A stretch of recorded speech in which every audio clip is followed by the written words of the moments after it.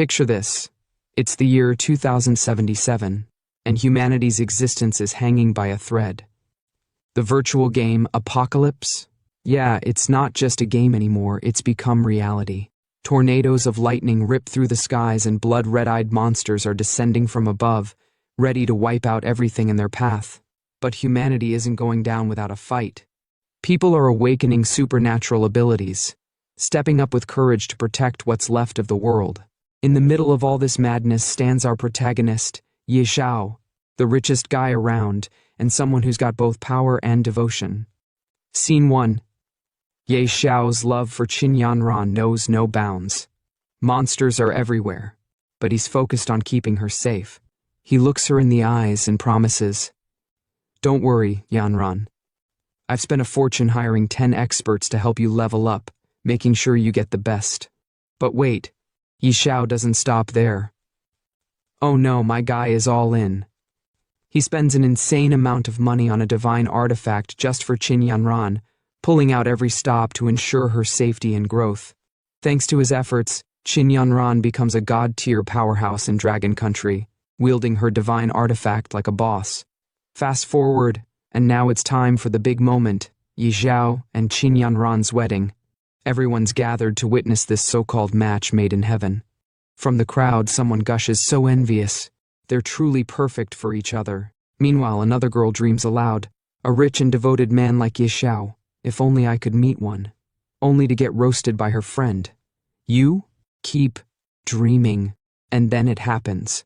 The moment that makes this manhwa a masterpiece of betrayal.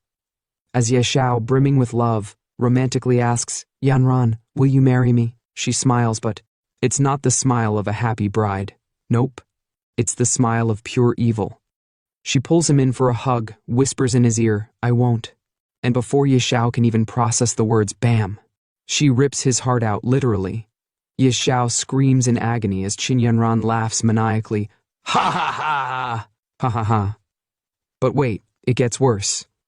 Out of the shadows steps another guy, decked out in a slick black suit with a yellow shirt, sporting the same cold, evil eyes as Qin Yanran. Xiao, lying on the ground, heartless and broken, croaks out in disbelief. "Qin Yanran." And here's the dagger to the soul. Qin Yanran, holding Xiao's heart like a trophy, spits out her true motives. "Xiao, do you think money can buy my true feelings? Do you think gifting me equipment allows you to morally coerce me? You're wrong. I accepted your gifts, but that doesn't mean I agree to your affection." And then, the ultimate gut punch. "I'm not that cheap. Everything I've achieved today was earned through my own hard work." As Qin Yanran clutches Xiao's literal heart in her left hand, she leans into Zhou Hong, the tall, sinister guy in the black suit. Smiling wickedly, she looks down at Xiao, still bleeding and broken, and says with mock affection, "The only person who understands my struggles is Zhou Hong. Now, I'll give your heart to him. That way, being with him, I can hear your heartbeat every day." Isn't that touching? Touching? More like gut-wrenching. Xiao, barely able to muster any words through the pain, chokes out, You two." But before he can finish, Zhou Hong stomps on Xiao's face, sneering, "What? You? Go die, trash." He follows it up with the ultimate insult, "Now everything of yours is mine. Ha ha ha." The scene shifts as Xiao is cast into a dark abyss, left to fall endlessly into despair. Alone in the void, he replays everything in his mind, the betrayal, the pain, the loss. Broken and grieving, he mutters, "Why? Qin Yanran. For you, I gave up everything wholeheartedly, only for you to betray me in the end." But even as he wallows in sorrow, a spark of rage ignites. Grinding his teeth, he growls, "No, I no longer have a heart, but I won't let it end like this. No way." That's when the transformation begins. His body surges with newfound power, and his thoughts turn dark and vengeful. "I'm unwilling. I'll make you pay. I'll have my revenge. I will make those despicable people pay the price." And just like that, the scene flips. Suddenly, Xiao wakes up. Back in time, it's a week before the game Apocalypse begins. He's no longer a victim. He's been given a second chance to rewrite his destiny. Looking around, he realizes the timeline and mutters, "Is this reincarnation? I remember now. It's a week before the game starts. There's 200,000 yuan on this card. Qin Yanran's monthly allowance." His expression hardens and a sly smirk creeps across his face. I really have been reborn. Right on cue, Qin Yanran shows up, but this time her venomous words don't faze him. She scoffs. "Yi Xiao, are you deaf? Didn't you hear me? Do you think I need your little bit of money? Accepting your money was just me saving your pride and face. Got it?" And if that wasn't enough, she delivers the final slap in the face. "If you keep clinging to me, don't ever come and find me again." But this isn't the same Yi Xiao. No longer broken, no longer blinded by love, he looks at her with calm, calculated confidence. Qin Yanran notices his demeanor shift and sneers. "What? Regretting it already?" After her arrogant tirade, Yi Xiao cuts her off with a sharp, biting tone. "For my good? How about I go to hell instead?" Qin Yanran freezes, completely caught off guard. Nervously, she stammers, "What?" But Yi Xiao doesn't let up, his voice calm yet laced with cold sarcasm. "That must have been so hard for you. Don't worry, I'll make it easy. I'll never give you anything again."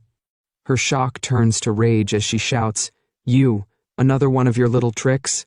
Fine, since you came all the way here, I'll reluctantly accept your card this time." But Ye Xiao smirks and snaps back, "Get lost.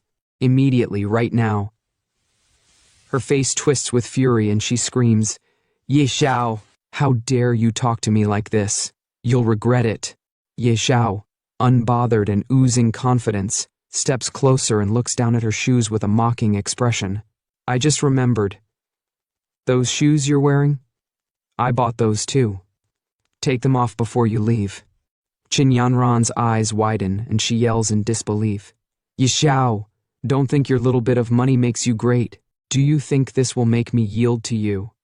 Unfazed, Yi Xiao grabs the shoes and tosses them straight into the trash. Qin Yanran, now completely livid, screams, "Yi Xiao, remember what you've done today. Even if you kneel and beg me later, I will never acknowledge you again." Yi Xiao, his face unreadable, delivers his final blow. "That would be a blessing. I beg you, don't ever show up in front of me again." With cold confidence in his eyes, he turns away, muttering, "I've got more important things to do than waste time on you." The Apocalypse beta test will begin in 1 week. At that time, during the first 10 minutes of the beta test, the recharge system will be briefly activated. Ye Xiao knows this is his chance to get ahead. Picking up his phone, he dials someone important. "I need to gather enough funds before the test begins." On the other end of the line, a sharp and professional voice answers, "Hey, isn't this the legendary romantic? Why the sudden call?" It's Yilin, a businesswoman known for her ambition. Ye Xiao doesn't waste time. "Hey Yilin, you've always wanted my shares, right? 20 billion all at once. Do you want them?" Yilin, stunned by the offer, nearly drops the phone. "What? Did I hear that right? You're selling your shares?" Without missing a beat, Yi Xiao replies with absolute certainty, 20 billion, not a cent less. Complete all the paperwork within 5 days and transfer the money to my account. With your skills, Miss Lin, that shouldn't be a problem, right? Yilin, ecstatic with her victory, smugly says, "Finally, Yi Corporation is mine, ha." But Yi Xiao shuts her down without emotion. "Cut the crap. Call me when it's ready." Hanging up the phone, Yi Xiao smirks to himself, the confidence in his voice unmistakable. "Next, I'll wait for the Apocalypse beta to arrive. This life, I'll climb the throne alone." A week later, the screen flashes with a dramatic intro. "Welcome to the game. This version of the game is in beta. Congratulations on gaining beta access. This test will last for 3 days. The public version will be launched soon." Ye Xiao, now fully immersed in the game, lands in a lush jungle teeming with danger. The wind rustles through the trees as he takes in his surroundings, a smirk forming on his face. That familiar feeling. This is it, the starting point of the Apocalypse game. The words on the screen boldly declare, "Apocalypse game begins." As Ye Xiao navigates the starting area, he spots a glowing interface in the air. Tapping it, he begins configuring his character. Nickname, Knight Xiao. As for my class, the scene cuts to a massive, majestic dragon breathing fire, scorching the battlefield. Beside it, a warrior wielding a divine artifact releases flames just as fierce. Ye Xiao watches with determination in his eyes. He recalls his past experiences and mutters, "Last time a guild was wiped out by a god-tier beast tamer leading a dark abyss dragon." Grinning confidently, he makes his decision. "This time I'm not lacking money or resources. Let's go with beast tamer." The screen flashes as Ye Xiao finalizes his choice. His expression shifts to one of absolute determination, and he clenches his fist with newfound resolve. "Ha ha!" he laughs, the fire in his eyes unmistakable. Now comes the most important moment. With a swift tap, Ye Xiao pulls up the recharge menu. The screen lights up with top-up options, and without hesitation, he selects the highest tier. Let's see who dares to stand in my way this time. The stage is set, and Ye Xiao's rise to domination in the Apocalypse game has officially begun. The screen flashes a congratulatory message. "Congratulations, your recharge was successful. 20 billion gold coins have been credited." As the coins and cash rain down around him, Ye Xiao's face lights up with excitement. "Haha, amazing. 20 billion in, and within 3 days. The value of these coins will multiply tenfold." But just as he's soaking in the glory of his newfound wealth, another message appears on the screen. "Congratulations, you're the first player to recharge over 1 billion. The system has unlocked a unique hidden profession reward." A new message pops up. "Hidden profession identified, automatically merging." Ye Xiao's excitement turns to confusion as he watches the screen. Huh? A dark figure with glowing red eyes appears before him. The screen flashes again. "Congratulations. You've obtained a second profession. Wealth." Ye Xiao stares at the message in disbelief. He then looks at his left hand, which is glowing with divine energy, and mutters, "What's this? A hidden profession unlocked by spending too much money? A hidden class? God of Wealth?" Suddenly a giant red frog materializes before him, causing Ye Xiao to freeze in shock. The frog in a booming voice says to itself, "I didn't expect that it would be a young brat to unlock me." Ye Xiao, nervous and puzzled, looks around. Where did this frog jump out from, he thinks. The frog glares at him and barks, "Insolent! I'm Ebisu, your wealth mentor. You're the 709th god of wealth under my training." Ye Xiao's mind races as he tries to process the absurdity of the situation. Ye Xiao stares at the red frog, his eyes sharp with disbelief.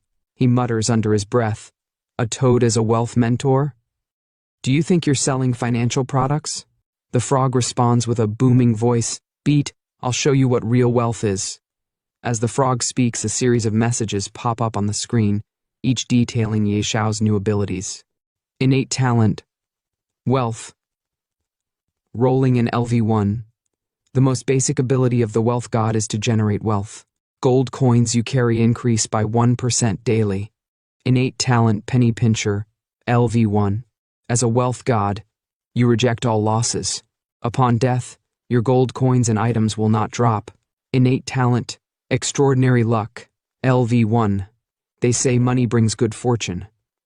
You possess immense wealth and excellent luck. Innate talent, unmatched charm. LV1. Even the ugliest person becomes handsome with generosity. You are incredibly charming. Charm plus. Innate talent power of the wealth god. LV1. As a god you possess divine power. For every 1,000,000 gold coins spent on a random attribute point, up to 100 points daily. Ye Xiao is completely stunned by the overwhelming abilities. His eyes widen, and he exclaims, "What the heck?" After taking in the immense power he now holds, Ye Xiao begins to process everything. No wonder it's a hidden class, so many innate talents, but none of them seem offensive. The frog responds, "You just don't get it. Any one of these wealth god talents can bring immense riches." Ye Xiao ponders this as he looks at one of his abilities. Innate talent, wealth rolling in LV1. The most basic ability of the wealth god is to generate wealth. Gold coins you carry increase by 1% daily. Wealth rolling in? Gold coins. That means with my current wealth of 2.2 billion, I'd earn an extra 22 million daily. The frog adds, And with the power of the wealth god, you could earn 22 free attribute points daily. Do you realize what that means? The screen pops up again with another message. Innate talent, power of the wealth god. You possess divine power. For every 1,000,000 gold coins spent, plus own random attribute point, up to 100 points daily. Xiao, now fully grasping the magnitude of his new abilities, picks up the red frog with a confident smile and declares, "Damn, this wealth god class is too overpowered. In my last life, I spent all my money on Qinyanran. In this life, as a wealth god, I'll show the world the true meaning of money power."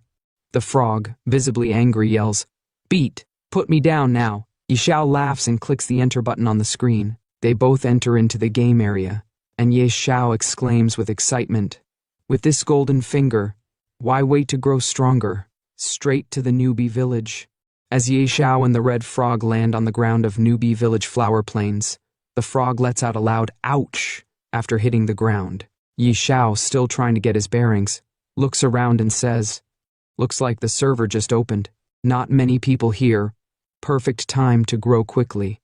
He takes a moment to check his profile in the game, studying the details of his abilities and attributes. Turning to the red frog, he says, "Starting as a beast tamer is dozens of times harder than other classes. Early on, you can't tame powerful beasts. To grow quickly, I need to think of a strategy." The red frog, now perched on Xiao's shoulder, looks down at the screen and responds, "Choosing beast tamer was reckless. You don't even start with a weapon. You don't understand. Beast tamer has the highest potential and the most growth." Suddenly, a group of elite level 5 goblins appears on the horizon, heading straight for them with weapons raised. Xiao's eyes widen in shock as the goblins scream in unison, "Meat, the smell of human meat." For the first time, Xiao feels the weight of fear gripping him as he looks at the terrifying creatures charging toward him. Crap, a level 5 elite warrior. How unlucky can I get? Should I fight or flee? He wonders, his heart racing. The red frog, however, isn't waiting for an answer. It leaps off Xiao's shoulder and starts sprinting away in panic. Xiao watches in disbelief, muttering, "This toad sure runs fast." The frog, now in full-on panic mode, shouts back, "What's there to think about? You're practically naked, no weapons, and facing a level 5 elite. Run." With no choice but to follow suit, Xiao starts running, his legs pumping as fast as they can carry him. The goblins, relentless in their pursuit, yell after him, "Food, stop running!" In a moment of desperation, Xiao looks around, hoping for some help. "Crap, someone save me!" He cries out, but all he hears is the sound of the goblins' laughter echoing behind him. After narrowly escaping the elite goblins, Xiao and the red frog finally make it to the main city, both exhausted and gasping for breath. Xiao looks around, relieved to have made it this far, and mutters, "Finally made it to the main city. That was close. Almost died at the start. I've never suffered such humiliation." Meanwhile, a group of players nearby are gossiping about him, clearly amused by his appearance and choice of class. One of them remarks, "Huh? Someone actually picked beast tamer?" Another one snickers and says, "Yeah, unbelievable." "And their beast is... Your beast is a toad?" Xiao, already on edge, snaps back, "You are the toad. Your whole family are toads." He storms off to the side, but the insults keep coming. "Ha ha! This beast tamer is hilarious. Right?" And he tamed a toad. Trying his best to ignore them, Xiao marches forward, but the red frog on his shoulder, ever the troublemaker, says, "There are beast eggs for sale in the city. Go buy one, brat." Xiao, not interested in settling for anything ordinary, replies confidently, "I'm not settling for any ordinary beasts." The red frog, a little confused, asks, "What do you want then?" They continue walking toward their destination, the Supreme Hall. The red frog warns him, "Are you crazy? At level 1, why come here? Only level 100 plus players can hire guards here." But Xiao remains determined, brushing off the frog's concerns. "Stop talking. I know what I'm doing. Let's go." They reach the entrance to the Supreme Hall, but just as Xiao starts to ascend the stairs, someone suddenly stops him. A deep voice calls out, "Wait!" Xiao turns to see a grand archmage standing in front of him, blocking his path. The archmage, holding a divine artifact, looks down at Xiao and says, "Young man, this is not a place for you. Return when you've trained more. Only with the City Lord's recommendation letter can the doors to the Supreme Hall open for you." The archmage is level 80, a formidable figure, but Xiao remains unfazed, his confidence unwavering. No wonder this place is so grand. Even the guard is a level 80 archmage. With a grin, Xiao looks up at the archmage and says, "Honorable archmage, I don't have a recommendation letter." The archmage responds curtly, "Then leave. The Supreme Hall is the Empire's pride, not for someone like you." Unbothered, Xiao smirks and responds, "I don't have a letter, but I heard the archmage recently lost something. I've come to return it." The archmage, now suspicious, narrows his eyes and asks, "Something? What thing? Don't try to fool me." As the conversation between Xiao and the archmage continues, Xiao decides to demonstrate the power of his wealth. He casually points and says, "Archmage, look over there." The archmage turns around, confused, but his expression changes when he sees gold coins scattered near his feet. Xiao continues, "Archmage, over there too, behind you, more coins. Archmage, do you like them?" The archmage, his eyes wide with surprise and joy, bends down and scoops up the gold coins. He exclaims with delight, "Oh my!" With a wide smile, he looks back at Xiao and says, "VIP room at the War God Pavilion, Supreme Hall upstairs, please." Xiao, ever the cheeky one, smirks and asks, "Ahem, Master, I liked your fierce demeanor earlier. Can I bring it back?" The archmage, clearly flustered, coughs and avoids making eye contact, muttering, "Cough! Young man, go on up." Xiao grins. Now this is more like it. Ha ha ha." The red frog, observing the scene, thinks to himself, "Money really works wonders, huh?" They approach the Supreme Hall, its grandeur impossible to ignore. As they enter, Xiao notices two towering guards standing in front of it. One is a Supreme Hall Honor Knight Golem, level 100, and the other is a Supreme Hall Honor Knight Golem, level 80. The red frog, impressed by the sight, says, "The Supreme Hall really lives up to its name. A level 100 hireable guardian, equip this, and you can dominate the novice village, kid." Xiao, unfazed, shakes his head and replies confidently, "These don't interest me, they're beneath me." Just as they're about to enter, a giant figure emerges, its presence commanding attention. With a deep, booming voice, the figure asks, "Who let you all in here?" The screen flashes with the words, "Berserk Blood Warrior." Xiao, unbothered by the intimidating figure, responds calmly, "I need to hire a divine-level golem guardian." The giant figure looks skeptical, replying, Divine level golems are extremely rare. How could they possibly be available for hire?" The giant guard, still processing Xiao's request, shakes his head and speaks again. "Besides, looking at your stats, hiring an 80-level guardian is already more than enough. Hiring a divine-level golem isn't something you can afford." Xiao, unfazed, replies confidently, 1 billion per day. The giant guard, now utterly shocked, stammers, 1 billion? Well, technically it's impossible. Rules are ultimately set by people. By coincidence, I know a divine-level spellcaster who might help. Xiao's eyes widen as he ponders to himself. A spellcaster? That's a hidden class. He then continues, "Divine-level spellcasters are incredibly versatile. Protection, defense, offense, all in one package. Hiring them right from the start would be a great choice." "All right, let's go with that."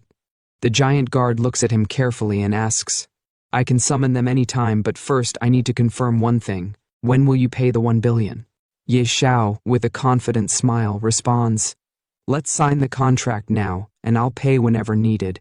The giant warrior nods. "Then there's no issue. Once the contract is signed, I'll summon them right away."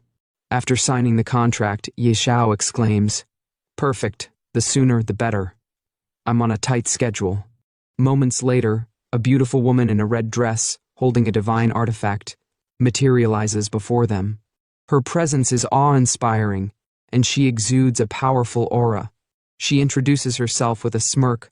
"Oh, it's a handsome young man. I'm Dolores, a divine-level spellcaster. According to the contract, I'll follow your orders for the next 24 hours.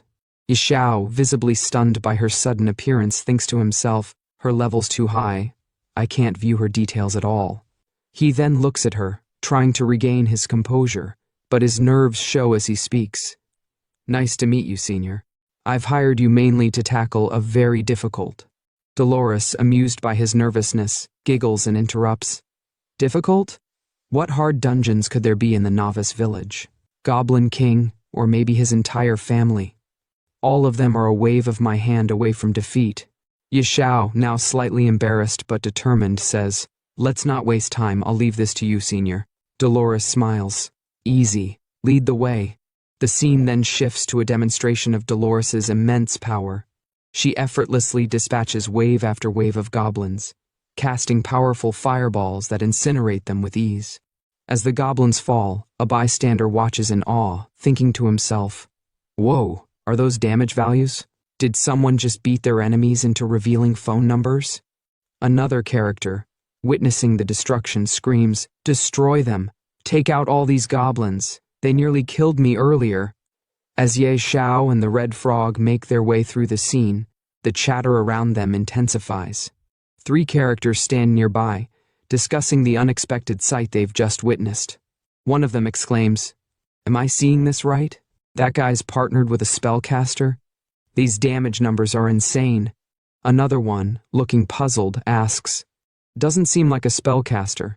They don't display a level. Is it a hack? The third character responds with certainty, There's no such thing as hacks. Must be a high-level NPC hireling. That spellcaster. Meanwhile, the system announces Xiao's progress with a series of level-up notifications. Ding! Congratulations. Your level has successfully risen to level 10. You've earned 10 attribute points for free allocation. Ding! Congratulations. You are the first player in Novice Village 9527 to reach level 10. You've earned an additional 10 attribute points. Ding! Congratulations. You are the first player worldwide to reach level 10. You've earned 50 bonus attribute points and the title Spend a Sender. The Red Frog, surprised, remarks, Kid, you've hit level 10 already? The highest among other players isn't even beyond level 5. The screen shifts to another system announcement. Ding! World announcement. Players successfully reached level 10, unlocking the level leaderboard. Night Sorrow has. Ding! World announcement. Player Night Sorrow. In the distance, characters watching the announcement react with astonishment. One of them exclaims, What the heck? It hasn't even been a full day, and someone's already level 10? Who is this Night Sorrow? Another player says, Seems like it's that person. They're absolutely overpowered. A crow, observing the announcement, wonders aloud, Could they be the game's GM, running tests? One player, eager to get close to the rising star, says, I need to go cling to their coattails. Is it still too late? A voice in the background adds, Doubt all you want. Of course you don't know yet. Soon enough, when the game Doomsday becomes reality. Then another voice confidently states, You'll realize that I am the true God. As Xiao processes the information, he mutters to himself, That should do it. With the level-up attribute points, and the 100% earned from spending 1 billion today via wealth power, it's about time to head to our true destination. The scene transitions to Xiao and the Red Frog heading towards an unknown location. The Red Frog, curious, asks, This is far. Is this the hidden dungeon you mentioned?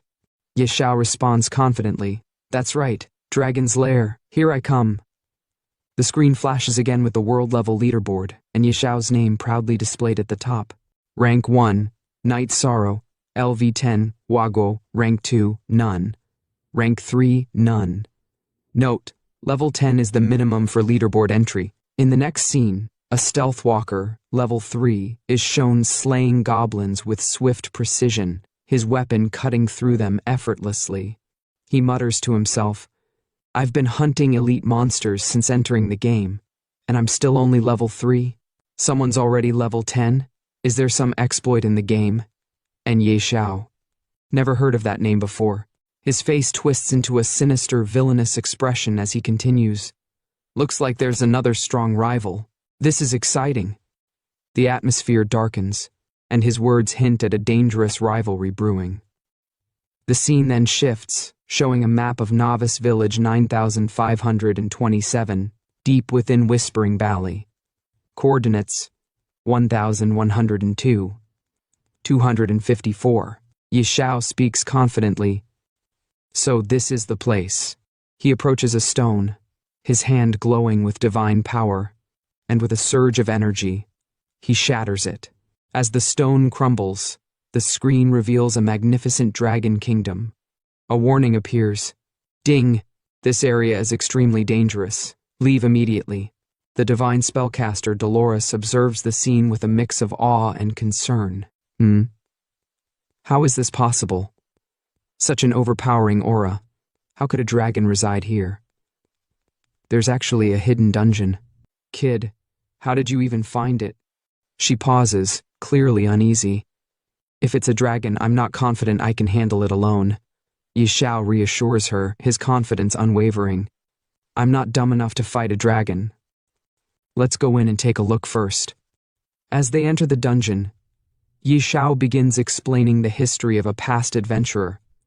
Years ago, a level 100 berserker accidentally triggered a hidden quest to explore the dragon's lair. He discovered the dungeon entrance was actually hidden in Novice Village.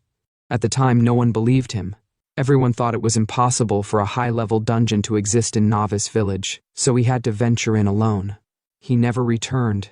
The Red Frog, intrigued, asks, "So how did you know?" Xiao grins. "I bought his battle footage at a high price, and discovered there's a rare dragon egg inside this dungeon."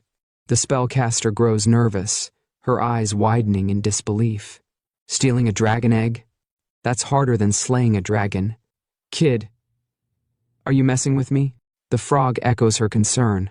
What? A dragon egg? Don't tell me you're actually planning to steal it.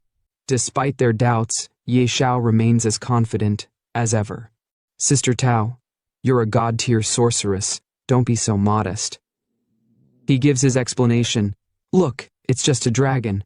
Sister Tao, the great god-tier sorceress, could take it down in seconds. The screen flashes with a new skill. Skill, Holy Judgment Radiant Dragon Tier. The party gazes in awe at the sight before them, a massive dragon, lying atop a mound of gold coins, its eyes glimmering with power. The atmosphere is thick with tension, but Xiao's determination remains unshaken as they prepare for what's to come. The scene intensifies as the spellcaster, visibly terrified, gazes at the radiant dragon and says with a quiver in her voice, "A tier 5 dragon. Good thing I brought a teleport scroll." The Red Frog, equally anxious, quickly chimes in, "You go in first. I'll wait outside the cave." Xiao, ever the confident hero, looks to the spellcaster and asks, "Sister Tao, do you think we can manage?" She looks back at him with concern, shaking her head. A tier 3 dragon alone could destroy an entire guild. This radiant dragon is one of the top tier dragons. We have less than a 1% chance. But Xiao, unfazed by her words, maintains his focus on the dragon's egg. That sounds terrifying. This dragon egg must be even more valuable than I thought. I have to get it. The spellcaster, now clearly terrified, exclaims, "Not a chance, I'm out of here." Xiao, not backing down, tries to persuade her with an offer. "Sister Tao, I'll pay you double the commission." Her resolve doesn't waver, though, as she responds, "Even doubling the pay won't help. It's not that I don't want the commission, but we just can't beat it." Xiao, ever the strategist, insists, "We're not actually fighting it. Just buy some time." The spellcaster's expression hardens. There's no buying time. No one can withstand a tier 5 radiant dragon. Xiao, with determination in his eyes, raises the stakes. "Triple the commission." After a brief pause, the spellcaster reluctantly agrees, gritting her teeth.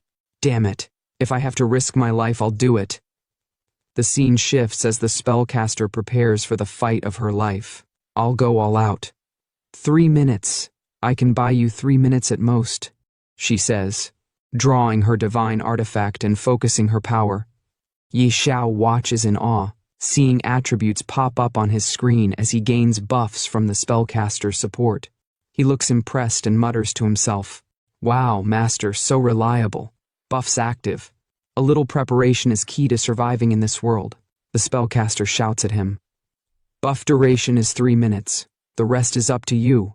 Ye Xiao responds with admiration. "Incredible. As expected of a god-tier sorceress. Truly terrifying." The battle begins as the spellcaster faces the radiant dragon head-on. "Wretched beast. Normally I'd fear you, but for these 3 minutes even you will bow before me," she declares, her voice filled with defiance. With a swift motion, she unleashes a powerful skill, Ice Arrow, sending a chilling blast toward the dragon. The ice arrow strikes the dragon, momentarily freezing it, buying Ye Xiao precious seconds to carry out his plan. The fight intensifies, and the clock is ticking as Ye Xiao prepares to steal the dragon's egg, with the spellcaster doing everything she can to hold the beast at bay. The tension builds as Ye Xiao, holding his breath, creeps closer to the radiant dragon's egg. "Shh, don't let it notice us, or we're dead meat," he whispers, glancing at the spellcaster who is still holding off the dragon with all her might. The spellcaster, panting, warns him, 1.5 minutes left, I'm running out of steam." Ye Xiao struggles with the egg, trying to lift it, but it's far heavier than he anticipated. Frustrated, he calls out to the frog, "This dragon egg is heavier than I thought. Toad, give me a hand." The red frog hesitates, muttering, "I've never done something this shady before." But before they can make another move, a loud thud shakes the ground, and the radiant dragon's piercing eyes snap open, catching them in the act. "Ouch!" the frog exclaims in panic. The dragon lets out a terrifying roar, sending shockwaves through the air. Ye Xiao and the frog freeze in fear as the dragon's fury ignites. "You useless toad!" Ye Xiao shouts. But the frog, equally terrified, retorts, "How dare you insult me like that, you brat? Run! Stop talking and move." With the dragon bearing down on them, Ye Xiao screams for help. "Sister Tao, help us!" The spellcaster, already exerting herself, responds with urgency. "Ice wall." She casts, trying to block the dragon's assault, but the ice quickly begins to crack under the dragon's power. It's not holding up. Then, with a flash of divine energy, she casts a more powerful spell. Skill. Dragon King's Breath. Her eyes widen as she sees the immense firepower about to unleash from the dragon. "Dragon King's Breath, run!" she yells, taking off. Ye Xiao, in disbelief, calls out, "Sister, why are you running too?" She glances back at him with exasperation. "Of course I'm running. What do you think I am, invincible? I said 3 minutes, didn't I?" The trio scrambles, dodging fireballs and the dragon's wrath, managing to escape just in time. They burst out of the dungeon, gasping for breath. "Gah!" Ye Xiao exclaims, still in shock. "That was close, but we managed to get it." The spellcaster, still breathing heavily, looks at the egg with a mix of awe and apprehension. "Kid, if this dragon egg hatches into a tier 5 dragon, it'll all have been worth it." She pauses, narrowing her eyes.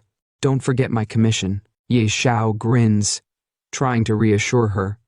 "Don't worry, you'll get paid." Then, with a determined look, he says, "Now it's time to contract the bee-beast." The spellcaster, a bit more skeptical now, adds, "Let's hope it doesn't hatch into something strange. Otherwise, that 300 million will go to waste." Ye Xiao, annoyed by her negativity, retorts, "Shut your mouth, you jinx." He carefully places his hand on the egg, his eyes focused. Success or failure, it all comes down to this. Don't disappoint me. The egg begins to crack, and with a soft pop, a tiny dragon emerges. It lets out a small, confused sound. "Ah, ah."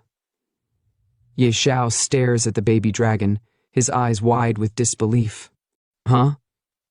The spellcaster leans in, scrutinizing the hatchling. "This doesn't look like a radiant dragon hatchling." Ye Xiao frowns. "Why does the color seem off?" The baby dragon, now fully out of its shell, blinks up at them. It scales a strange mix of colors that don't quite match the radiant dragon they expected. Ye Xiao and the spellcaster exchange uncertain glances. unsure of what they've just unleashed. Here's part 2 of the manhwa breakdown you've been waiting for. And seriously, a big shout out for all the love and positive vibes on the last video. Y'all are amazing. Keep smashing that like button and showing your support so I can keep bringing this fire content for you. Oh, and yeah, don't forget to obliterate that subscribe button and turn on the notifications. You gotta stay hyped and updated for what's next. And for those who haven't watched the previous video of this series, you can find the link in the description below or click on the eye icon at the top of the video. Now, let's dive into the juicy details of the latest chapter. No nickname yet. Type, Azure Sky Dragon, Mythical Tier. Level, 1 Zeroth, 000%. Base stats, Strength, 500. Constitution, 500. Agility, 500.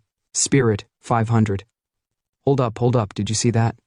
500 across the board. This dragon's a beast. Now check out the talents this thing's packing. Absolute suppression. As a mythical tier beast, the Azure Sky Dragon naturally suppresses lower tier creatures, deals plus 30% damage, and takes minus 30% damage from creatures below the mythical tier. Dragon King. As the supreme being of the dragon race, the Azure Sky Dragon suppresses all other dragon-type creatures, deals plus 50% damage to dragons, and takes minus 50% damage from them. Mythical Bloodline. This dragon has an insane bloodline, giving it a robust physique and stat bonuses with every level up. HP regen, 200 sec, mana regen, 200 sec. HP plus 100%, mana plus 100%. Okay, now it's getting real. This dragon's stats are already insane, but we're not done yet. We've got skills that are straight up game-breaking. Earth-shaking Dragon Roar. A group stun skill where the Azure Sky Dragon lets out a thunderous roar that literally shakes the earth. Creatures within a 20-meter radius are stunned for 1.5 seconds, no matter their tier or type. Cooldown, 30 seconds. Mana cost, 2,000. This skill alone could turn the tide of any battle. But wait, there's more. Dragon King's Breath. A single target skill, where the Azure Sky Dragon breathes scorching flames that deal 500% strength as true damage to a locked target. This skill cannot be dodged. Cooldown, 5 seconds. What? This dragon's not messing around. And the final skill? Dragon King's Wrath, unique talent skill, where the Azure Sky Dragon enters an uncontrollable rage and starts destroying everything. Deals strength plus constitution true damage to all creatures within 50 meters. Cooldown, 30 days. After activation, all stats decrease by 5% permanently, and the dragon falls into a 5-day slumber. Are you seeing this? This dragon's stats are absolutely broken. Xiao's reaction? You know he's flipping out. He's standing there, eyes wide, mouth hanging open, and he just shouts, "Holy crap! These stats are absolutely broken." After witnessing the power of the Azure Sky Dragon, all three of them are left absolutely shocked. He's staring at the stats on the screen, and you can feel his excitement building up like a storm. With 500 strength at level 1, and it's equipped with basic gear, that means its breath attack deals over 2,500 damage. Who can withstand that? Xiao practically yells, still trying to process what he's seeing. This is insane. Then, the frog, who's been quietly observing all this, finally speaks up, and it's like he can't contain his excitement either. "Kid, you've really struck gold this time," he says, shaking his head in disbelief. This frog knows they're onto something huge. And then there's the spellcaster. She's completely mind-blown. You can see the shock on her face as she mutters to herself. That hatchling stats are absolutely ridiculous. Plus, it has immeasurable growth potential. If it matures, its destructive power would be unimaginable. But the most epic part? Xiao is petting the little Azure Sky Dragon, and it's like this moment is straight out of a dream. He's totally vibing with his new pet and says, "I didn't expect you to be this strong. You're all gray, so let's call you Little Gray." And guess what? Little Gray loves it. He roars in approval. Roar. You can practically feel the power in that roar, even if it's coming from a baby dragon. This is gonna be one heck of a team. As Xiao's petting little gray, he notices something in the red frog's hand. The frog's holding something shiny, something expensive looking, and it catches Xiao's attention instantly. "Huh, Toad, what's that in your hand?" Xiao asks, a little curious about the object. The frog, now called Weebis, snaps back with some serious attitude. "Brat, my name is Weebis, not Toad. He's not having any of that." Xiao, still puzzled, eyes the badge Weebis is holding, and you can see him squinting, thinking, looks like a badge? He touches his chin, deep in thought. And before Weebis can react, Xiao snatches the badge out of his hand, clearly surprised by what he's holding. "Toad, where'd you get this badge?" Xiao demands, his curiosity now at full throttle. Weebis, now looking even more defensive, shouts back, "Give it back, brat. I just picked it up from the dragon's nest." The frog's got some explaining to do, and it's clear this badge has some significance. The moment Xiao snatches the badge, the spellcaster is hit with a sudden realization, and you can see the gears turning in her head. She's staring at the badge like it's some kind of treasure, and then, bam, she finally connects the dots. Could this be the Calamity Tier mark of ferocity? She says, her voice full of awe and shock. And right after, the screen displays the features of the badge, and let me tell you, this thing is no joke. Mark of ferocity. Grade, calamity. Base stats plus 10%. All stats plus 10%. Ferocity's might unique passive. Bearer of the mark of ferocity gains unparalleled strength. All skills trigger critical hits. Base crit rate plus 20%. Crit damage plus 100%. Are you kidding me? This thing's insane. But wait, it gets even better. Ferocity Massacre activates the power of the Mark of Ferocity, instantly dealing 1000% spirit as true damage to a target. This has double critical hit chance, and if that exceeds 100%, the overflow converts to crit damage. 5% chance to trigger instant death. If target HP is below 20%, it guarantees instant death. Cooldown 10 days. Hold up, this badge is straight up broken. Xiao, still holding the badge, can't believe what he's reading. What? Calamity Tier? He mutters to himself, his mind absolutely blown by what he's holding. The spellcaster, who's equally amazed, confirms. Judging by these insane stats, it's definitely Calamity Tier. Yeah, no kidding. This badge is on a whole other level. But of course, the red frog, now known as Weebis, isn't having any of it. He wants that badge back and starts demanding, "Brat, give it back. I risked my life for this." And Xiao? He's not having it either. He's standing there shaking his head in disbelief, and then he drops the bomb. "You risked your life? We almost lost ours because of you. As compensation, I'll borrow this for now." Oh, Xiao's not playing games here. He's getting the badge for himself. But Weebis isn't backing down, and he's not going down without a fight.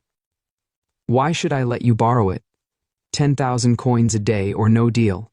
He snaps, trying to get some cash out of this situation. Classic frog move, right? Xiao, ever the smooth talker, turns on the charm. He gives his best sweet voice, trying to smooth things over. "Come on, old Weebis. Don't be so stingy. We're buddies, right? Why talk about money?" But Weebis isn't falling for it. "Stop with the sweet talk. When you need me, I'm old Weebis, but when you don't, I'm just Toad." He's got a point. This frog's got serious attitude. Then Xiao just laughs it off, knowing full well the power of this badge. Haha. With this badge, farming goblins will be like slicing through butter. He's got plans for this, and you know he's about to wreck some enemies. And with that, Xiao wears the badge proudly, ready to see what kind of chaos he can cause with it. The power's in his hands now.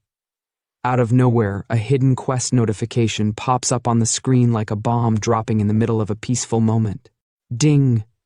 You have triggered a hidden quest, the Forbidden Adjudicator. The message flashes across the screen with a dark, mysterious vibe. The quest reads, "Although mighty, the King of Ferocity was consumed by the abyss. Bearer of the Mark of Ferocity, seek the truth.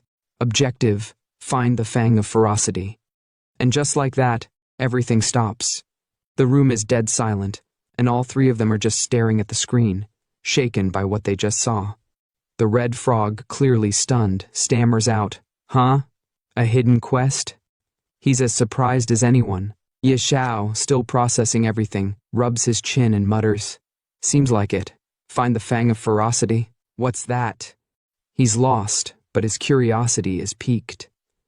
That's when the spellcaster, the walking encyclopedia, steps in to explain the mystery. "What? You don't know the fang of ferocity?" she says, as if she can't believe Xiao doesn't know about it. It's a god-tier assassin dagger, forged from the fangs of the abyssal beast. It's one of the most explosive weapons ever made.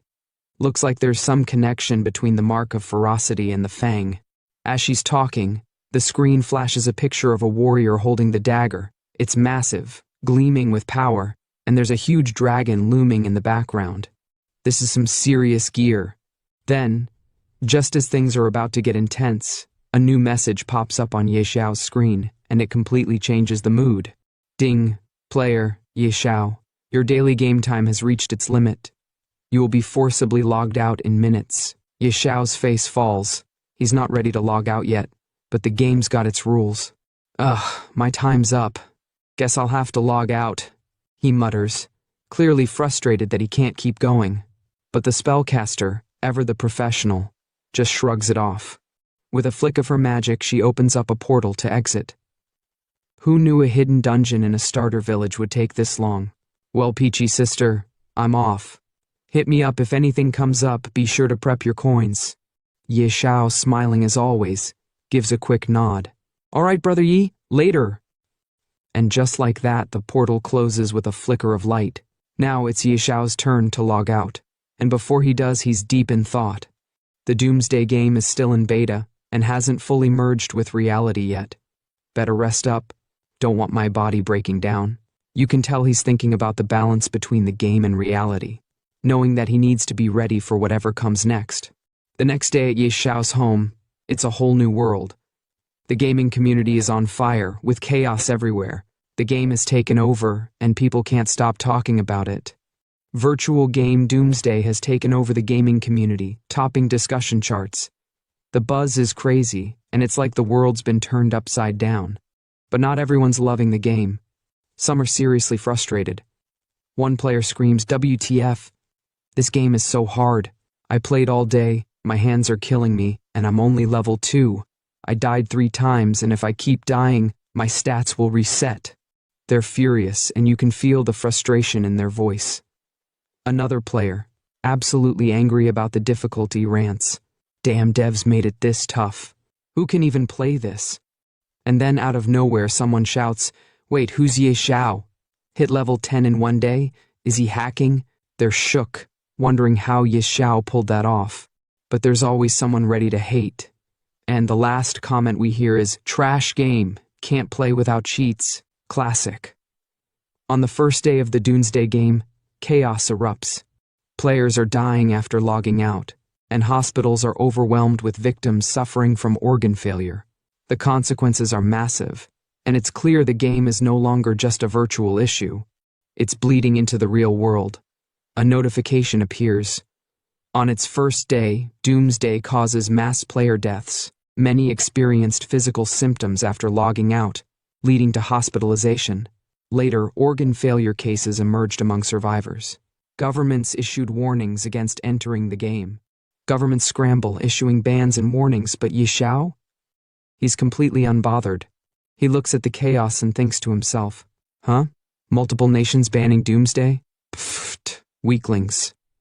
When the game merges with reality, you'll all suffer."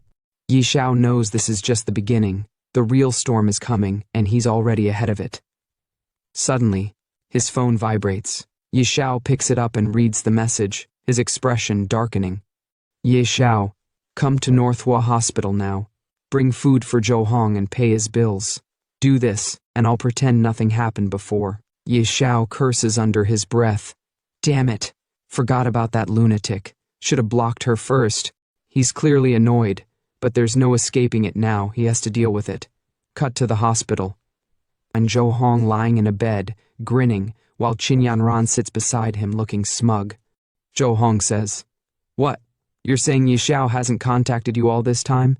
Now that you suddenly called him, do you think he'll come?" Qin Yanran responds with a sinister smile. Do you think he would dare not come? She knows Ye Xiao's feelings for her, and she's sure he'll show up. Zhou Hong, grinning like a fool, adds, True, he loves you so much that it's in his bones. Once you call, he'll definitely come running. But before they can celebrate, a doctor walks in, delivering a shocker. Patient in room 17, you can be discharged early. Please settle the bill first. Qin Yanran and Zhou Hong are shocked. Why the early discharge, they ask. The doctor answers, Our hospital is now overwhelmed with patients suffering from organ failure, just like you, caused by playing a game called Doomsday. We're currently short on beds. Qin Yanran's face twists with aggression, her voice sharp as she glares at the doctor. What do you mean? Short on beds? Does that mean poor people's lives are worthless? The doctor, clearly feeling the pressure, responds calmly. This is a special situation. We ask for your understanding. Please settle your bill and vacate the bed by the end of the day. But before the situation can escalate further, Zhou Hong suddenly stands up from the bed, brushing off the tension. He looks at Qin Yanran, speaking in a calm but determined tone. All right, Yanran, stop arguing. This game really isn't simple. I plan to get discharged and continue playing. Do you have any money? Help me pay for this hospital bill first. Qin Yanran's expression shifts to something sad, but her voice is calm as she responds. I don't have money. Ye Xiao didn't give me my allowance this month. Zhou Hong is shocked, his face falling. What? Doesn't Ye Xiao give you 200,000 every month for your living expenses? Qin Yanran, her expression cold and filled with disdain, responds with a twist of her lips. How would I know? He just has a bit of filthy money. Does he really think spending money can win me over? I feel sick, just seeing him. The hate is real in her voice. Zhou Hong, looking to take advantage of the situation, holds her hand, speaking urgently. Yanran, send Ye Xiao another message and ask him for some money. I'm planning to start a doomsday gaming studio. That kind of money means nothing to him, but it's very important to us. Qin Yanran's face twists into something more sinister as she responds with confidence. Don't worry, once he gets here, I'll say a few sweet words, and he'll obediently hand over the money. But her eyes? They say otherwise. There's a hint of uncertainty, but she hides it well. The scene then cuts to Ye Xiao's apartment. He's sleeping badly, tossing and turning, his breath ragged and erratic. Who? Hopo, he mutters in his sleep, the struggle real. Suddenly the alarm blares, waking him from his troubled sleep. Without hesitation, Ye Xiao reaches for his phone and opens the game with a groan. Time's up, time to enter the game. He clicks the game icon, and just like that, he's back in the village. The frog, his trusty teammate, immediately chimes in with a grumble. You brat, barely awake, and you summon me already. Ye Xiao, unfazed, fires back with a grin. The early frog gets the worm. Old Hui. We need to level up fast and leave this novice village. As Ye Xiao strolls through the area, the level of tension rises with the discussions around him. Players are actively trying to recruit others for their teams. One group shouts across the area, Elite group forming. Players level and above only. Another voice yells, Level 1 training area, looking for 3 players. Need a healer. No gaming newbies. Ye Xiao observes, his critical analysis kicking in as he watches the crowd. In just one day, the number of players has increased this much. He thinks, the intensity of the game world sinking in. Then, out of nowhere, the gaze of the crowd shifts to him, his level 10 glowing brightly above his head. The whispers and gasps grow louder as people start to gather, amazed at his level. Damn, a level 10 pro? First place on the leaderboard? How did this guy level up so fast? The chatter intensifies as more people crowd around him. One guy shouts, Bro, wanna team up? We've got tons of pretty girls. Another shouts, Big bro, can you carry me? I'll show you my black stockings. Meanwhile, the Toad Wibbises pipes up, annoyed by the attention.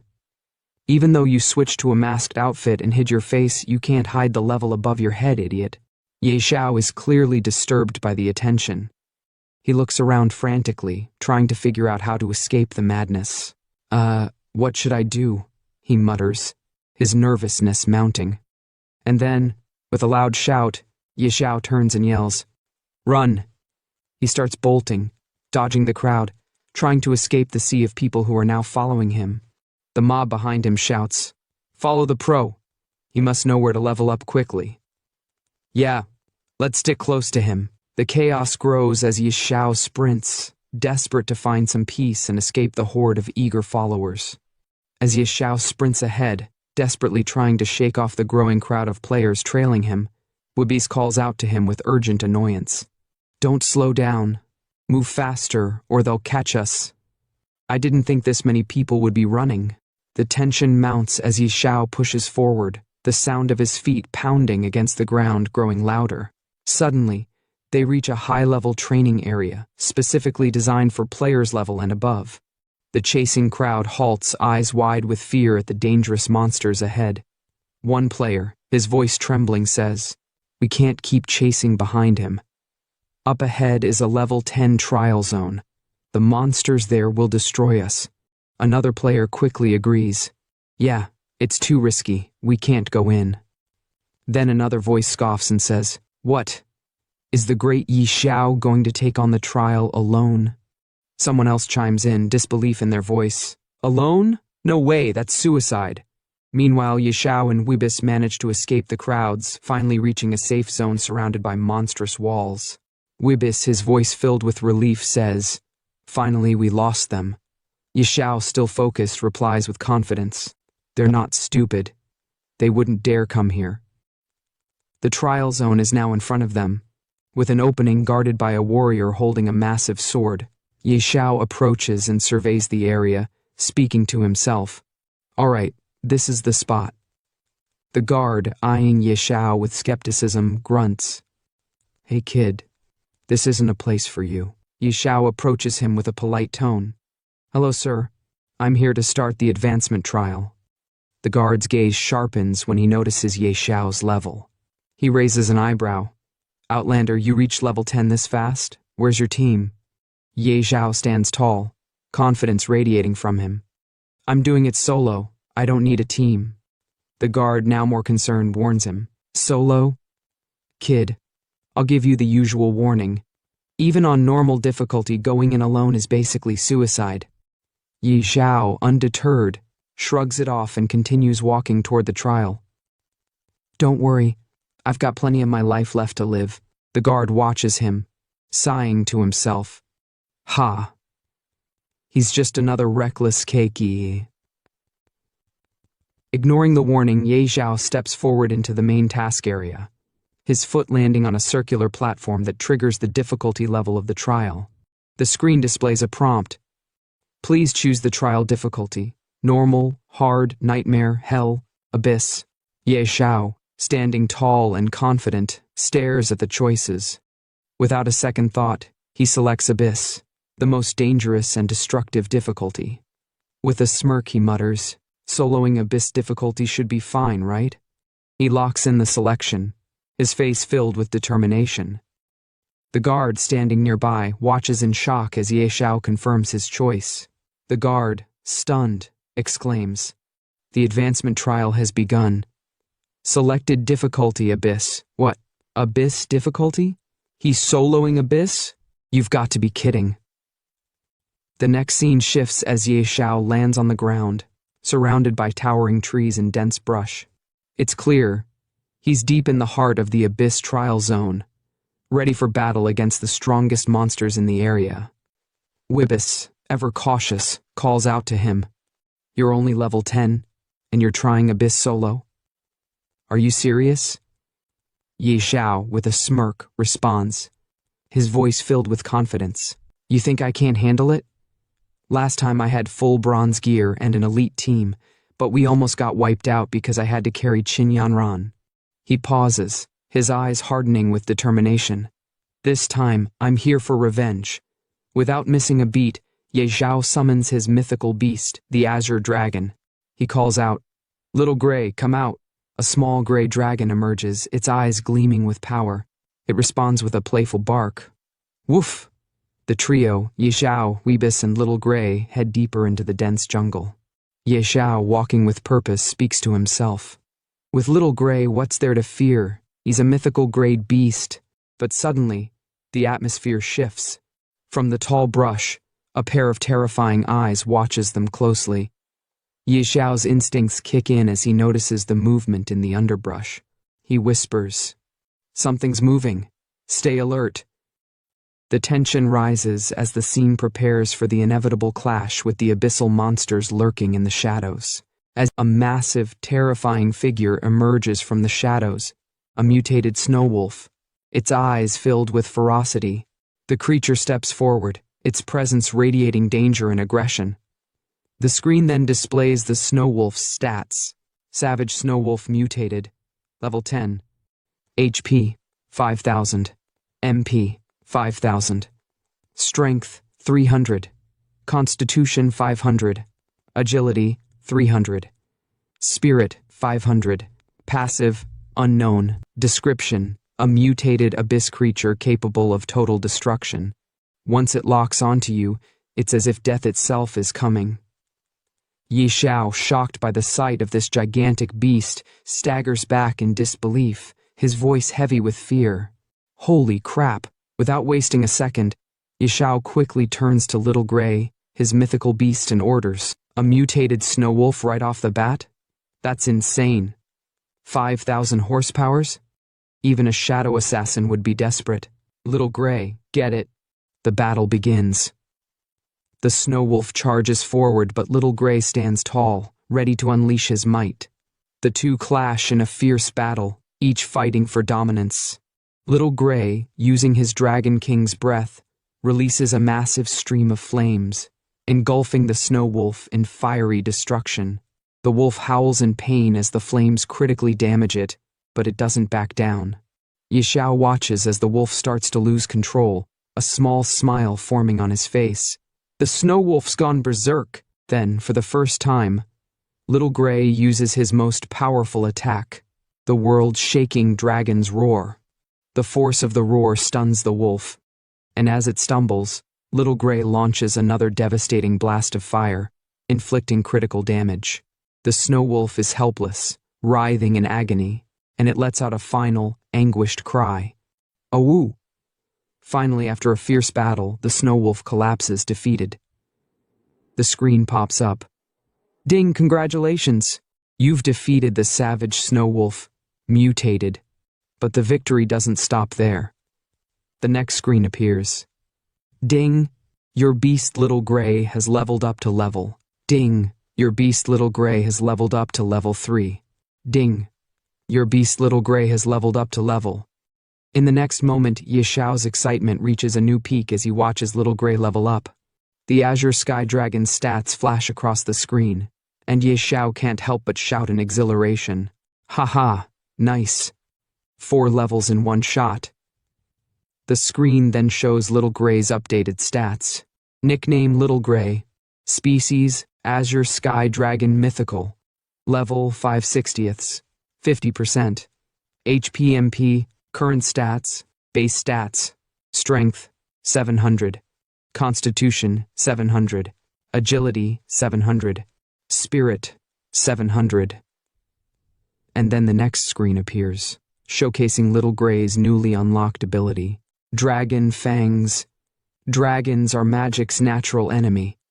As the king of dragons, the Azure Sky Dragon silences all magic, deals 500% spirit magic damage to the 2 nearest enemies, and seals their magic for 5 seconds. Cost 200 MP, cooldown seconds. Xiao, utterly shocked and impressed by the power of his mythical beast, exclaims, "Whoa, plus 50 to all stats per level?" Mythical grade beasts grow insanely fast, and it even unlocked such a broken skill. As Xiao celebrates, the screen suddenly reveals 2 divine artifacts floating before him. His excitement builds even further as he asks the frog, "Old Hui, what loot did it drop?" The frog, ever the reliable companion, responds, 2 dark gold items. No surprise, mutated bosses drop insane loot. The artifacts displayed are Snow Wolf Bow, grade dark gold, effect unidentified, and Blood Wolf Fang Dagger, grade, dark gold, effect unidentified. Ye Xiao eagerly grabs the weapons, his happiness apparent as he touches them. Ahaha. This is amazing. This is so much better than my last life. Ha ha ha. But just as he revels in his victory, a dark figure watches them from the shadows, its presence ominous. Suddenly, a huge black tiger emerges from the darkness with a terrifying roar. The screen displays its stats.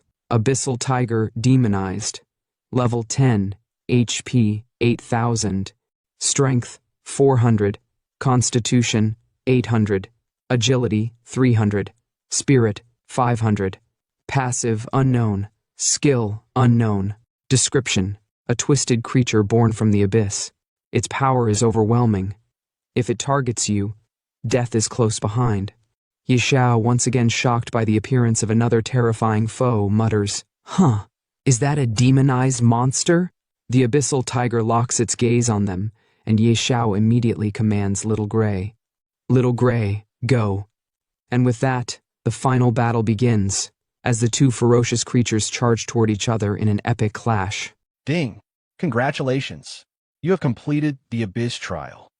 Congratulations! After an intense 1-hour battle, Yi Xiao slumped to the ground, completely out of breath. He let out a sigh and muttered to the red frog, "If I had known it would be this exhausting, I wouldn't have sold it. My legs feel like they're about to fall off." Hearing that, the red frog chuckled and replied, "Well, I've already picked up several pieces of equipment. Once I return to the city, I should be able to make a decent amount of gold." In front of them, a shield and a sword lay on the ground, glinting under the dim light. Yi Xiao stroked his chin, thinking for a moment, then smirked. "Who said we're heading back? Up ahead is where we can challenge the trial boss. I came here to take it down." The red frog's eyes widened in shock. "You're not joking, right? Even after all the monsters we've defeated, Xiao Hui is only level 7. Are you sure it can handle the boss?" Without hesitation, Yi Xiao stood before the boss's door, his expression unwavering. "Of course, it won't be a problem. In my previous life, this trial's final boss was only at the Lord level. Now, Xiao Hui can easily take down 2 demonic monsters. This will be a piece of cake." Yi Xiao stood in front of the massive door, extending his hand toward it while his pet dragon, Xiao Hui, circled above his head. With a confident smirk, he said, "With your support and mine, taking down a Lord-level boss will be as easy as chopping vegetables." Just as those words left his mouth, a glowing blue circle appeared beneath his feet. In an instant, time blurred, and when he came to, he was already inside the boss room, walking up a long flight of stairs. With each step, his excitement grew. He turned to Xiao Hui and grinned. "Old Hui, today, I'll show you what it means to be a pro. Let's go." The red frog, perched on his shoulder, sighed. "Why do you sound more and more unreliable?" As Yi Xiao approached the final platform, a sudden system notification flashed before him. "Adventurer, you have fallen into the abyss." Seeing the message, Yi Xiao's heart pounded. His eyes gleamed as he clenched his fists. "In my past life, I was a man of honor, trapped by love and emotions. But in this life, I wield the strongest power of the apocalypse. I am Yi Xiao." His voice echoed through the chamber as he stepped forward. Come on, let me conquer the abyss completely." And then he saw it. A towering monster sat upon a grand throne, its hulking form casting a menacing shadow. It held a massive staff in one hand, exuding an overwhelming aura. Above its head, a new notification appeared, revealing its details. Yi Xiao's entire party froze. The red frog, gripping Yi Xiao's shoulder tightly, shrieked, "Kid, where's the Lord-level enemy you mentioned?" Cold sweat trickled down Yi Xiao's face as he read the monster's title. "What's going on? In my past life, this was definitely a Lord-level boss. Why is it a King-level boss now?" Before he could process the situation, the boss stirred. It stepped forward, its heavy footsteps shaking the ground. Yi Xiao's sharp gaze locked onto its stats. 5,000 spirit points. A pure, magic-based beast. Its endurance and agility are at 0, meaning it doesn't have normal attack damage. Its attack speed is extremely slow, but if it lands a hit, we're dead for sure. The red frog gulped. Kid, if you die, I'm not cleaning up your corpse. Xiao took a deep breath, pushing his nerves aside. A king-level boss, huh? No big deal. Xiao Hui, don't use your skills recklessly. Follow my commands. His voice turned firm. This big guy is slow. Keep switching positions and don't get caught in a prolonged fight. With a roar, Xiao Hui launched forward, unleashing a stream of fire breath at the monster while darting around the battlefield. Yi Xiao's excitement grew as he watched his dragon in action. Yes, that's it, Xiao Hui. Keep moving. Don't let it cast any skills. He clenched his fists. Hold on, we've almost got this big guy down. But then, just as he was celebrating, the boss's focus suddenly shifted. It locked eyes with Yi Xiao, unmoving. Yi Xiao's heart skipped a beat. Why? Why isn't it attacking? Something feels off. Is it looking at us? The red frog's face turned pale. Does that mean it's about to? Before they could finish the thought, the boss roared and began preparing a devastating attack. Dodge quickly, the red frog screamed. Do you even need to say that? Yi Xiao shouted back, already leaping away. Boom! A massive explosion engulfed the spot where he had been standing just moments ago. Yi Xiao barely had time to react before another attack came flying past him, shaking the entire chamber. His face was drenched in sweat. Why is this thing only targeting me? Desperate, he shouted at Xiao Hui. Hurry up and save me. The boss didn't let up, relentlessly pursuing him. As Yi Xiao dodged attack after attack, he gasped, I can't hold on much longer. Then, in the nick of time, Xiao Hui reappeared in front of the boss and unleashed another fire breath attack. The impact sent the monstrous creature crashing against the chamber walls with a deafening boom. Yi Xiao slumped to the ground, panting. If this thing doesn't die soon, I'm the one who's going to collapse from exhaustion. The red frog, still trembling, groaned. Next time you want to challenge a place this dangerous, can you not drag me along? As Yi Xiao caught his breath, a familiar chime echoed through the room. A new notification appeared before him. Ding! Congratulations! You have completed the Abyss trial. Congratulations! Your beast, Xiao Hui, has reached level 10. Congratulations! As the first adventurer to complete the Abyss trial, you have received a reward, +5 to all attributes. Yi Xiao, still drenched in sweat, stared at the panel before glancing at the red frog. With a teasing smirk, he said, Old Hui, I didn't expect you to be such a coward. The red frog scoffed. And you're not afraid of dying? Then why were you running so fast? Ignoring the jab, Yi Xiao approached the fallen boss's body and grinned. Finally done. Now let's see what loot we got. At the same time, outside the dungeon, a world announcement echoed across the game. System announcement. Player Yi Xiao from Xiao Nation has completed the Abyss trial, becoming the first adventurer in history to pass it. He has obtained the legendary title Abyss Envoy. This is hereby announced to all players. The sudden announcement sent shockwaves through the gaming world. Players all over the world reacted in confusion and disbelief. Abyss trial? What kind of dungeon is that? One player muttered. Wait, someone actually cleared the Abyss trial? Isn't that supposed to be impossible? Another exclaimed. No way.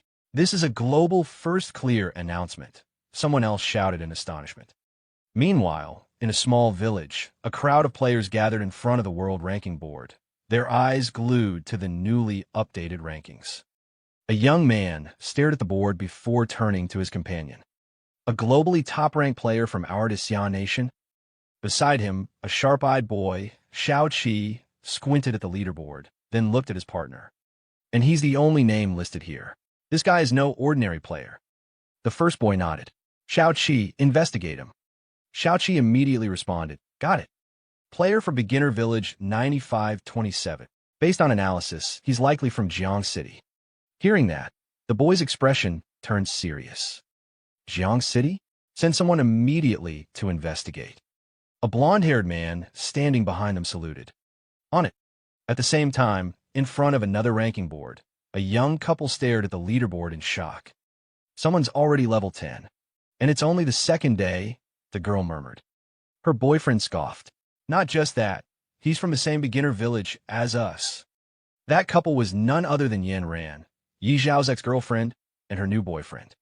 The boy's eyes gleamed with ambition as he turned to Yin Ran. Yin Ran, if we can connect with this pro player and form a team, we'll definitely rise to fame. By then, even rich second-generation kids like Yi Xiao will only be able to look up to us. Yin Ran folded her arms, unimpressed. Do you really think being good at a game will help you reach the pinnacle of life? Of course, the boy insisted. You have to trust my judgment. His expression turned slightly panicked as he inched closer to her. By the way, didn't I ask you to invite Yi Xiao to join the game and help us level up? He's rich and a gaming expert. We'd skyrocket in no time. Yin Ran rolled her eyes and turned away. I'm not contacting him. If you want to go ahead. I'm not that shameless. Hearing that, the boy's expression darkened. Then what about your living expenses for this month? Then suddenly, our protagonist's ex-girlfriend shouts at Zhou Hong, stop bringing up Yi Xiao. It's so rare for us to have some time alone together.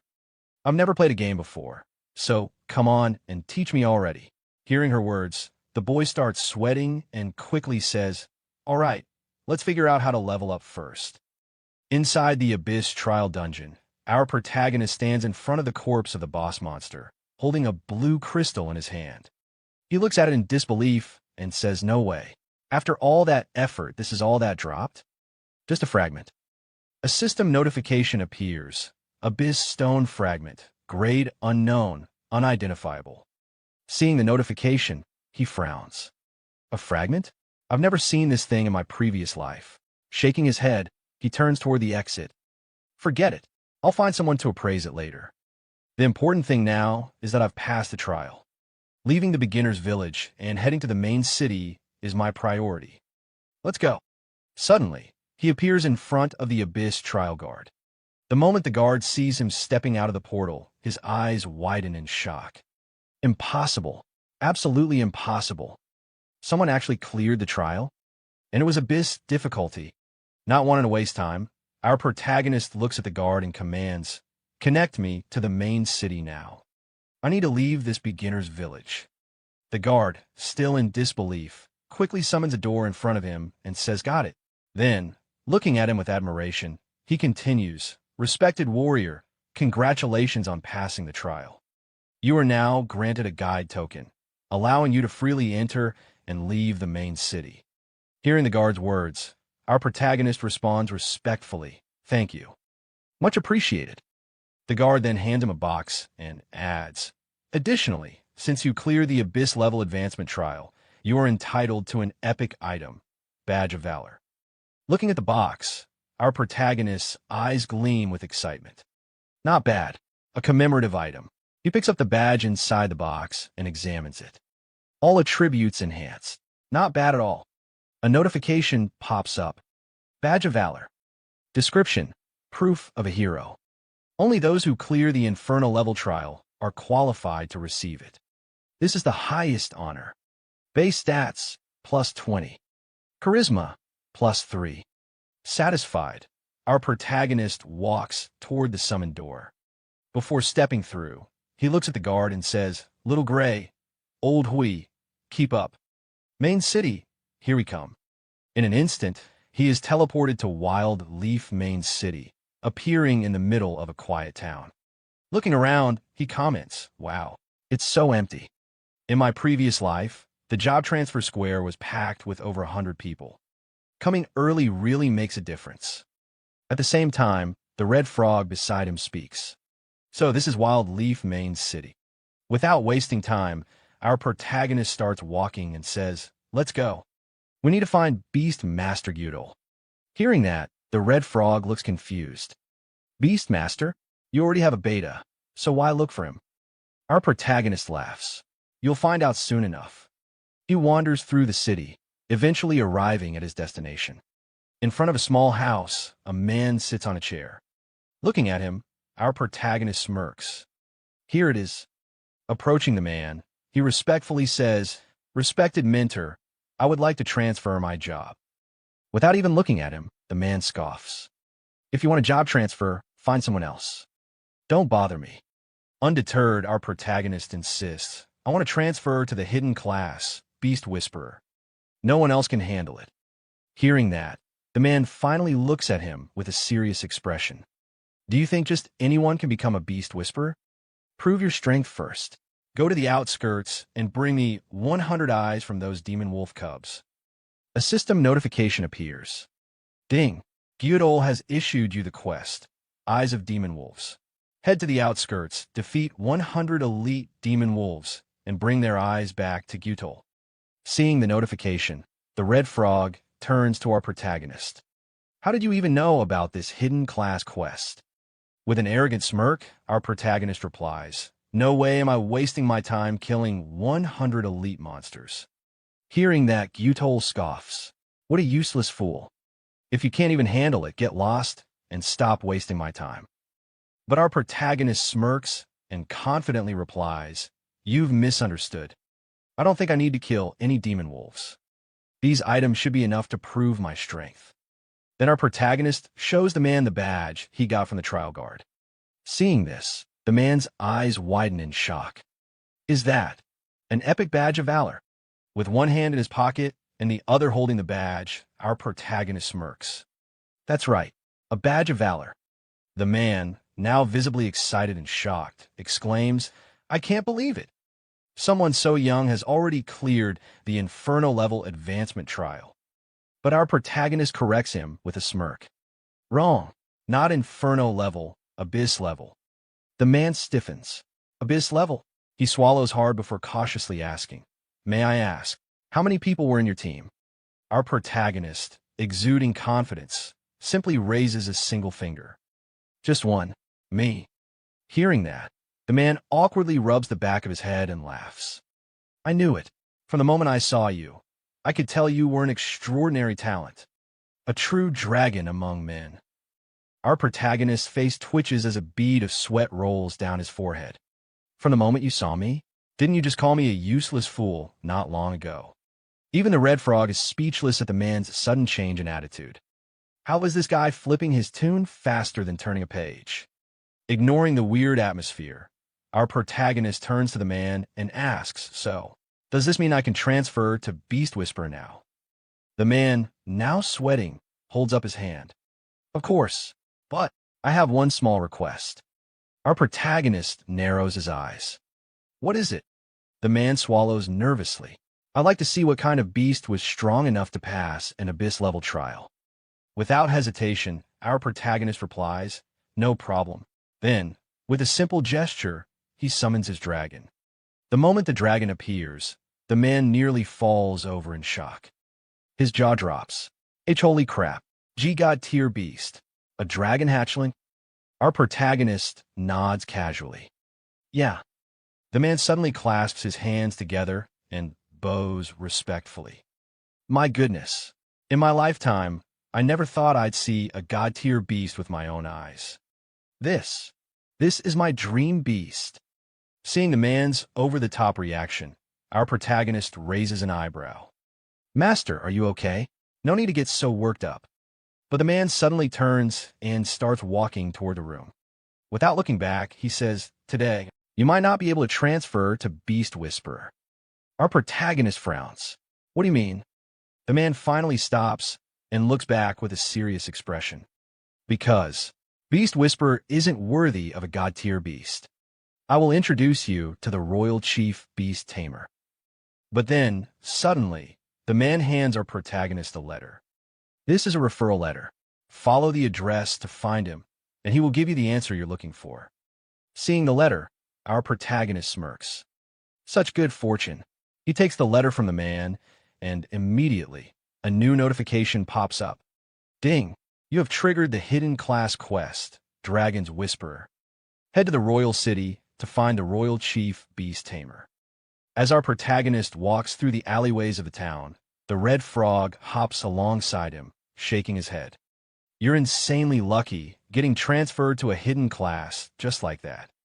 Our protagonist glances at him and shrugs. But the Royal Chief Beast Tamer is in the Royal City, which is far from here.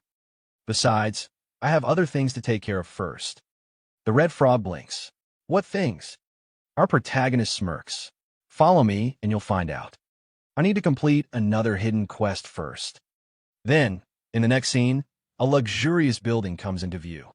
The red frog looks at our protagonist suspiciously.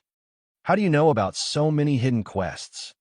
Before he can answer, the scene shifts to a luxurious courtyard where a stunning woman in an elegant dress stands, flanked by 3 guards. Her presence is noble, yet her expression carries a hint of sorrow. As our protagonist approaches, he mutters, "There she is." The red frog blinks. "What are you planning? Sell yourself out." Our protagonist smirks. "You don't understand. That's Lady Xiao, the widow of the former city lord, rich, beautiful, and grieving." Before the frog can react, one of the guards notices our protagonist and immediately reaches for his sword. "Halt! Who are you?" But our protagonist completely ignores him, stepping forward and addressing the woman with utmost respect. "Respected Lady Xiao, why do you always seem so sorrowful? Is there a problem I can help you with?" The noble woman sighs lightly, her eyes glistening with a hidden pain. "There is indeed a personal item I have lost, young man. If you can find it, I will be deeply grateful." Ding! You have received Lady Xiao's request. Please retrieve her beautiful flower. Our protagonist bows slightly. "Rest assured, my lady, I will take care of this for you." The red frog's eyes widen. "Another hidden quest? What kind of cheat code are you running?" The red frog hops beside our protagonist as they walk through the city. But the flower Lady Xiao is looking for should be in a garden or outside the city. "Why are we wandering around town?" Our protagonist smirks. "What do you know? She's not looking for an ordinary flower." The red frog's eyes widen. "Wait, you know where her flower is?" Stopping in front of a small shop, our protagonist nods. "Of course, it's right here." Inside the store, the shop owner notices them and greets with a polite smile. "Distinguished guest, what would you like to buy?" The red frog looks at the store in disbelief. "A tool shop? Could there really be a beautiful flower here? Are you sure you're not mistaken?" Our protagonist ignores the skepticism. "I heard your shop sells treasure boxes." The shop owner's smile widens. "Ah, you have good eyes. My treasure boxes can contain prehistoric dragon bones, legendary grade staffs, even rare relics. What price range are you looking for?" With a confident grin, our protagonist clenches his fist. "The most expensive one." Moments later, the shop owner returns, holding a golden box. "This is the highest tier treasure box in my store. 10,000 gold coins each." Without hesitation, our protagonist throws a bag of coins at the shopkeeper. "One isn't enough. I'll take them all." The shopkeeper's jaw drops. "All of them? You're buying every single one?" Our protagonist sighs impatiently. "Didn't you hear me? Open every single one." And so, the great treasure box opening begins. First box, a 12-blade battle axe. Second box, a large healing potion. Third box, a loaf of bread. 1 hour later, the store is in chaos. Open boxes are scattered everywhere. The shopkeeper, sweating, holds up the last unopened box. "Honorable guest, out of 100 treasure boxes, only one remains." Without hesitation, our protagonist gestures. "Open it." The box lid creaks open, revealing a crystal rose. Ding! You have obtained beautiful flower. Our protagonist wipes the sweat off his forehead. Finally, it really is a beautiful flower. Grabbing the rose, he turns to his companion. "Laowi, let's go." Scene transition, a majestic bathroom. A luxurious bathtub, filled with scented water, reflects the glow of chandeliers. A stunning woman relaxes inside, rubbing her arm as steam rises around her. "Do you think someone will actually find that flower for me?"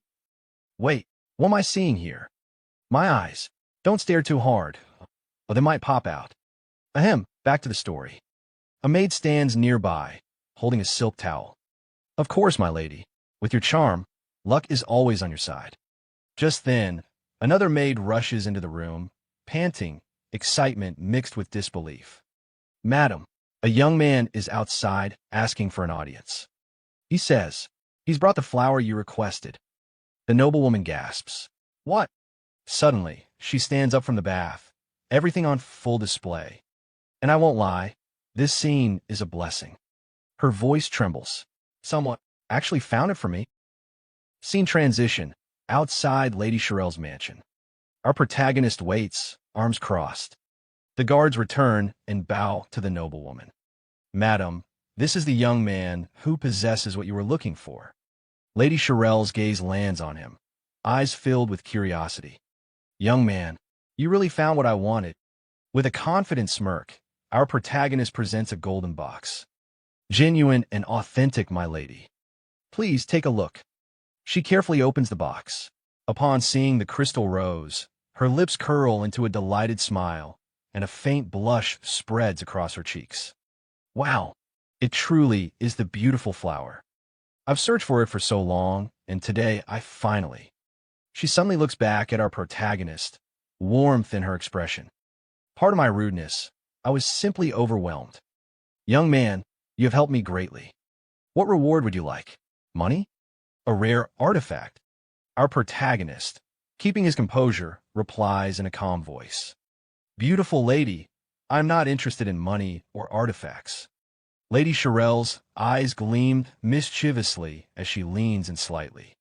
"Oh, since you're not interested in money or treasures, I have no choice but to offer myself as your reward." Error. System overload. Our protagonist's face turns red in an instant. What? In broad daylight. Is she serious? This is too much. Who could handle this? Before things escalate, he quickly raises a hand. "Madam, you misunderstand. I only need you to help me obtain a citizen status." Lady Shirel chuckles, resting her hand lightly on her cheek as she gazes at our protagonist. "You little rascal. So, all you wanted was citizenship? That's too easy." At the same time, a notification pops up. Ding. "Due to your noble actions and outstanding charm, Lady Shirel's favorability plus 20. With a satisfied smile, Lady Shirel turns to one of her maids. "Elisa, prepare the paperwork and bring my seal." The maid nods respectfully. "Yes, madam." Our protagonist watches with anticipation, then speaks up. "I have another request. I'd like to purchase property in Windleaf City and settle down." He hands Lady Shirel a map, and she raises a curious eyebrow. "Oh, buying property? So you don't want to wander around anymore? That's a stable choice." She studies the map, her eyes narrowing slightly as she spots the marked location. "Wait, the West District? You must be joking. That's not exactly a bustling area. Are you sure you want to buy here?"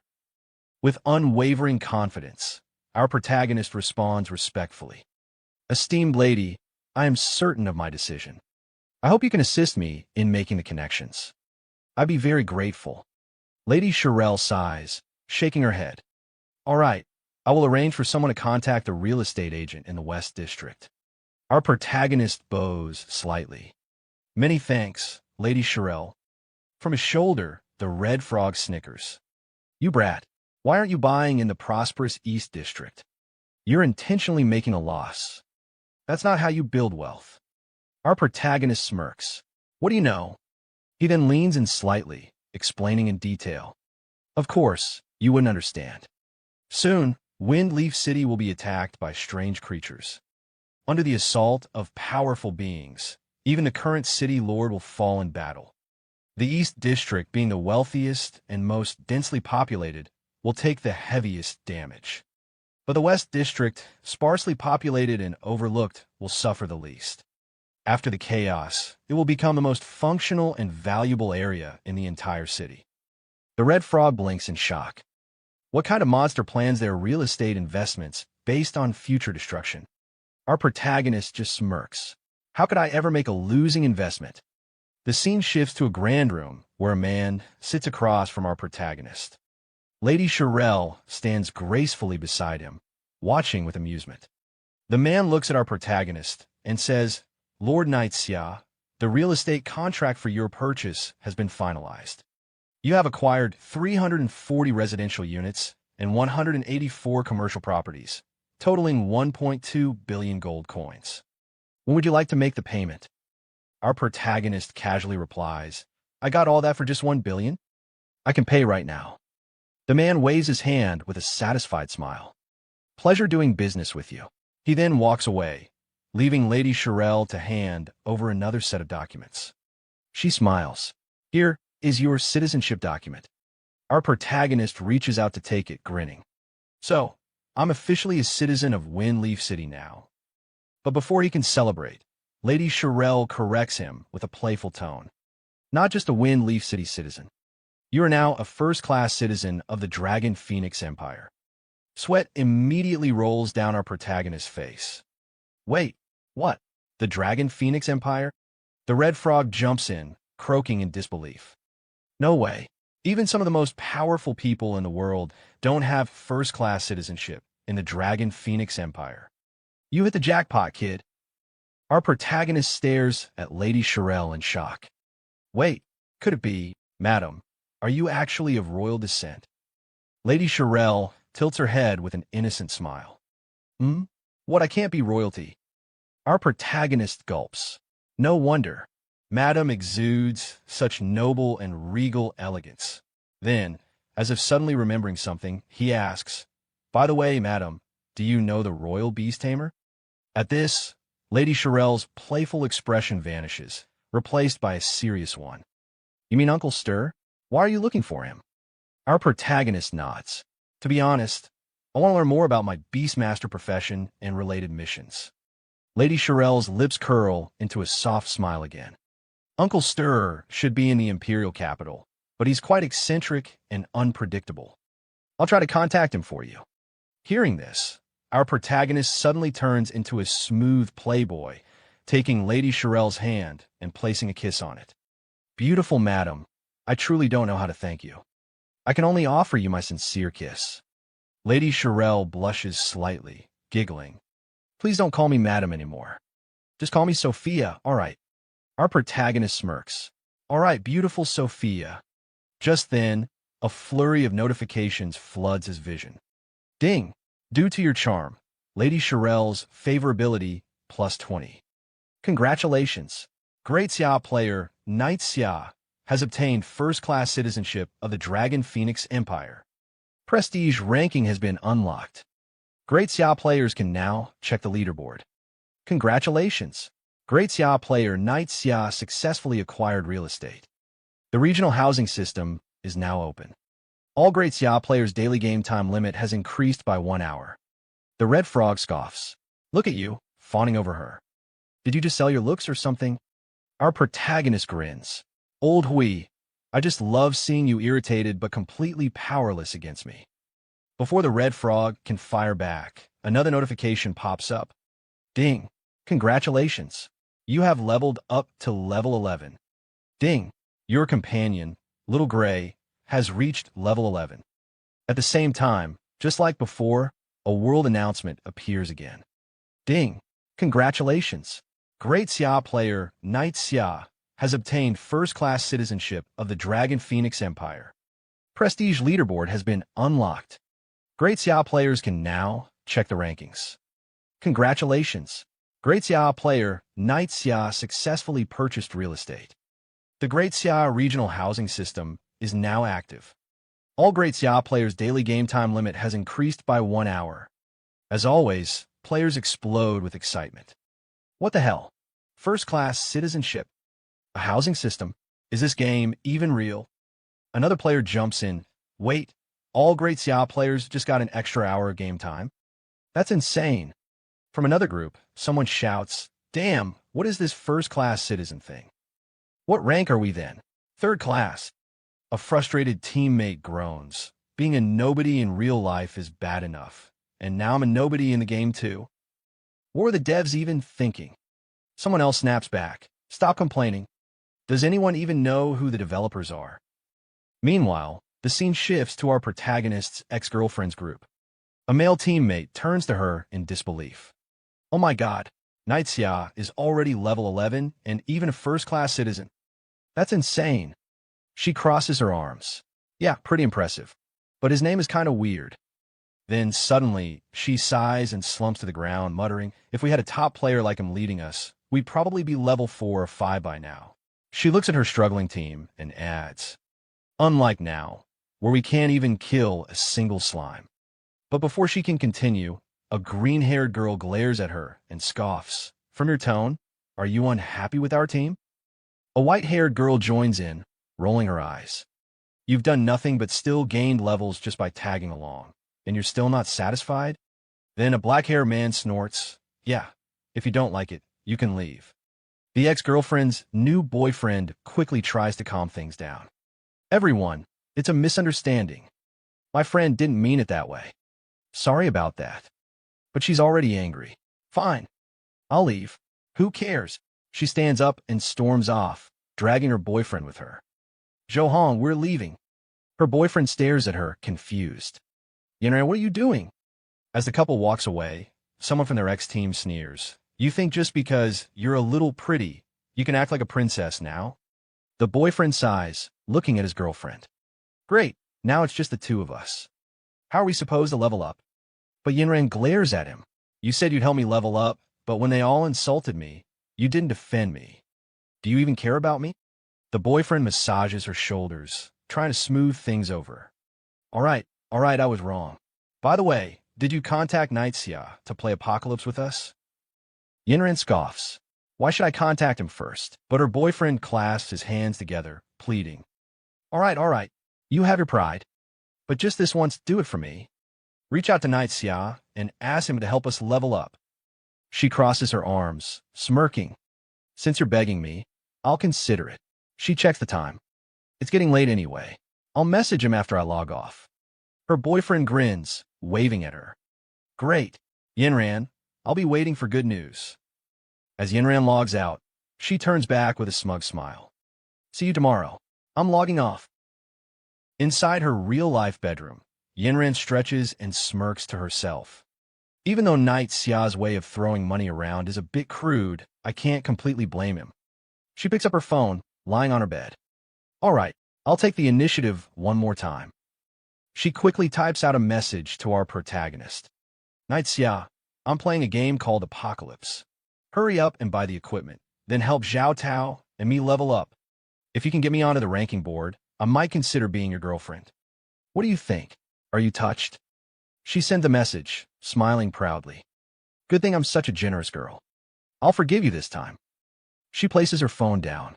5 minutes later, she picks it back up. "Huh, why hasn't Xiao replied yet?" Checking her messages, her eyes widen in shock. User Xiao is no longer in your friend list.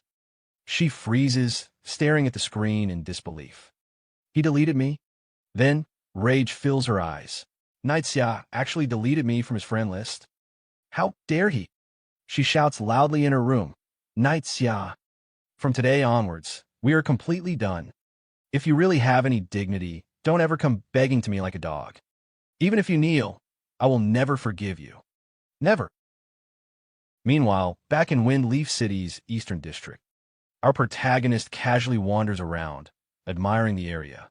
Soon, my Eastern District will flourish just like this. He stops in front of a building, nodding. This is the place. As he steps inside, the shopkeeper looks at him with mild disdain. Our shop only appraises silver-grade equipment and above. If you got bronze gear, it's better to go outside the city. Without missing a beat, our protagonist casually pulls out a necklace and dangles it in front of the shopkeeper. "What about dark gold tier? Can you appraise it?" The shopkeeper's eyes widen in shock. "Holy crap, it really is dark gold." He quickly composes himself, clears his throat, and says, "Don't worry, sir, if it's dark gold grade, the shop owner himself will handle it to ensure success." Our protagonist raises an eyebrow. "Cut the nonsense. What's the success rate?" The shopkeeper adjusts his collar, suddenly speaking more politely. "I'm a gold tier appraiser, highly skilled, with over an 80% success rate. However, gold grade appraisals cost 100 gold coins each." Without hesitation, our protagonist tosses a gold coin pouch onto the counter. "No problem. Start appraising. I've got several other gold pieces too. Appraise them all." The shopkeeper's jaw drops as he stares at the pile of high-tier equipment. Damn, this guy is loaded. Our protagonist smirks confidently. Hurry up, I'm in a rush. The shopkeeper snaps to attention. Got it. Sometime later. The shopkeeper appraises the pendant, and a notification pops up. Spirit plus 40. Strength plus 40. Dark attribute damage minus 20%. The shopkeeper wipes sweat off his forehead, staring at the stats in awe. These stats are absolutely insane. Our protagonist grins, inspecting the pendant. Not bad. Continue. That's it for today's video. Yeah, I know it's short, but hey, this manhwa is fresh off the press, and I need your thoughts. What do you think about it? Want to see the next part? Drop your opinions in the comments. And if you're new here, smash that subscribe button right now. I'll keep bringing you the most exciting manhwa out there. Hey, my little manhwa population family. We're picking up right where we left off in the last video, so without wasting any time, let's jump straight into it. In the last chapter, we saw the store owner completely shocked by Yi Xiao's insane loot. Unable to hold back, he muttered, "Damn, this guy is loaded." Just then, a calm voice called out, "Hurry up, I'm in a rush." Hearing that, the store owner quickly got to work, appraising each staff one by one. Sometime later, after finishing the appraisal, he looked at Yi Xiao in disbelief and said, "These stats are insane." Yi Xiao glanced at the items and replied casually, "Not bad. Keep going." After wrapping things up, Yi Xiao stepped out of the store and checked his status. With a satisfied look, he muttered, "My stats have improved a lot." Meanwhile, the red frog sitting on his shoulder smirked and said, "With your strength now, you can fight on your own. What's next?" But Yi Xiao, looking ahead, simply responded, "Sophia hasn't sent any news yet. Let's go level up in the valley." Sometime later, Yi Xiao arrived in a desolate mountain range, surrounded by jagged, tooth-like peaks. The red frog glanced around warily and said, "Wait, isn't this a level 20 monster area?" Yi Xiao nodded. "That's right." Just as he confirmed it, a monster suddenly appeared in front of him, and at the same time, a new notification popped up. Gray Hyena, level 21. Level difference too large. Unable to view stats. Description: a hyena corrupted by the gray mist. Already violated by nature, it has become even more bloodthirsty, attacking anything and everything in sight. It loves to target weak spots. Reminder: protect your weak spots. Seeing the group of hyenas appear, Yi Xiao's face twisted in disgust. Why are there so many of them at once? That's disgusting. Without hesitation, he summoned his pet dragon. Xiao Hui attack. The dragon wasted no time, launching a devastating dragon breath attack. In an instant, the hyenas were obliterated. As Yi Xiao collected the experience points, he casually sat on a crate, picked up a cup from who knows where, and took a sip, completely unbothered by the dangerous surroundings. The monsters here are high level and rush at us automatically. We can stay here and farm. The red frog, watching this ridiculous scene, couldn't hold back. "You little brat, you really know how to enjoy yourself, huh?" Meanwhile, Xiao Hui continued wiping out monsters as Yi Xiao sipped in peace, leaning back with a smirk. "Of course, thinking back on my old days of struggling. My life is finally good." Just then, 2 notifications popped up. Ding! Congratulations! You have leveled up to level 12. Ding! Your beast pet, Xiao Hui, has leveled up to level 12. Seeing the notification, Yi Xiao clenched his fist. Finally leveled up, he walked over the corpses of the fallen monsters and muttered, "At this rate, reaching level 20 will only take a few days." But suddenly, something on a rock caught his attention. "Huh, what's that?" Picking it up, he examined it closely, and a new notification appeared. Beginner scroll, Fireball. His eyes lit up with excitement. A fireball spell? Seeing Yi Xiao so thrilled, the red frog looked at him with sheer disappointment. A beast tamer using fireball? Won't that look ridiculous? Yi Xiao activated the scroll in his hand, his confidence unwavering. What do you know? More skills never hurt. I'll learn it fast. A new notification appeared in front of him. Ding! You have successfully learned Fireball. Fireball proficiency, 0. Effect: condenses a fireball using mana. Deals 150% spirit-based magic damage to the target. Cast time, 1 second. Mana cost, 50. Cooldown, 5 seconds. Just as luck would have it, another hyena monster appeared right in front of him, perfect for testing his new spell. Excited, Yi Xiao launched his fireball attack. Let me show you my fireball. But to his surprise, the attack barely did 31 damage to the monster. His excitement immediately turned to disappointment. No way, this damage is humiliatingly low. The red frog, unable to hold back, burst into laughter and pointed at the monster. Ha ha, your fireball does less damage than Xiao Hui's fart. Even Yi Xiao had to admit, the frog had a point. Glancing at his system panel, Yi Xiao checked the time and muttered, "It's getting late. Time to log off. In 2 more hours, it'll be the 3rd day since Apocalypse launched, which means..." Clenching his fist, he declared with confidence, "The open beta begins." By then, everyone in the Xia Empire over the age of 16 would be forcibly pulled into this dangerous game. The world was about to change drastically. Suddenly, lightning cracked through the sky, and a system notification appeared before every citizen over the age of 16. Panic spread through the crowd. "What's happening? Is this an earthquake?" someone shouted. Another person looked at the screen in horror. "Entering the game? What the hell does that mean? Is this some kind of midnight prank?" one asked, only for someone else to shake their head. "No, this doesn't seem like a joke." One by one, people across the real world were forcibly transported into Apocalypse. "What the hell? I was just soaking a bathhouse and now I'm here," one man yelled in disbelief. Another man, still processing what had happened, groaned. "A game? Damn it, I was eating skewers. Where are my skewers?" Someone else clutched their head.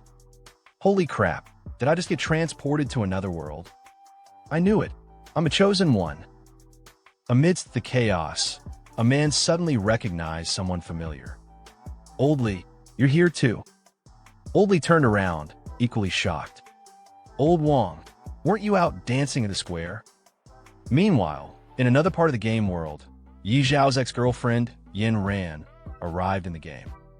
Shocked, she looked around and exclaimed, "What's going on? Why did I enter the game automatically?" Her boyfriend, equally surprised, glanced at her. "Me too. This is weird. I was just out having late-night snacks with Wong and the others, and suddenly I got pulled into the game." Looking at each other, he sighed. "It looks like we're not the only ones forced into the game. Apocalypse really is changing the world." Then, turning to Yin Ran, he asked, "By the way, did you contact Yi Xiao? Ask him to help us level up?" The moment she heard Yi Xiao's name, Yin Ran's expression darkened. "Yi Xiao? He could go to hell. Even if he begged me, I wouldn't care about him anymore." Smirking, she added, "I'm planning to contact the legendary Yi Xiao in the game to power level me instead." Her boyfriend's eyes widened in shock. "Wait, you know Yi Xiao, the top player on the rankings?" With a confident look, Yin Ran flipped her hair and smirked. "Not yet, but with my beauty, no man has ever been able to resist me." Just then, a world announcement flashed across the skies. Everyone in the Xia Empire over the age of 16, regardless of gender or background, has been forcibly logged into Apocalypse. The logout option has been permanently disabled. Players can no longer leave on their own. Spawn locations are based on real-world proximity. People who are close together in real life will spawn near each other in the game. Each starting village corresponds to a specific region. If a player dies in the game, they cannot return to the real world. In the middle of a vast grassland, 3 players sat around a small camp, trying to process the situation. One of them sighed. Now that everyone has been forced into the game, something is seriously wrong with this world. Another chimed in, "Where's Xiao? Isn't he the #1 ranked player? Maybe he knows how to log out." The third player nodded. "Yeah, he leveled up ridiculously fast during the beta test. Does he know something we don't? This guy levels up like he's cheating. Could he be a GM? We need to find him." Meanwhile, the scene shifted to Beginner Village 001. A man knelt on the ground in front of Budong Russian, someone who seemed to hold great importance in the real world. The kneeling man's voice was filled with unease. "So far, we still haven't found a way to log out. We might be permanently trapped in this game." Budong Russian stood still for a moment, then slightly turned his head. "The situation has gotten this serious. Where is Xiao? Any news on him?" The kneeling man hesitated before replying, "No contact. He's already level 12 and has left the beginner village. No one else has managed to leave yet." Budong Russian's eyes narrowed. "What about Chen Kuang? Can he do anything?" Lumen sighed. "Chen Kuang? He's only level 4. Budong Russian's expression darkened. "Wasn't he a beta tester?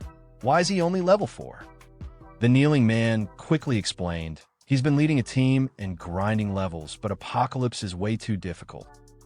Most players are still stuck at level 2.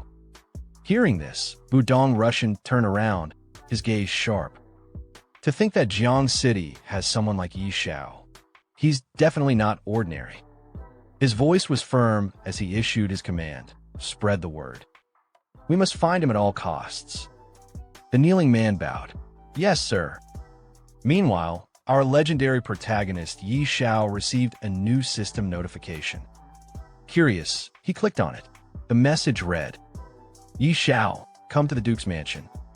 We have news on what you were investigating." Seeing the message, Xiao muttered to himself, "Got it.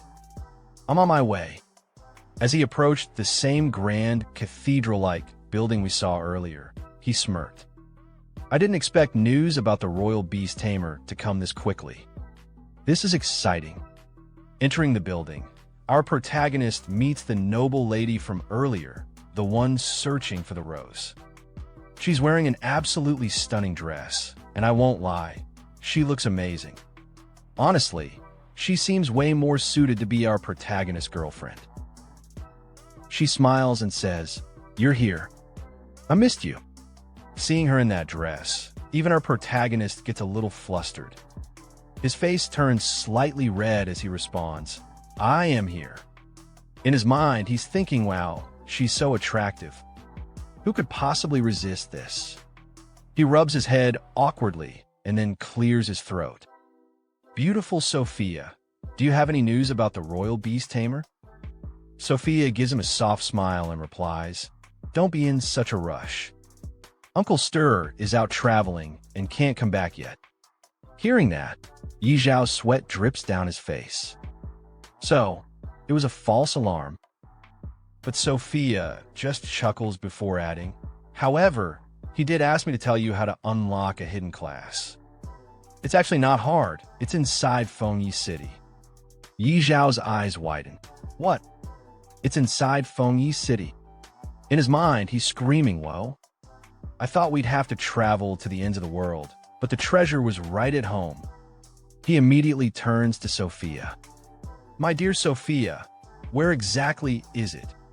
Sophia smirks, turns slightly, and rests her hand on her cheek. "Well, it might be a bit difficult. According to Uncle Stir, in the mountains outside the city, there's a powerful dragon. Beneath its lair, there's something hidden deep inside." Yixiao's excitement spikes. "Are you talking about the cave maze?" Sophia raises an eyebrow. "You know the name of that dungeon?" Yixiao rubs the back of his head awkwardly. I just happened to hear about it." But in his mind, he's thinking, of course I know it. In my past life, I farmed that dungeon so many times. He frowned slightly, but I remember the only boss there being a creepy level 80 demonized boss. Since when was there a dragon? Sophia looks at him seriously. Uncle Stir is certain that a dragon guards that place. Yi Xiao's mind starts racing. In my past life, it was a demonized boss. Did they change it to a dragon this time? But then he shrugs it off. Doesn't matter. I'll go check it out myself. Sophia immediately stops him. You going alone? That's a level 80 area. Even elite players from the city never come back alive. And you're just... Yi Xiao simply gives her a confident smile. Don't worry, dear Sophia. I have my ways. At that moment, a new notification pops up. Ding. Uncle Stir has provided new information. Go to the unknown dungeon and retrieve the item inside. Even the red frog sitting on Yi Xiao's shoulder snickers. That's true. You even stole a dragon egg before. A dungeon is nothing for you. Yi Xiao glares at the frog. Shut up, you annoying frog. He then pulls out a special badge, holding it in his hand. As long as the payment is right, even a dragon can be taken down. When it comes to fighting dragons, my sister Tao is the best. Suddenly, he points the badge forward, and a portal appears out of nowhere. This job needs my sister Tao. Sophia gasps in shock. Wait, is that a Supreme Hall token? How does Yi Xiao have that at just level 12? Then, from the portal, a familiar figure steps out, the magician from earlier, the one who helped Yi Xiao obtain the dragon egg. The so-called Sister Tao. She stretches lazily and smirks. Who's the cute one calling for me this time? As she adjusts the staff in her hand, she sees Yi Xiao standing before her and grins. Oh, it's little brother Yi Xiao. Did you miss your big sister? Yi Xiao looks at her seriously. Sister Tao, I have a big job for you. Immediately, she waves her hands in panic. Don't tell me. It's another dragon? Yi Xiao smirks. Sister Tao, you really are sharp. Yes, it's a dragon. She freezes for a moment, then yells, What? Another dragon? Do you have a grudge against them or something? Last time, I stole a dragon egg and hurt my back. I'm still recovering. No way. Find someone else. Yi Xiao, still grinning, raises 2 fingers. Same deal as before, 2 billion gold as a reward. Sister Tao stops dead in her tracks. 2 billion. She hesitates, dances slightly, then sighs. No way. It's not that I don't want to, but I'm really injured. I need time to heal. If you're not in a hurry, I can go with you in a month. Yi Xiao rubs his chin with a sly expression. What if I can provide the location of the Holy Spirit Spring? Will that change your mind? Sister Tao's eyes light up with excitement. Wait, you actually know the location of the Holy Spirit Spring? No joke if you really know. Would you risk your life to go with me? Yi Xiao smirks. Okay, deal. We leave now. Sister Tao blinks. Right now. As our protagonist and Sister Tao leave the mansion, Sister Tao immediately asks, All right, little brother, where exactly is the Holy Spirit Spring? Without looking back, Yi Xiao casually replies, In the Lost Land. Sister Tao's eyes narrow. Lost Land? Do you have the exact coordinates? Behind them, Sophia overhears their conversation, shaking her head in amazement. Yi Xiao, he's really something else. At that moment, Yi Xiao's system panel pops up with a notification. Ding. Sophia's favorability toward you has increased by 10. Sophia blushes slightly as she watches Yi Xiao walk away, thinking to herself, will he become a god-tier player in the future? Meanwhile, outside Beginner Village, 5 people stand gathered around a man lying on the ground. Wang Chong. Wang Chong, wake up! One of them calls out desperately. A girl in the group anxiously replies, he was killed twice by goblins. After reviving, his body just shut down. The pink-haired girl in the group bursts into tears. This game is insane. People can actually die in here. Help! I want to go home. A black-haired man glares at her. Shut up. Who doesn't want to go home? No one even knows how to log out. Someone else murmurs. I heard someone already reached level 12. Let's find him and ask. Back at the Dragon Mountain Range, Xiao, Sister Tao, and the Red Frog are making their way forward. The Red Frog looks around, admiring the scenery. Such a beautiful place. It doesn't even look like a dragon would be hiding here. Sister Tao, however, remains on guard. The more peaceful a place looks, the more dangerous it usually is. Xiao nods. Sister Tao is right. The monsters here are all level 80. If we didn't have her level boost, we'd be surrounded in seconds. Sister Tao adds, since we're heading to the dungeon, let's avoid unnecessary fights if possible. Xiao agrees, got it. Suddenly, a massive dragon lands on a distant mountain peak, its wings stirring up a storm of dust. Xiao's eyes lock onto it, while Sister Tao grips her staff tightly. Kid, are you sure you know the entrance to this place? That's a tier 5 beast. I don't want to get noticed by it. Xiao walks ahead confidently. Don't worry, we won't be detected. The dungeon entrance is beneath that steep slope on a mountain. Sister Tao sighs in exasperation. You better not be wrong. If you are, you'll be dealing with the consequences.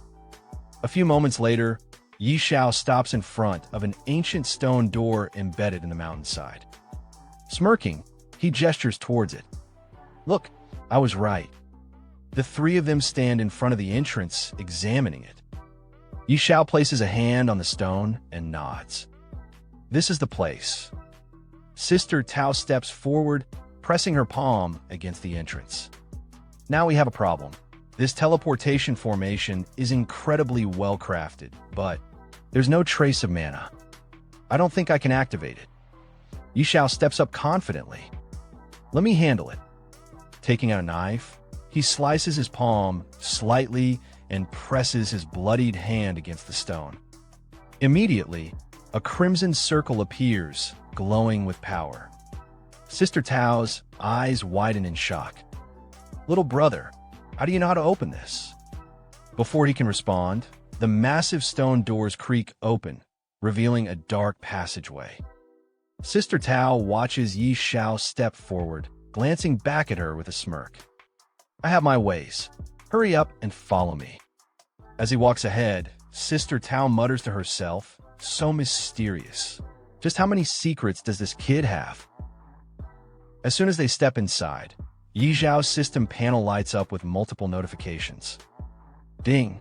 This maze has only one exit. Find it within the time limit or you'll be trapped forever. Hint! This maze is occupied by eerie creatures. Proceed with caution. The red frog on Xiao's shoulder immediately panics. Kid, can't you take me somewhere safe for once? Behind them, Sister Tao frowns. An eerie zone, and only 3 hours. Xiao thinks to himself, last time, the time limit was 3 days. Something's definitely off. Sister Tao crosses her arms. As expected, something's different this time. Xiao, I have to warn you, this mission is even more dangerous than facing a tier 5 dragon. Are you sure you still want to go after this item? Xiao smirks. Sister Tao, you're a god-tier sorcerer. Are you scared? A bead of sweat forms on Sister Tao's forehead. She hesitates for a moment, thinking, this brat actually thinks I'd be scared? Then, she straightens up and scoffs. Me? Scared? Don't be ridiculous. I'm a god-tier powerhouse, a Supreme Hall Elder, and a top sorcerer. Why would I be afraid of some eerie maze? Xiao grins. Exactly. Now, let's move quickly. As they step deeper into the cave, Xiao turns to her and asks, all right, Sister Tao, do you know concealment magic? Sister Tao gives Xiao an annoyed look. What kind of question is that? Concealment magic is a low-level spell. I didn't even bother learning it when I was an apprentice. Xiao grins confidently, waving his hand in front of his face. Sister Tao, don't be mad. As long as it hides our presence and aura, it's enough. With a snap of her fingers, a dark mist surrounds them. Child's play. Yi Xiao watches in awe as a notification appears before him. Ding! You have received the Shadow Phantom buff. You have merged with darkness. His excitement is obvious. Whoa! As expected of a god-tier sorcerer. This effect is incredible. As they proceed inside the dungeon, Yi Xiao suddenly speaks. Sister Tao, there are 5 eerie monsters in this maze. 3 are level 60 crawlers. 1 is a level 60 elite boss, and the last one is a level 80 regular eerie monster. We need to be careful. Sister Tao stops in her tracks, staring at him. Yi Xiao, how do you know that? Are you some kind of prophet? He smirks. You could say that. I don't know a few things. Inside his mind, he thinks, I cleared this maze 800 times in my past life. Of course, I know everything. Sister Tao shakes her head. This is insane. What else do you know? Yi Xiao shrugs with a mocking smile. Nothing. Sometime later, they stand before a trap-filled corridor. In the distance, monsters lurk patrolling the area. Yi Xiao whispers, we need to sneak past them without drawing attention. Watch my footwork. Sister Tao scoffs. Are you seriously trying to teach me? Do you even know what level I am? Do you even know what level you are? Yi Xiao smirks. I've cleared more mazes in my lifetime than you've walked roads. Without another word, he leaps forward, weaving through the traps with precise movements. Landing right near a level 60 elite, he swiftly avoids detection and keeps moving. Sister Tao watches in shock, sweat rolling down her face. What the? He just passed by a level 60 elite, and it didn't even notice him? She exhales in disbelief. I take it back. You're the master. Your whole family are masters. Following his lead, she mimics his movements, successfully crossing the traps. She approaches Yi Xiao, whispering, all right, what's next? Yi Xiao suddenly notices a monster standing guard over a treasure chest. Hiding behind a rock, he mutters, looks like this is it.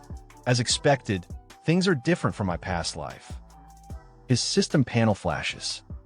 Yi Xiao frowns. I can't see its details clearly. Sister Tao, can you? She glances at it. A level 100 Berserk Eerie boss. Pretty average strength. Yi Xiao grins excitedly. Then I'll go open the treasure chest. Sister Tao, get ready to strike.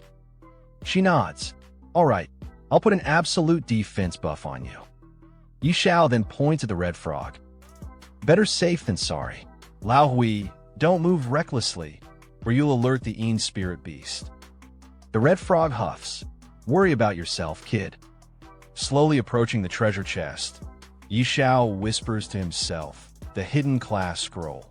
It's almost mine. Opening the chest, he sees a blue diamond and an unfamiliar scroll inside. His eyes widen. What the? Even the treasure inside is different. The moment the chest opens, the guardian monster turns, its glowing red eyes locking onto Yi Xiao. With a furious roar, it charges at him. Before it can reach him, Sister Tao raises her staff. Frost shock. A wave of ice surges forward, freezing the monster in place. She yells, "Run, you idiot! What are you doing?" Yi Xiao snaps out his daze and dashes toward her. Sister Tao, help me. As she holds the monster back with powerful attacks, Yi Xiao quickly checks his loot. Effect: resets the cooldown of any item regardless of rank.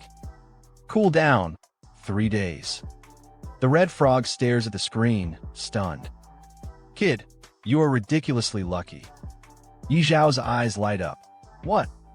Another Heaven's Doom rank item? A cooldown reset.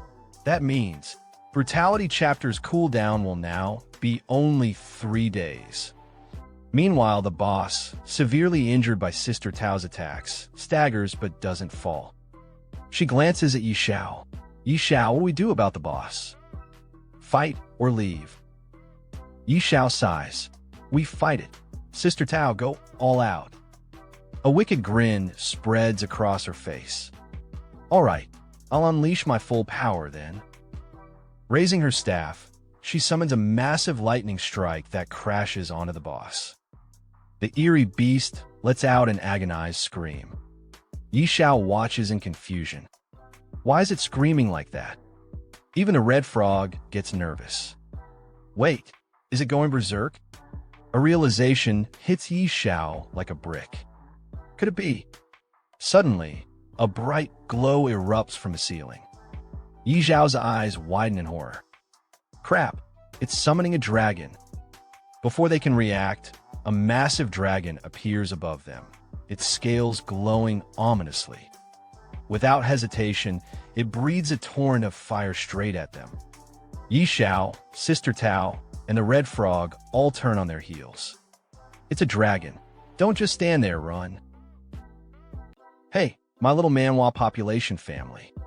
We're picking up right where we left off in the last video, so without wasting any time, let's jump straight into it. As Xiao and the others sprint for their lives, dodging the dragon's fiery breath, he yells, "Make a run for it." Sister Tao, panting, shouts back, "There's no way we're beating that thing." The red frog, barely clinging onto Xiao's shoulder, groans. Why does it always come down to us running for our lives? Just when things couldn't get any worse, the dungeon boss, the Een spirit beast, bursts through the cavern, still chasing them. Sister Tao's eyes widen in disbelief. How the hell can an Een beast summon a dragon? Xiao, still running, shrugs. Maybe they're just neighbors. The red frog, gasping for breath, snaps, "Shut up. It's catching up. Why don't you ask it yourself?" Sister Tao glances back and her face turns pale. "Move it, kid. It's coming straight for you." The red frog screams. "Damn it. This thing's gone berserk. It's immune to slow effects. Run." Xiao looks at the enraged monster, his expression turning serious. "Run? No way. If it went berserk just to go all out on us, then I'll just take it down first." Sister Tao stares at him like he's insane. "That thing's level 100. You're level 12. Don't be an idiot." Ignoring her, Xiao pulls out the gemstone he looted earlier. At the same time, he takes out the badge from before. His eyes gleam with excitement. "With my cooldown stone and brutal chapter, this is the perfect time to test my firepower." Sister Tao watches in horror. "You're seriously gambling with your life here." Xiao points his badge straight at the monster and roars, "Die, you bastard." Suddenly, a red beam shoots out from Xiao's badge, striking the monster. He watches in shock, sweat dripping down his face. "That's it? That's all the damage I did? Just how unlucky am I?" On his shoulder, the red frog lets out a groan. "If you die, don't expect me to pick up your call." But before Xiao can even react, blood gushes out from the monster's body, and a massive hole suddenly appears in its chest. The beast trembles, then collapses to the ground, completely defeated. A system notification pops up in front of Xiao. Ding! Target SP below 20%, triggering forced instant death effect. Then, a flood of notifications follows. Ding! Congratulations! You have successfully killed the level 100 demonized boss. Ding! Congratulations! Your level has increased to level 13. Ding! Congratulations! Your beast companion, Little Gray, has leveled up to level 13. Ding! Congratulations! Your level has increased to level 20. Ding! Congratulations! Your beast companion, Little Gray, has leveled up to level 20. Ding! Your level has reached the cap. You can no longer level up for now. Xiao's eyes widen in disbelief before he bursts into laughter. Haha, straight to level 20. This feels amazing. Behind him, Sister Tao stares at him in utter shock. This is insane. A level 100 demonized boss taken down by a level 12 rookie. At that exact moment, a world announcement echoes across the game. World announcement. Xiao player Xiao has successfully killed the level 100 demonized bossine beast, achieving the first kill on a level 100 boss. Reputation plus 500, attribute points plus 50, Xiao Warzone points plus 1. This is an official announcement. Players across the game freeze as they read the message. One player, dumbfounded, mutters, a level 100 boss. Dead? What kind of bullshit is this? Another one exclaims, this is beyond crazy. Are we even playing the same game? In another part of the world, a group of high-level players stares at the announcement. One of them says in disbelief, holy crap, a first kill on a level 100 boss? Is that even humanly possible? Another player chimes in, this game has to be bugged. Or maybe Xiao isn't even human. Someone else sneers, something fishy is going on here. At the ranking board, crowds gather to witness the name Xiao rocketing to the top. One player, looking at the leaderboard, shouts, damn it, sir. If you don't mind, I'd love to acknowledge you as my godfather. Another player bows dramatically. I usually don't idolize people, but right now, I'm kneeling before Xiao and calling him daddy. A third one scoffs, you guys have no shame. Don't you already have fathers? Now you're fighting over mine. In a dark corner, a group of players bursts out laughing. Yeah, right? How does a level 12 rookie kill a level 100 boss? This has to be a hack. Another one nods. No way, this is legit. This has to be cheating. But then, someone excitedly shouts, who cares if it's a cheat? As long as Xiao gets the rewards, I'm all for it. Meanwhile, an old man, staring at the ranking board, narrows his eyes. Unbelievable. We thought we had completely surpassed Xiao, yet they produced a player like this. Could the hidden forces behind Doomsday be involved with this Xiao? Xiao barely escapes the collapsing dungeon, stumbling out just in time. As he hesitates to leave, Sister Tao grabs him by the arm, her voice sharp. This is bad. The boss is dead, the dragon is pissed, and the cave is about to collapse. Are you just gonna stand there and die? Xiao glances at the crumbling ruins, his expression torn. But I haven't grabbed the loot yet. Sister Tao groans and waves her hand, opening a portal with her power. I open a portal. If you don't leave now, you won't make it. Forget the loot. Do you want to die here? Xiao wipes the sweat off his face. All right, fine. Survival first. Moments later, the entire dungeon collapses, sending dust and debris flying. Xiao, Sister Tao, and the Red Frog stand at a safe distance, watching the destruction. Sister Tao exhales, shaking her head. Man, I haven't done something this exciting in a long time.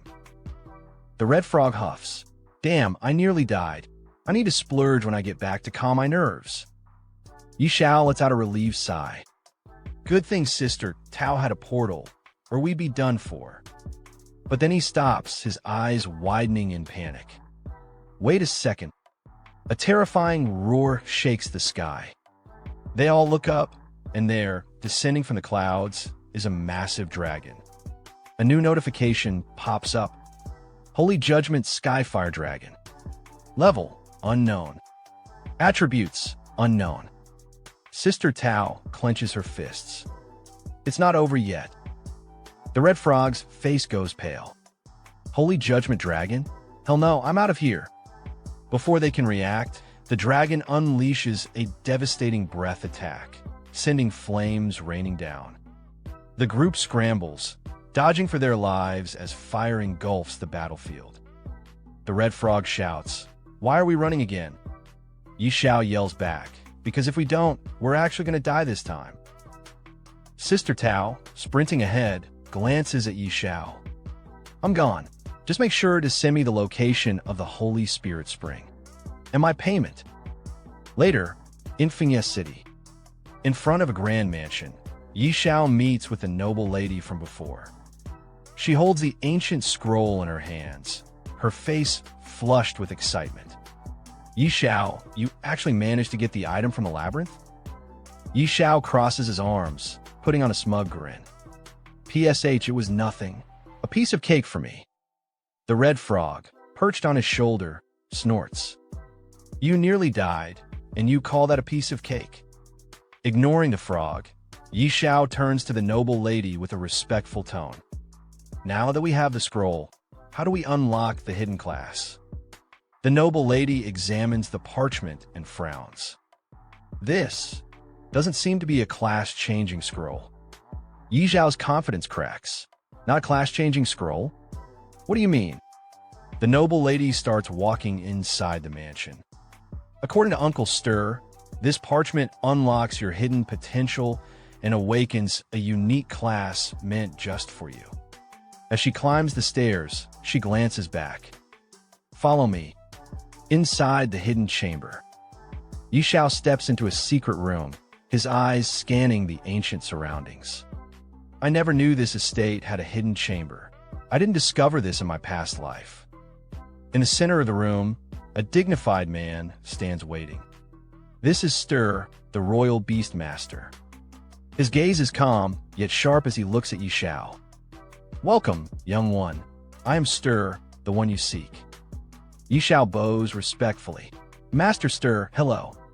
I am here to unlock my hidden class. Stir studies him for a moment before nodding.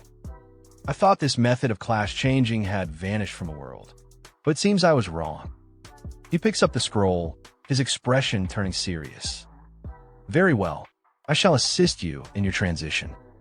Are you ready? Yi Xiao grins, eyes gleaming with anticipation. I'm ready. I can't wait any longer. Stir chuckles, then raises the scroll. Excellent. This parchment will awaken the deepest power within you. Follow your heart's guidance. Yi Xiao hears Stir's words and focuses his mind steady. Suddenly, 5 glowing orbs appear around him, pulsing with energy. Stir watches closely and speaks firmly. Stay calm. Don't panic. Don't resist. Yi Xiao nods. Understood. One by one, the orbs start glowing blue, their light intensifying. Stir's eyes widen in shock as all 5 activate at once. Impossible. All 5 crystal balls have been activated. The noble lady beside him gasps. Uncle Stir, is this what you meant by the supreme class transfer? Stir, still in disbelief, nods. That's right. Do you see those 5 crystal balls? They represent potential. Why change my class? I only managed to activate 3. Yi Xiao keeps his eyes closed, fully concentrating, not saying a word. Stir watches him with awe. This is breaking the limits of humanity. Activating all 5 crystal balls. Is this guy even human? The noble lady, staring at Yi Xiao with flushed cheeks, murmurs, could Knight Xiao be something far beyond an ordinary person? Then, suddenly, Yi Xiao's eyes snap open as a flurry of notifications flood his vision. Ding! Congratulations! You have successfully completed the class transfer quest, Whispers of the Dragon. Ding! Your class has evolved into the unique hidden profession, Dragon Speaker. Ding! Due to the infusion of mysterious power, your class rank has been upgraded. Ding! You have surpassed the class rank limit and successfully advanced to the unique God-tier hidden profession, Beast God Master. Yi Xiao looks at the glowing orbs around his body and clenches his fists, feeling a surge of overwhelming power. As expected of a hidden profession, my body feels incredible. Another wave of notifications appears, detailing the insane talents and bonuses of his new class. Yi Xiao smirks confidently. Beast God Master, these stats are absolutely insane. Stir, still stunned, mutters, unbelievable. Someone actually unlocked the legendary Beast God Master class. That means mastering the supreme power of the Beast God and gaining 40 attribute points per level. Yi Xiao examines the scroll in his hands and nods. These stat boosts are crazy. And the God's Guardian set event even comes with a crafting blueprint. Interesting. Another notification pops up. Ding. New blueprint acquired. Beast God Claw rank. Epic. Xiao raises an eyebrow. Equipment that grows in power. And it starts at epic rank. He scrolls through the materials list and sighs. Figures. All the crafting materials are rare. Looks like I'll need to go monster hunting. He turns to Stir and bows slightly. Master Stir, the class transfer is finally complete. Thank you. From behind him, the noble lady speaks, her cheeks flushed. Knight Xiao, you are truly astonishing. Stir places a firm hand on Yi Zhao's shoulder. Young man, you've already stepped into the divine realm. Your potential is limitless. The red frog, sitting on Yi Zhao's shoulder, lets out a deep sigh. KH, you really are something else. Yi Xiao, brimming with confidence, grins. Haha, looks like I'm destined to reach the peak in this lifetime. But first, I need to craft the Beast God Claw. Scene shift, the Abyss Trial. In a dark, ominous chamber, a group of 3 adventurers stands before a towering guardian. One of them steps forward. Respected Guardian, I wish to challenge the Abyss Trial. The Guardian's glowing eyes scan them. The 3 of you seem well-equipped. What level of trial are you attempting? The group leader, a fierce-looking warrior named Tiger Unleash, steps forward with unwavering confidence. I'm going solo. Abyss-level trial. The Guardian lets out a low chuckle. Oh, another one daring to challenge the Abyss-level trial. Tiger Unleash smirks. I live for challenges. No regrets, even if I die. Seeing his determination, the Guardian steps aside, allowing him to enter. Before stepping through, Tiger Unleash glances back at his companions. One of them calls out, Boss. We'll be waiting outside for your good news.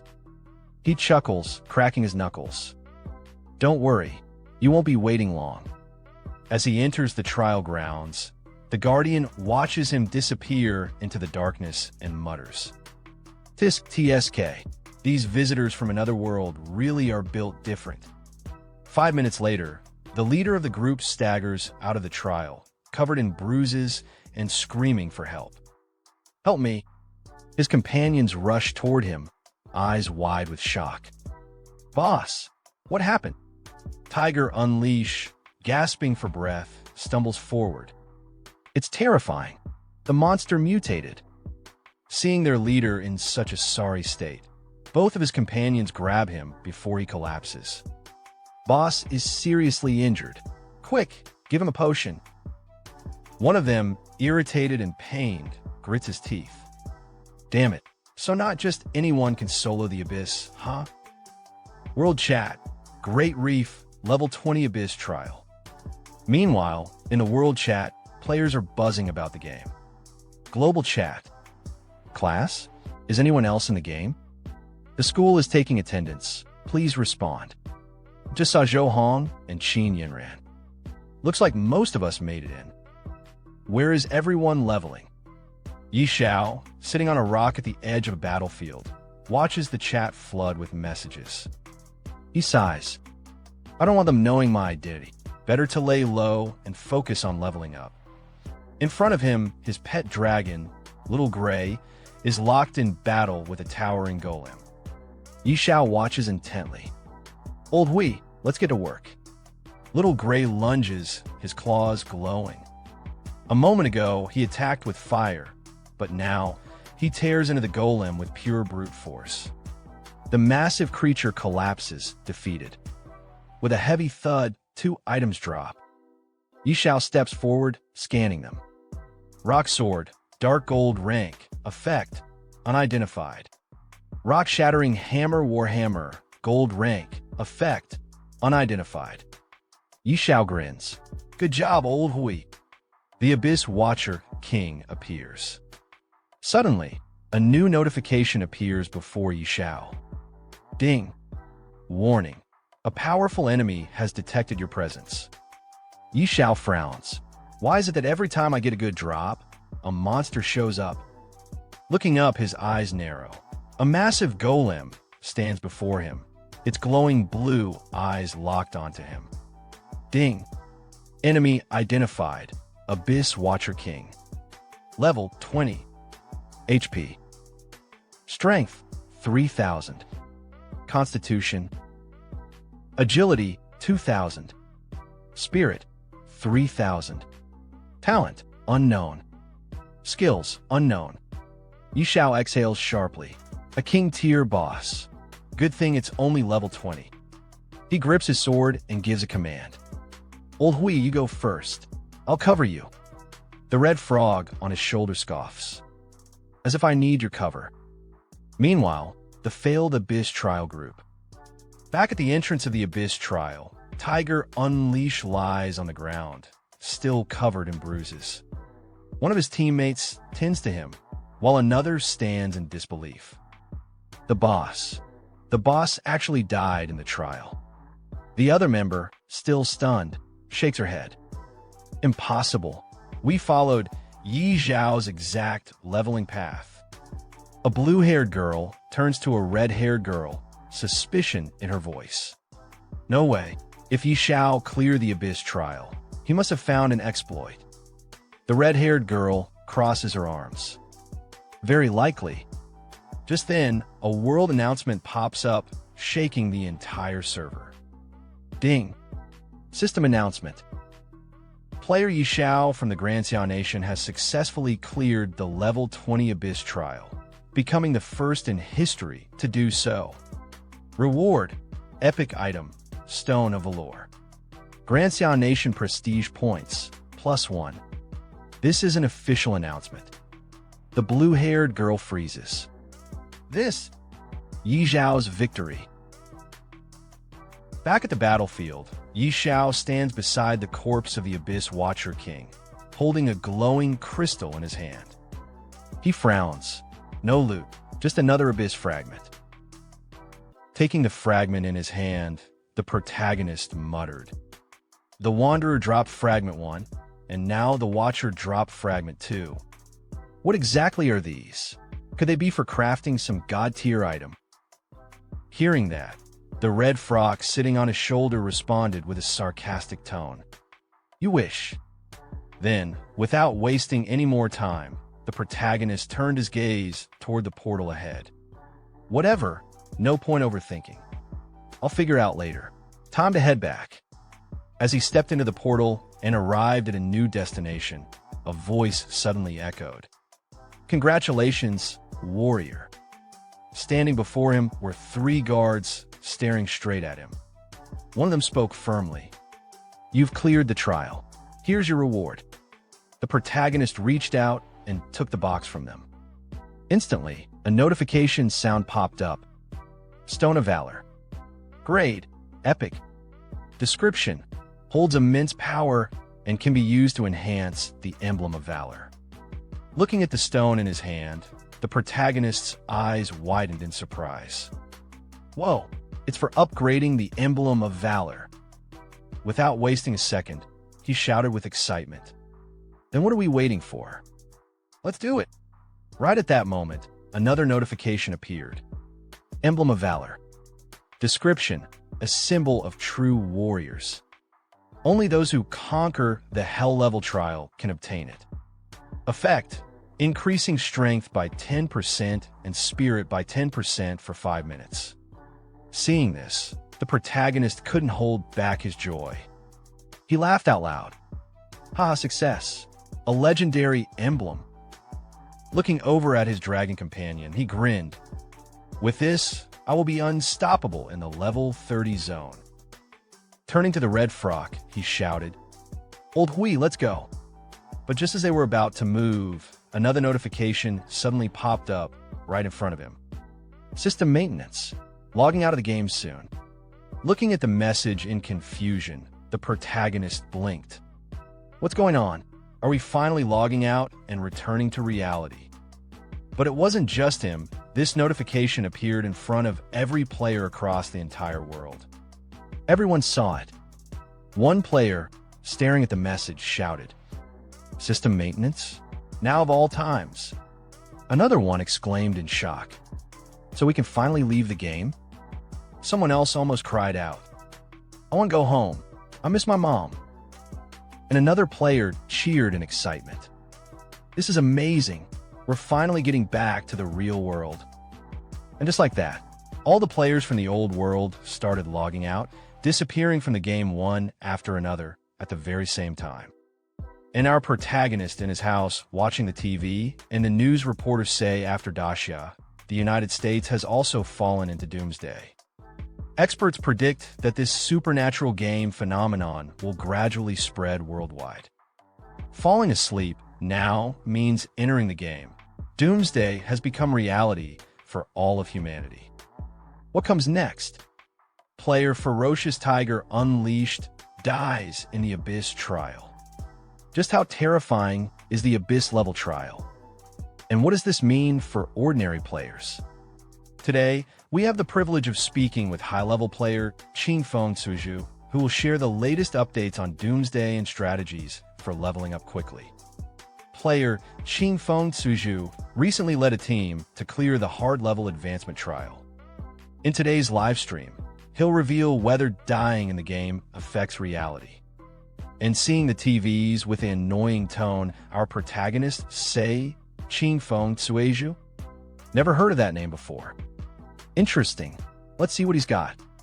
In the TV, the news say again Qingfeng Suju as the first to clear a hard-level advancement trial and the second to pass an advancement trial after night Xiao. What are your thoughts?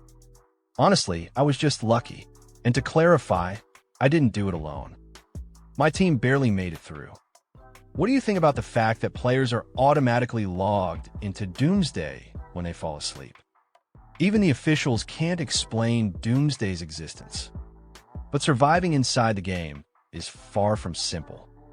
Also, we've learned that Knight Xiao is a fellow Dacia player. Not only has he cleared the Abyss trial, but he's done it twice. As a top player yourself, what's your opinion on this? Knight Xiao is on a completely different level. Even if you combined all the top-ranked players, they still wouldn't stand a chance against him. Then somewhere on a grand villa, a man, looking towards the TV, he say even all the top players combined wouldn't be enough?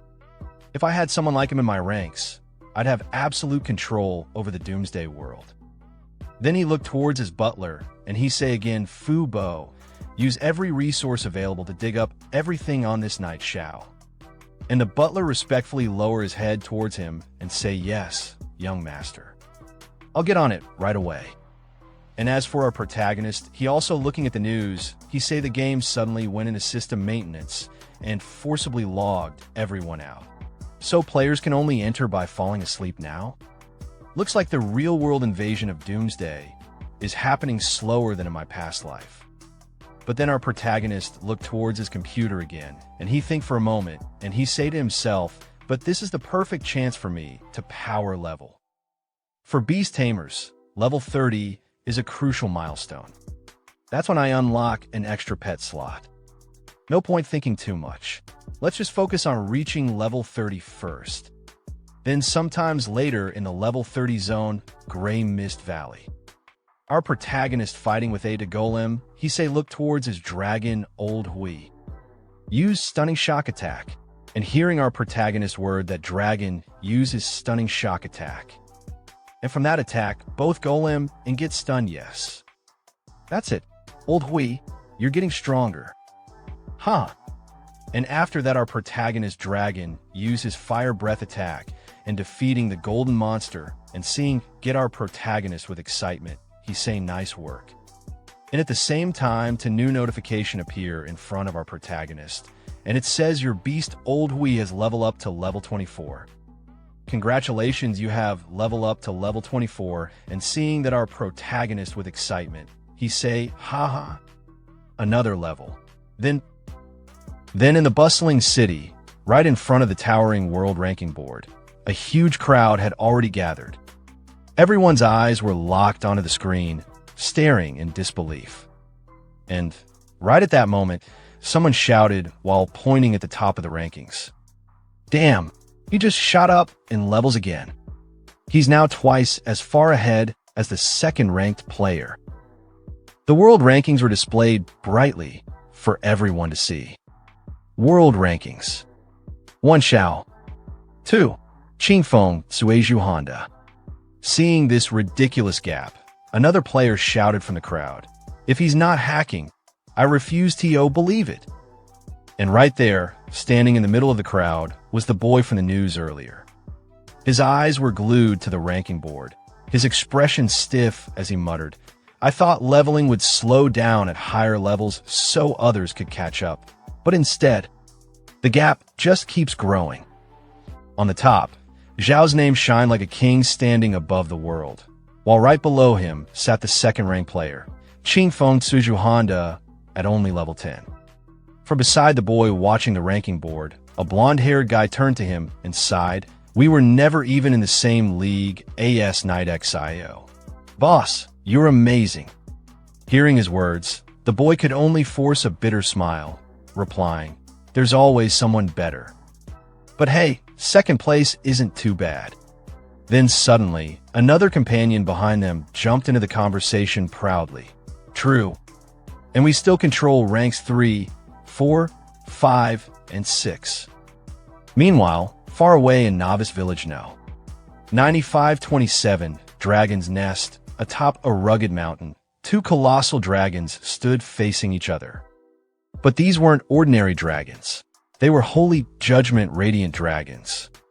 The red dragon glared at the other and scolded, "That egg's been missing for days, and yet you're still just sleeping in this dark corner?" But the dragon he spoke to wasn't ordinary either. He was the Dragon Prophet. Calmly, the Dragon Prophet replied, "As the Dragon Prophet, you carry the fate of our race." Hearing those words, the red dragon narrowed his eyes coldly. "Can't you sense that human?" His presence disgusts us. Shocked, the Dragon Prophet stared back.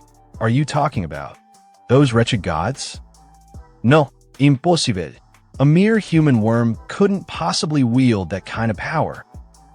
But with an annoyed snarl, the red dragon growled, "I am the Dragon Prophet. I see more than you do, and I am willing to entrust our race's future to this mortal." The other dragon's eyes widened in disbelief. "No, that's reckless." Then both of them spread their wings wide and soared into the sky, leaving behind the battlefield in an instant. The fierce winds howled in their wake as they shot through the clouds like crimson and black streaks, tearing across the heavens. While flying at high speed, the red dragon turned its head slightly, looking at the other dragon with a deep, serious tone. "There's no time left." High above the clouds, a red dragon sliced through the wind, his massive wings beating with rhythmic power. Beside him flew his companion, a black dragon, silent and watchful. The red dragon turned his head slightly, his voice booming like distant thunder. "Darkness will transcend space and time," he declared. "It will devour everything. This mortal is our last hope." With a powerful surge, he veered ahead. "Follow me," he roared. "I said this is our last hope." The black dragon hesitated for only a moment, his golden eyes narrowing as he kept pace. His voice came low and grim, carried by the wind. "Are we truly entrusting the fate of the dragon race to a mortal?" Far below, nestled in a vast valley surrounded by ancient trees, the city of Windleaf shimmered beneath the clouds. In the heart of the city, 3 travelers stood at the gates, weary from a long and perilous journey. The leader of the group stepped forward, his voice filled with equal parts relief and pride. "Finally," he said, "it wasn't easy, but we've made it. Windleaf, the heart of the realm." The boy with glasses grinned at his companions, adjusting his frames.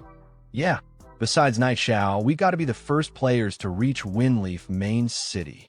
His excitement was contagious. One of the others nodded eagerly.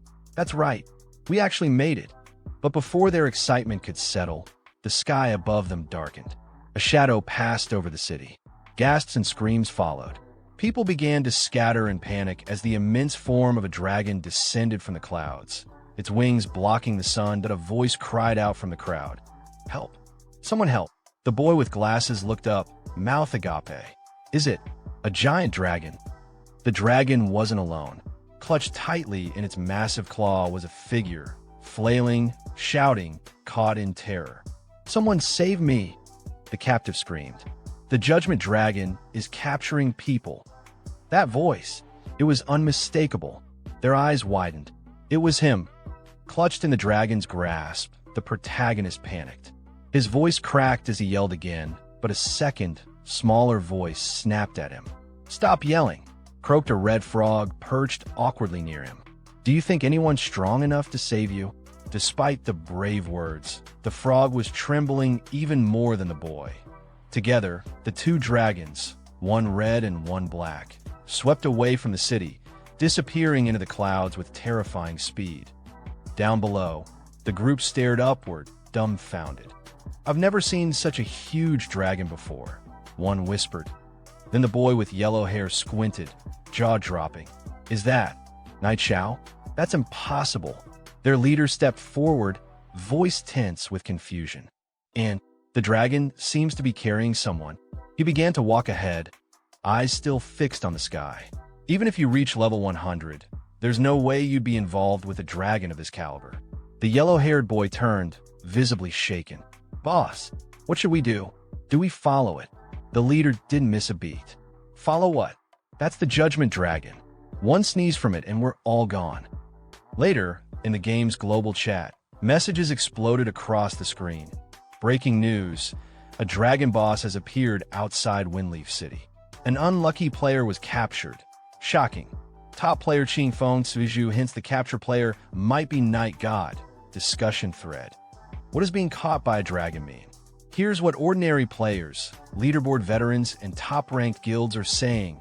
Back in Windleaf, on a busy street corner, a man nearly dropped his drink. Did you hear?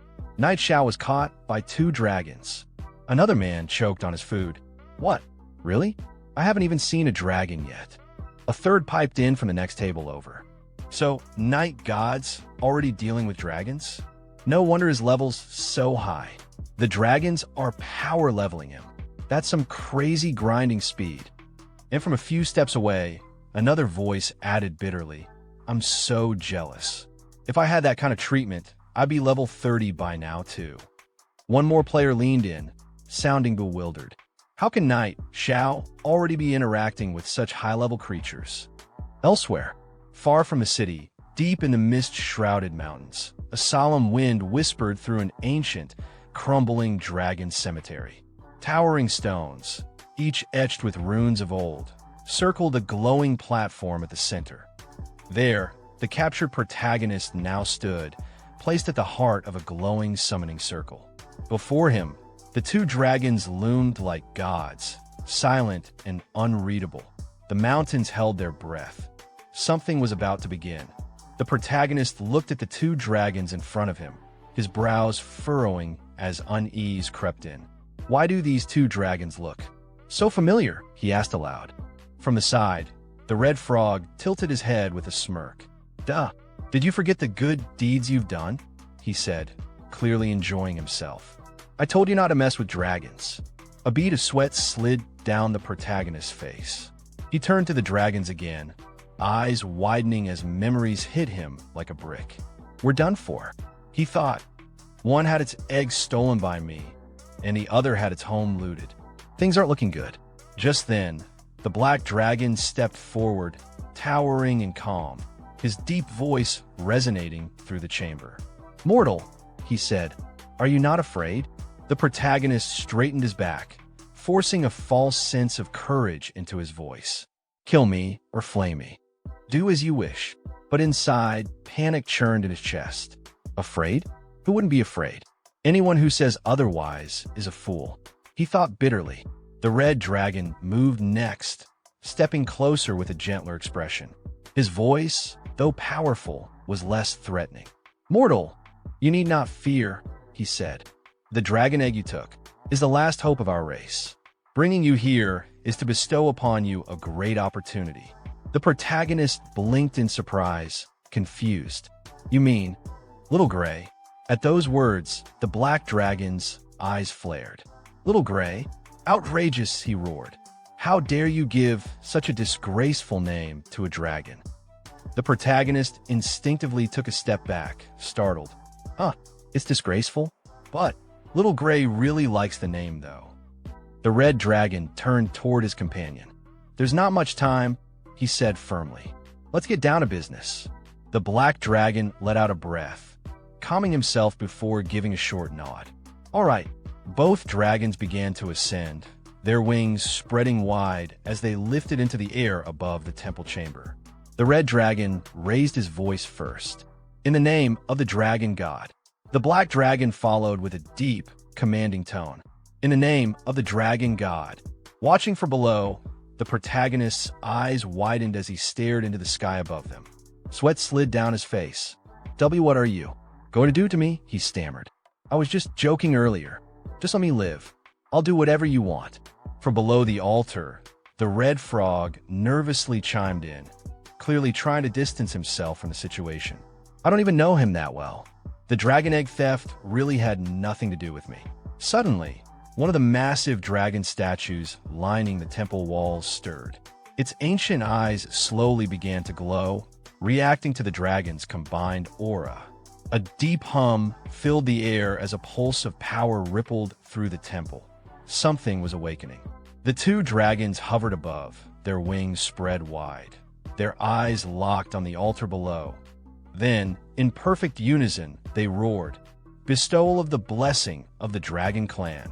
As their voices echoed through the ancient dragon temple, a brilliant yellow light shot down from the mouth of the dragon god statue overhead, piercing the air like a divine spear. It struck the protagonist directly, engulfing him in radiant energy. The dragon spoke again, their voices even louder. Receive a part of the dragon god's power. In an instant, the protagonist's entire body was enveloped in a storm of pure dragon energy. His breath caught, his vision shook. Every inch of him screamed with intensity. Far away from the dragon temple, across the world, a new notification appeared before the eyes of every player logged in the game. Doomsday Forum. System in today's news. Xiao Nation continues to dominate, occupying the top 100 of the level rankings. Storm brews again. The second spot on the leaderboard has changed. Jihai Yeshing's show-stopping assassin skills skyrocketed them to level 14, replacing Mingwe Ruyue and widening the gap. God on the decline, Knight Xiao remains at the top, but hasn't leveled up in 3 days. Has the new god fallen? Shocking development. Since being taken by dragons, Knight Xiao has reached level 30 from hidden story progression. What is this? In the middle of a crowded city square, players stared at their system messages wide-eyed. Does anyone know what's going on? Someone asked aloud. What really happened to Knight God? No idea, another replied. That guy's always elusive, like a dragon. Someone else muttered thoughtfully, but judging from his usual pace. Something unexpected probably happened. From within a nearby group, one voice broke the tension with a half-joke, half-curiosity. Damn. Getting taken by a dragon. Is this some sort of extreme plot? Do dragons swing that way? 2 more players joined the chatter. TSK, you think Knight God made some kind of shady deal, and now it's time to pay the price by offering up his ass? One laughed, the other grinned. Haha, must have used some trick to steal the top spot. Now that he's been exposed, he's getting punished. A pair of players standing off to the side were also deep in conversation. I'm telling you, one said, my buddy knows some inside info. Knight Zhao's done for. He's not coming back in 3 days. Not even 30. Your buddy knows inside info? The other raised a brow. Who's your buddy? Even top players like Mingwe Ruyue said they don't know anything. Where's your buddy getting this from? Meanwhile, far from the buzz of world chat and speculation, the protagonist lay flat on the cold ground, alone, silent. The lingering hum of the dragon god's power still faint in the air. 2 glowing notifications hovered in front of him. I can't explain it to someone like you. You are too small-minded. Ever heard of hidden experts among commoners? Those top-tier players? Nothing but crap. Look at the gap. Then came another ding. Congratulations, you've received the blessing of the dragon god. Become stronger. The protagonist groaned and clutched his head. Ugh, my head hurts. As the golden glow from the dragon god's blessing faded, silence returned to the ancient mountaintop. The wind rustled through the grass, carrying with it the scent of something old and powerful. The protagonist, the red frog clinging to his shoulder, and Little Gray, the small dragon he once borrowed, all stood still, gazing at the distant mountain range cloaked in mist. Wiping sweat from his brow, the protagonist took a shaky breath. "Where is this place?" he asked, eyes scanning the unfamiliar terrain. "This looks like a level 40 area." The red frog gave a small sigh. "Those two dragons are gone." Before the protagonist could reply, a sudden wave of system notifications burst into view in front of him, crowding his vision. Class: God of Fortune, innate talent. Endless Fortune, LV1 innate talent. Stingy beyond compare, LV1 innate talent. Great Fortune, LV1 innate talent. Unmatched Charm, LV1 innate talent. Power of the God of Fortune, LV1. Staring at the flashy new titles, the protagonist muttered as he tapped through the panels. The Dragon God's Blessing. After all that trouble, I don't feel much of a change in my attributes. He narrowed his eyes. Maybe it's in the skills? Doesn't seem like much change either. But then, something on the screen caught his eye. "Wait a sec," he shouted. "Looks like I got a new skill. Money Shield? Skill. Money Shield, 100 gold coins can be converted to 1 shield point. Current balance, 1.81 billion gold coins." The protagonist's jaw dropped. Holy crap, is this skill for real? At that exact moment, the red frog leapt into the air and landed on his shoulder, peeking over at the panel with an unimpressed look. Meanwhile, the protagonist grinned wide, eyes sparkling. "And no cooldown. This is insane," he cried, nearly shaking from excitement. The red frog rolled his eyes. Talk about dumb luck. Little Gray flew slowly in circles above their heads, curiously glancing at the panel, but clearly not understanding a single thing. Still scanning the interface, the protagonist blinked in realization. Huh, since the God of Fortune class got new talent skills. Then what about Beast God Controller? Once again, new notifications cascaded down before him. Class: Beast God Controller innate talent. Divine Power LV1 innate talent. Source of Magic LV1 innate talent. Divine Beast Set LV1 innate talent. Beast God Aura LV1 innate talent. Command of the Beast God LV1 innate talent. Infinite Beast Mastery LV1. As the Beast God Controller, you have grasped the true essence of beast taming. There is no limit to your number of beasts. The protagonist's eyes widened in disbelief. Holy, infinite beast taming? No limit on the number of beasts. He slowly lifted a hand, staring at it, feeling the pulse of new power flowing through his veins. A grin crept across his face, full of confidence and awe. "Even royal beastmasters only get 3 core pets," he muttered. "And this punk has no limits." The red frog, still on his shoulder, let out a long, defeated sigh. Damn. The protagonist glanced at him, still smiling like a man who just hit the jackpot. "Is all this real?" he whispered. "Am I dreaming?" Kneeling on the grassy hilltop, the protagonist pressed his palms together, his voice full of reverence and barely restrained excitement. "Almighty dragon gods," he began, bowing deeply. "From now on, this little brother is following your lead. I'll burn incense for you, for the elder dragon gods, and thank your ancestors and sisters for 8 generations." He trembled with joy, grinning from ear to ear. "This is just too awesome." Time passed. Now standing at the massive gates of the level 30 trial hall, the atmosphere shifted to something more serious. A towering stone fortress loomed ahead, glowing with ancient energy. 2 armored guards flanked the entrance, their eyes sharp, until one of them caught sight of who approached. He straightened his posture, surprised. "So it's Lord Knight Xiao," the guard said, giving a respectful nod. "Would you like to take on the abyssal level trial?"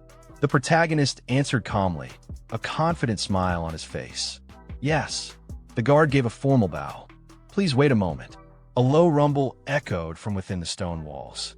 Moments later, the colossal doors began to grind open, revealing a dark corridor beyond. shimmering with a faint, ominous glow. The level 30 trial had begun to awaken. Then when our protagonist untears the door, he is suddenly transported into a cold area where mountains made of ice are towering around. Our protagonist, with his trusty companion, the red frog who always tries to betray him, and his pet dragon, are walking towards the mountain. Freezing from the cold, our protagonist says it's so cold. If I had known it'd be this freezing, I would have worn more layers. But then, our protagonist suddenly notices a big snowball coming from behind him. He quickly avoids the snowball from crashing into him and says, "Ah, that was close." The red frog, sitting casually on the snow, looks at him and says, "Why are you dodging it? Why don't you use your shield?" Our protagonist looks at the red frog and says, "Oh, right, I do have a shield." Suddenly, right in front of our protagonist, the air becomes heavy and a giant snow-white monster starts running towards him, shouting. Seeing the monster, our protagonist gets shocked. Without wasting a second, he orders his pet dragon to attack, shouting, "Old Hui, show them how fierce you are." The dragon, with his fiery breath, attacks the monster and instantly defeats it.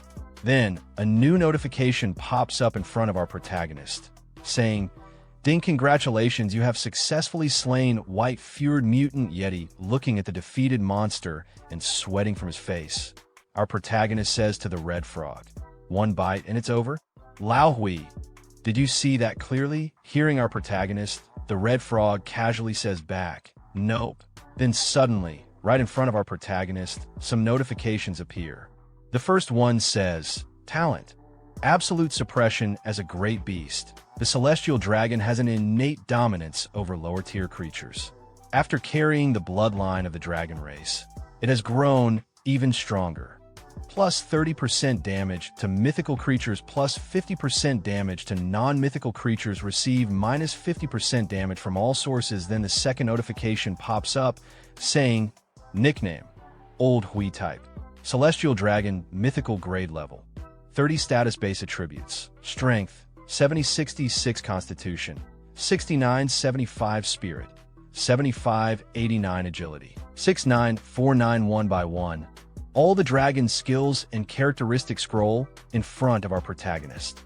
Seeing all of that, our protagonist gets completely shocked. With a stunned expression, he says, "Old Hui is broken." But then, suddenly, out of nowhere, a huge number of monsters appear and start rushing towards our protagonist. Seeing them, our protagonist shouts, "Why are there so many monsters all of a sudden?" As the monsters charge, the pet dragon, filled with excitement, lets out a mighty roar. Seeing this, with panic in his eyes, our protagonist yells, "Old Hui, now's your chance to go wild. Go kill, kill, kill." Hearing his words, the dragon immediately starts attacking the monsters with his fire breath. Then, half an hour later, after defeating all the monsters, our protagonist looks at the pile of dead creatures in front of him. A new notification pops up. "Ding, congratulations, you have successfully slain Seeker of the Abyss, King Tier." Meanwhile, our protagonist simply stands there holding a crystal in his hand, a mocking smile on his face, and says, "Haha, King Tier, that's it. So weak." The red frog, sitting on our protagonist's shoulder with his usual expression, says, "Get cocky. Did you forget how badly you got crushed before?" But then all over the world, a global announcement appears in front of all the players. Ding, system announcement. Xiao player knight Xiao has passed the Abyss level advancement trial and become the first ever hero to pass the level 30 Abyss trial. Awarded epic item, Heroine Radiant Stone. Plus 1 point to Xiao Warzone score. Announcement end. Looking at the announcement, some players react with shock. One shouts, "Holy crap, I knew it. Night God was preparing something big this whole time, and you didn't believe me. Our Xiao deity. Bow before him, Moda." Then, another player cuts in and yells, "Shit, how did this guy get taken by a dragon and still come back?" Xiao's advantage grows again, and another one bursts out, "You idiot, this is impossible." But then suddenly, in front of the city gates, two men are seen talking with each other. Both of them look strong. The man wearing red armor laughs and says to his companion, "Huh, I knew it. There's no way a character like him would die so early. Just as I expected, his companion, wearing a hood, looks at him and says from behind, even the level 30 Abyss trial could be cleared. This guy's potential really is bottomless. Both of them stand there in front of the city gate, looking at the bustling city. The man in red armor speaks again. Let's go back to the city. I want to meet this interesting fellow myself. Once I bring him under my command, that's when the real game begins. Hearing his words, his companion simply responds with one word, understood. Then, the scene shifts to our protagonist. He holds a stone in his hand and looks at it. A new notification appears in front of him. System message item description. Seeing the details in front of him, our protagonist says, third fragment already. Just how many are there? Then, holding a crystal in his left hand, he looks at it. As always, another notification appears. Heroic Radiant Stone Grade. Epic description. A rare material infused with radiant energy from the heroic stone can further enhance the heroic emblem. Only powerful heroes are qualified to own it. Seeing the notification, our protagonist smiles and says, this heroic radiant stone is actually useful. I can enhance my heroic emblem again. Then, as he walks away from the trial gates, the guard looking at him says, Lord Knight Xiao, take care. Waving his hand casually, our protagonist replies, all right, see you. Suddenly, the scene shifts to Fengye's main city.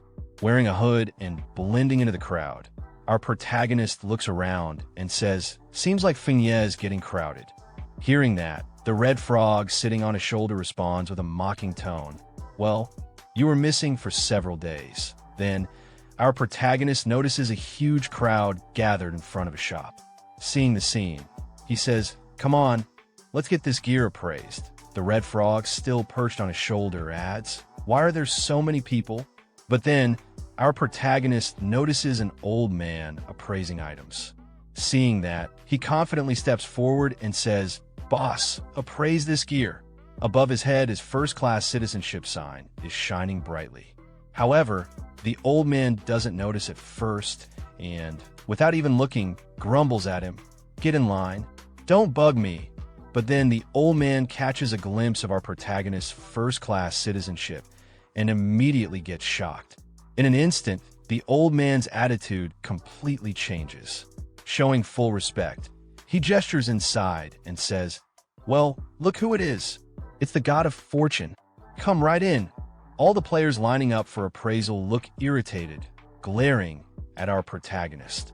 One of them mutters, who is this guy? Another one quickly butts in, saying, a first-class VIP. Someone at the front of the line grumbles, just cause he's first class, he gets to cut the line. Then, our protagonist calmly shows a badge to the old man. Seeing the badge, the old man starts sweating a little and says, slightly panicked, wait, is that the heroic emblem? Hearing the old man's words, our protagonist casually says, help me enhance this first. The old man quickly gets to work, mumbling nervously, all right, enhancing now. This thing's so valuable. Tighten up. I'm ruined. Outside the shop, the crowd peeks in, watching the scene unfold. One person says, what a good item. Another one scoffs, doesn't look like much. Just a shabby emblem. Ignoring all the background chatter, the old man focuses entirely on enhancing the item. Then suddenly, a bright yellow light bursts out from the item, and a notification appears. Heroic emblem. Legendary grade description. Proof of a hero. Only those who pass the hell level trial are worthy. Ultimate honor of the Empire. After 2 equipment merges, it becomes even more powerful. Plus 100 base attributes, plus 5% all attribute resistance, plus 3 charisma, heroine power passive. Triggers when HP drops below 30%, granting plus 10% strength and plus 10% spirit. Seeing all that, the people inside the store are stunned. One of them gasps, that's legendary grade equipment. Everyone starts covering their eyes from the blinding light and shouts, my eyes, too bright. Meanwhile, our protagonist, holding the badge in his hand, looks unimpressed and mutters, another legendary item. Doesn't seem like a big upgrade though. From outside the door, some people notice him and whisper, the guy. Could he be the famous knight Xiao? Another one quickly adds, It must be. No wonder he could do an abyss-level trial. Then suddenly, the entire crowd waiting outside the store rushes in one by one, shouting, "Lord Knight Xiao, can I add you as a friend? Boss, carry me please. Fan for life. Super hot, like a school beauty tier. I can hook you two up. Name your price. Big bro. I'm your long-lost brother-in-law. My sister's wearing black stockings today. Add me, and I'll send you pics. If you don't like it, I'll wear them myself." The old man, panicking, tries to calm the chaos, shouting, "Everyone calm down. Don't disrupt the store's business." Meanwhile, our protagonist, holding a red dagger he picked up from the shop, sighs and says, "Staying low-key is so hard." Then he turns to the old man and says, "Boss, help me appraise these other items too." Hearing that, the old man looks at him and quickly responds, "Sure thing. Satisfaction guaranteed." From outside the door, the crowd watches excitedly. One of them exclaims, "Holy crap, they're all dark gold gear." Another one says, "My poor heart can't take this." Someone else, full of excitement, adds, "Boss, you probably won't use all that, right? Want to sell a few pieces?" Another man, practically begging, says, "Master, my dad owns 3 publicly traded companies. Money's no issue. Just sell me 1 or 2 pieces, I beg you." At that moment, the world chat exploded. Damn it, the great Yi Xiao has appeared in Fiancée City. Everything he just identified was dark gold rank. Every single piece. Everyone get over here. Worship the Grandmaster. Bring offerings. Offer your younger sisters if you have to. Is that info reliable, bro? Last time you said Yi Xiao showed up, I rushed over like a mad dog, and it turned out to be a fake. I nearly had a stroke from the rage. More real than pure gold. Look at these photos. Someone took them right on site at the appraisal shop east of the city. Coordinates are here. And there they were, several photos showing Yi Xiao in action, standing calmly as stunned players held glowing, newly identified dark gold items in their hands. Damn it, I'm heading there now. I'm turning around. I'm going back to the city. Inside Fiancée City, the streets were chaos. Players sprinted across alleyways, burst out of buildings, and flooded into every corner of the marketplace like a tidal wave. Where is the great Yi Xiao today? I must beg him to take me as a disciple. Disciple? Please. If anyone's going to be his disciple, it's me. Who do you think you are? God Yi, here I come. I want to have children with you. The world paused, and I really hope that one came from a pretty girl. Otherwise, we might be looking at the start of another catastrophe. Sometime later, Yi Xiao was seen crouching in the shadows behind a cluster of old merchant stalls, hood pulled low over his head. From his hiding spot, he peeked out cautiously at the chaotic city streets still buzzing with activity. "Ugh, looks like no one followed me," he muttered, letting out a long sigh. What now? Being the center of attention all the time is exhausting. But just as he was about to relax, a voice spoke behind him. "Are you Yi Xiao?" Yi Xiao froze. Slowly, without lifting his hood, he turned his head slightly, eyeing the stranger from beneath the brim. "And what do you want?" The man wasn't alone. Behind him stood a group, well-dressed, confident, and clearly used to getting what they wanted. The air around them was thick with self-importance. "Don't get the wrong idea," the man said, hands raised casually. "We don't mean any harm. We just came to talk business with you." Yi Xiao stepped forward slowly, his presence shifting in an instant. He looked the man dead in the eyes, a sly smirk curling on his lips. "A deal," he said, voice laced with mocking confidence. "You want to buy dark gold rank gear?" The man smiled back, clearly unfazed. "Yeah, something like that. Trust me, I can make you an offer you can't refuse." Yi Xiao laughed, low at first, then louder, until it echoed off the alley walls. "Haha, if you can pay hundreds of billions of gold coins for that dark gold gear, then I truly wouldn't be able to refuse." Hearing Yi Xiao's words, the man raised an eyebrow and let out a low chuckle, his expression dripping with mockery. "Hundreds of billions of gold coins?" he sneered. "Looks like your vision is still stuck inside the game." Yi Xiao's eyes narrowed slightly under his hood as he studied the man. His thoughts churned. And this guy, suddenly showing off more than I do? He didn't exist in my previous life, but that assassin behind him, he feels familiar. That tone, that presence. One of the top assassins for back then. Never joined any faction, always acted alone. He tilted his head, eyes sharp now. "So what are you trying to say?" The man smirked, stepping forward slightly as if addressing an equal or a potential subordinate. To be honest, seeing you dominate the rankings like that, I think you've got real potential. You're not ordinary. I'm sure you'll achieve big things. He paused, gaze steady. But it seems you still haven't realized the real value your in-game abilities can bring in real life. Xiao gave him a cool glance, nodding slightly. Keep talking. Let's see how far your little performance goes.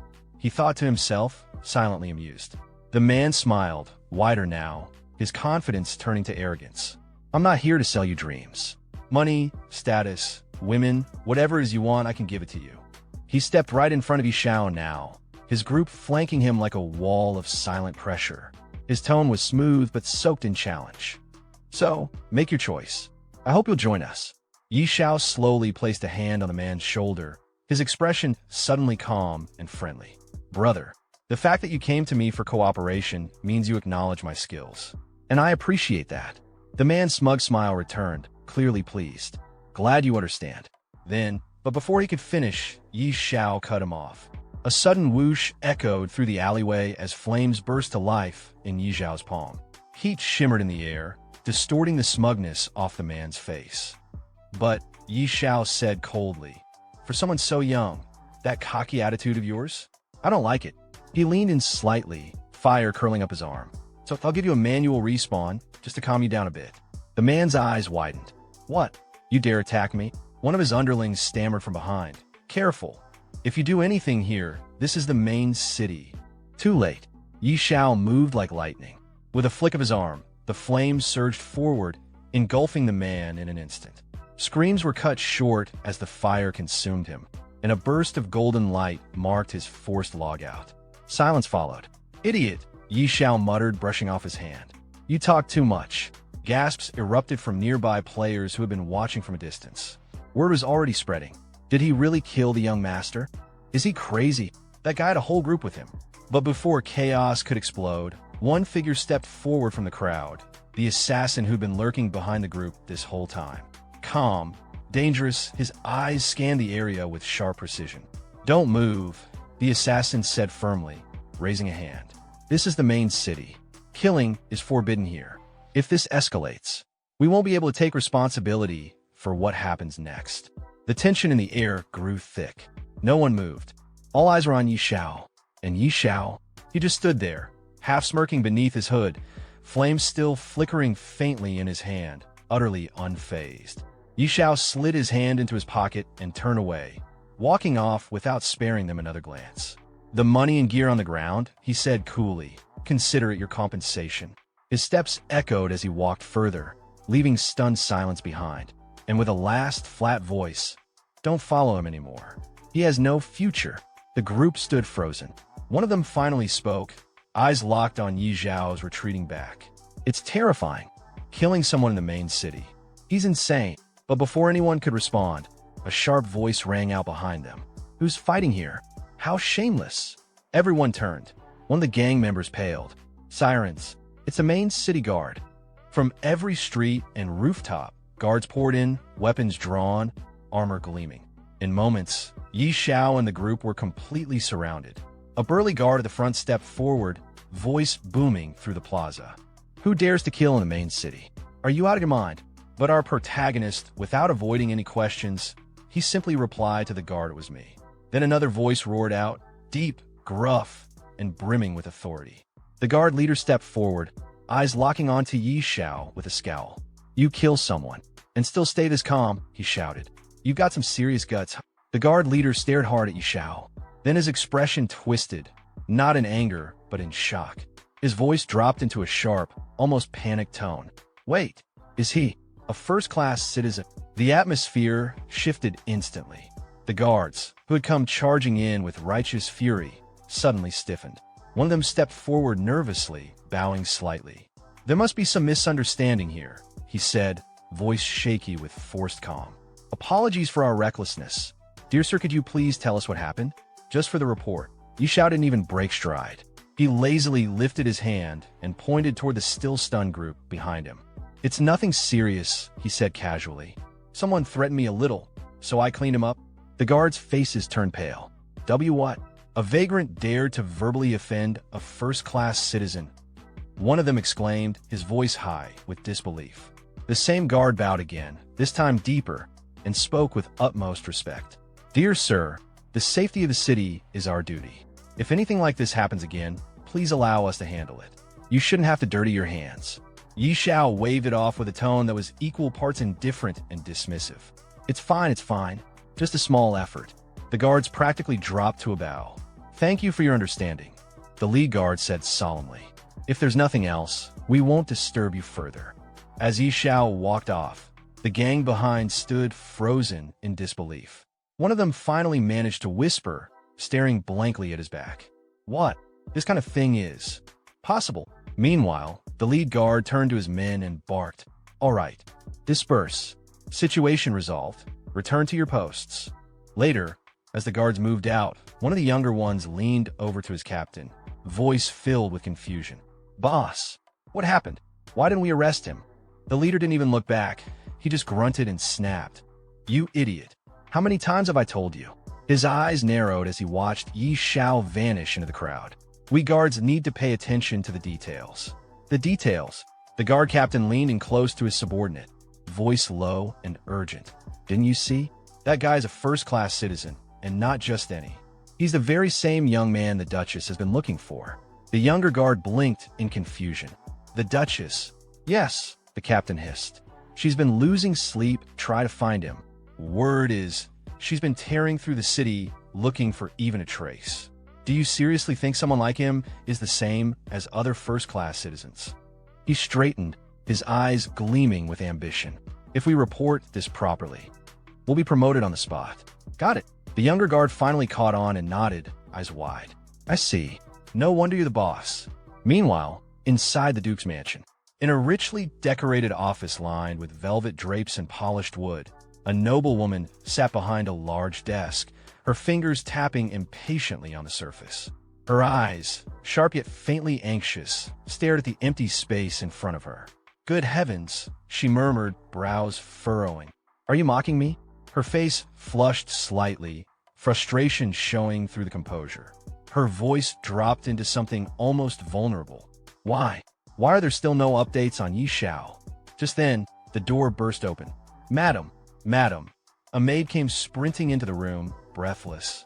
We have news about Lord Xiao. The noblewoman instantly stood up, her chair scraping against the polished floor. Really? She said, eyes lighting up with barely contained joy. Where is he now? Cut to Resurrection Point. East District. 4 figures stood gathered beneath the dull glow of the respawn crystal. 2 of them were the same group who had previously approached Xiao with their offer. I still can't believe it, one muttered. He killed someone in the main city. And we just stood there. The group's leader crossed his arms, face grim but composed. It was I who lost composure, he admitted. He's already level 30. Naturally, none of you could stand against him. He glanced down, then smirked slightly. I gave him the illusion that he could stand on equal footing with me. Let him have that moment. But soon, he looked up, eyes hardening. I'll make him realize how foolish it was to challenge me. Turning to the assassin, he asked coldly, You have stealth, don't you? Go back to the city. Retrieve the gear I dropped. The assassin gave a respectful nod. Yes, young master. But just as he turned to leave, a voice echoed from above. No need. Everyone froze. They looked up. Xiao stood atop a nearby rooftop, arms crossed, cloak fluttering in the wind. His eyes gleamed coldly as he looked down on them. I didn't take your gear, he said flatly. But from the look of it, it seems you won't be needing it anymore. All eyes turned upward. Xiao stood atop the building, a staff in his hand blazing with faint embers. The wind fluttered his cloak as his gaze bored down coldly at the group below. The group leader looked up, gritting his teeth. This is the respawn zone, Xiao. Surveillance here is tighter than even the main city. What do you think you're doing? Are you insane? Xiao ignored him. With a flick of his wrist, the staff ignited in his hand, flames licking the air. He narrowed his eyes and said, voice low and mocking, If you don't remove the root.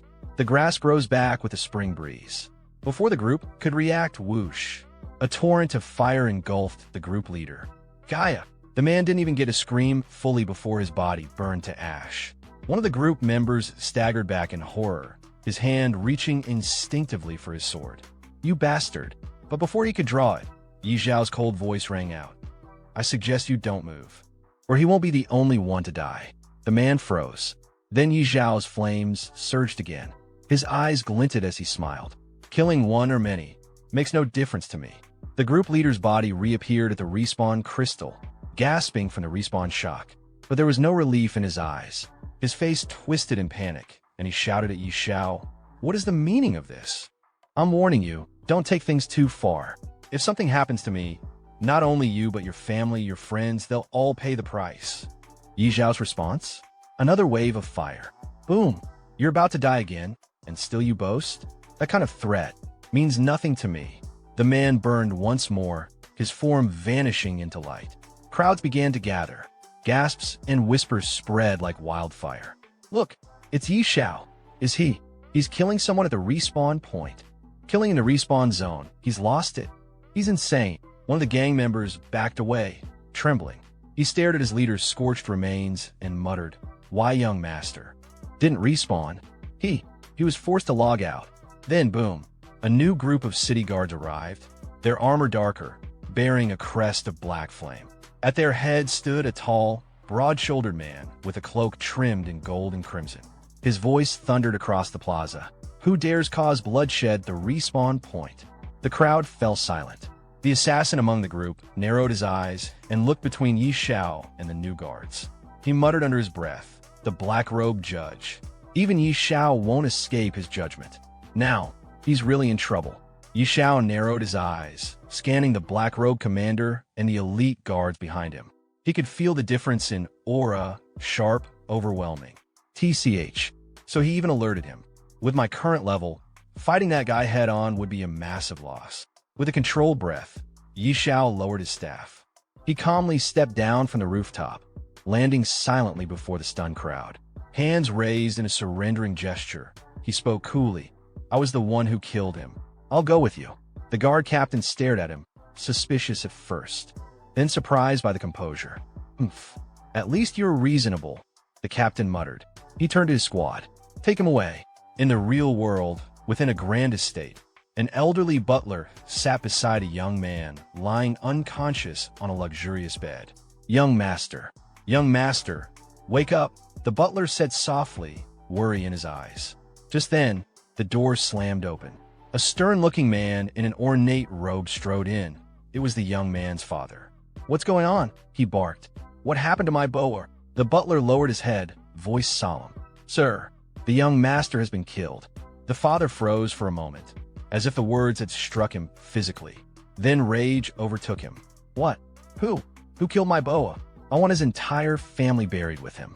Meanwhile, in the game world, inside the Dragon Phoenix Empire's prestigious court in Fengye City, Yi Xiao stood calmly in the center. The judge sat high upon the bench, peering down at him with an unreadable gaze. "Yi Xiao, first-class citizen of the Dragon Phoenix Empire," the judge began, "why did you break the laws of Fengye City by committing murder in the respawn zone?" Yi Xiao lifted his head with confidence and spoke clearly. "That person gathered a group to harass and threaten me. As a first-class citizen, I acted to protect my dignity. I had no choice but to kill him." Murmurs erupted in the courtroom. Among them, members of the group Yi Xiao had slain were present. One of them stood and pointed at him. He admitted it. "He blocked the respawn point and killed our young master 5 times in a row. That's insane. Not even the respawn zone is safe if you offend him. He didn't even give him a second to breathe." So that's Yi Xiao. Terrifying. If he wants you dead, you're doomed, even in-game. The judge slammed his gavel down, his face stern. "Silence," he shouted, then turned back to Yi Xiao. "For violating city law and committing mass murder within a restricted zone, and though this is your first offense, I hereby sentence you to lifetime exile from the Eastern District of Fengye City." Yi Xiao opened his mouth. "Respected judge," about this. Before he could finish, a firm and elegant voice echoed through the court. "Judge Aiter, Yi Xiao only killed a vagrant who dared to insult and threaten him. Both morally and legally, his actions were justified." All eyes turned toward the entrance. "It's the Duchess," someone gasped. Layla, dressed in her noble regalia, strode in with calm authority. Her eyes scanned the room before resting on Yi Xiao. Isn't this punishment a bit excessive, Judge Aita? She asked. The judge immediately stood, sweat beading on his forehead. Respected Lady Layla, Judge Aiter greets you. Layla didn't acknowledge the greeting. Her tone was firm. This man is my friend. I won't stand by and watch him be punished unfairly. Don't you agree, Judge Aiter? Yi Zhao's gaze softened slightly. Layla. Aiter quickly nodded. Yes, of course. The lady is right. My sentence was hasty. According to Fiancée City law, if a vagrant offends a first-class citizen, he is to be executed on the spot. In that case, Layla replied, why don't you remove the restraints from Mr. Yi Xiao? Immediately, the judge shouted, guards, release him immediately. As the judge gave his final word, the Duchess turned toward Yi Xiao and said calmly, Mr. Aiter, if Yi Xiao is not guilty and there's nothing else, may we leave? The judge nodded respectfully. Of course, my lady. You may go at any time. Very well, she said simply. She turned and walked out of the courtroom, motioning for Yi Xiao to follow. Yi Xiao, let's go. He nodded, following her. All right, Layla. Outside the court, Yi Xiao rubbed the back of his head a little awkwardly. Thank you, Layla. Really. At the same time, the red frog spirit chimed in arrogantly. Kid, you got lucky again. Barely slipped out of trouble this time. Layla, without turning around, replied lightly, it was nothing. But then, with a softer expression, she glanced at Yi Xiao and smiled gently. I heard you were captured by a dragon. I sent people all over to search for you. I'm glad you're safe. Yi Xiao nodded. Yeah, I was actually taken by 2 dragons. But it turned out okay. I even gained some valuable items. Then, without warning, he took her hand and kissed it respectfully. Layla's face turned a little red, but she smiled. Really? Then you have to come home with me and tell me everything. Yi Xiao smiled back. Sure, Layla. It's been a while. I've got a lot to share with you too. Layla's eyes lit up and she started to say something excitedly. This is seriously, but Yi Xiao interrupted her with a chuckle. Totally true. By the way, is Mr. Stir still at the manor? I wanted to ask him about the second-class mission. Second-class mission? Layla blinked, a bit surprised. You're already level 30? That's fast. Sometime later, in the main hall of the Duke's mansion, Yi Xiao and the esteemed lady stood before Mr. Stir. He looked at Yi Xiao confidently and said, wonder someone with enough spiritual power, 5 crystal orbs, level up so fast. I feel inferior. Yi Xiao replied respectfully. Master Stir, you are too humble. But about the second-class mission, I still need to consult you. Sweating slightly, Stir looked away and said, to be honest, when it comes to second-class missions for hidden professions, not just me, you could probably travel the entire continent and still not find a clear answer. The domain of the gods is far too mysterious. Another man nearby turned to the lady. She asked, so what do we do? Does that mean Yi Xiao won't be able to obtain his second-class mission? The man reassured her, don't worry, Layla. They say that to advance a hidden class to its second profession, you must gain the recognition of the gods. Yi Xiao thought for a moment, then said, if I am not mistaken, that referred to the Lost Temple. Mr. Stir looked surprised. Amazing. You actually know about the Lost Temple. Yi Xiao placed a hand under his chin thoughtfully. I have heard of it before, but I didn't know where it is. In his mind, he added, when it comes to mysterious places in Apocalypse, the Lost Temple is definitely among the top. Hearing his words, the lady's eyes lit up with admiration and excitement. You even know about the Lost Temple. Yi Xiao, you are really wise and knowledgeable. Behind her, Mr. Stir looked toward Yi Xiao and added, they say the Lost Temple appears randomly, like a mirage. 1 second, it's in front of you, and the next, it vanishes without a trace. Suddenly, a new system notification appeared in front of Yi Xiao. Ding. You have accepted the class quest. Search for the Lost Temple. The red frog sitting on Yi Xiao's shoulder spoke in an arrogant tone. Such a mysterious place. Your second advancement will be tough. But Yi Xiao looked only at the system notification and said, looks like the matter of the second class needs to be planned carefully. Later, as Yi Xiao stepped out of the mansion, the lady waved at him and said, Yi Xiao, when you are done, come find me. Yi Xiao waved back. All right, Layla. The red frog asked from his shoulder, where do we even look for the temple? It's like looking for a needle in a haystack. With confidence, Yi Xiao replied, Let's not search for the lost temple yet. There's something more important right now. The frog blinked. Something more important? Xiao explained, if I am not mistaken, tomorrow will be the first strange invasion in Apocalypse. Still confused, the frog asked, strange invasion? Xiao replied calmly, that's right. The gate to another world will open and countless strange creatures will rise from the abyss.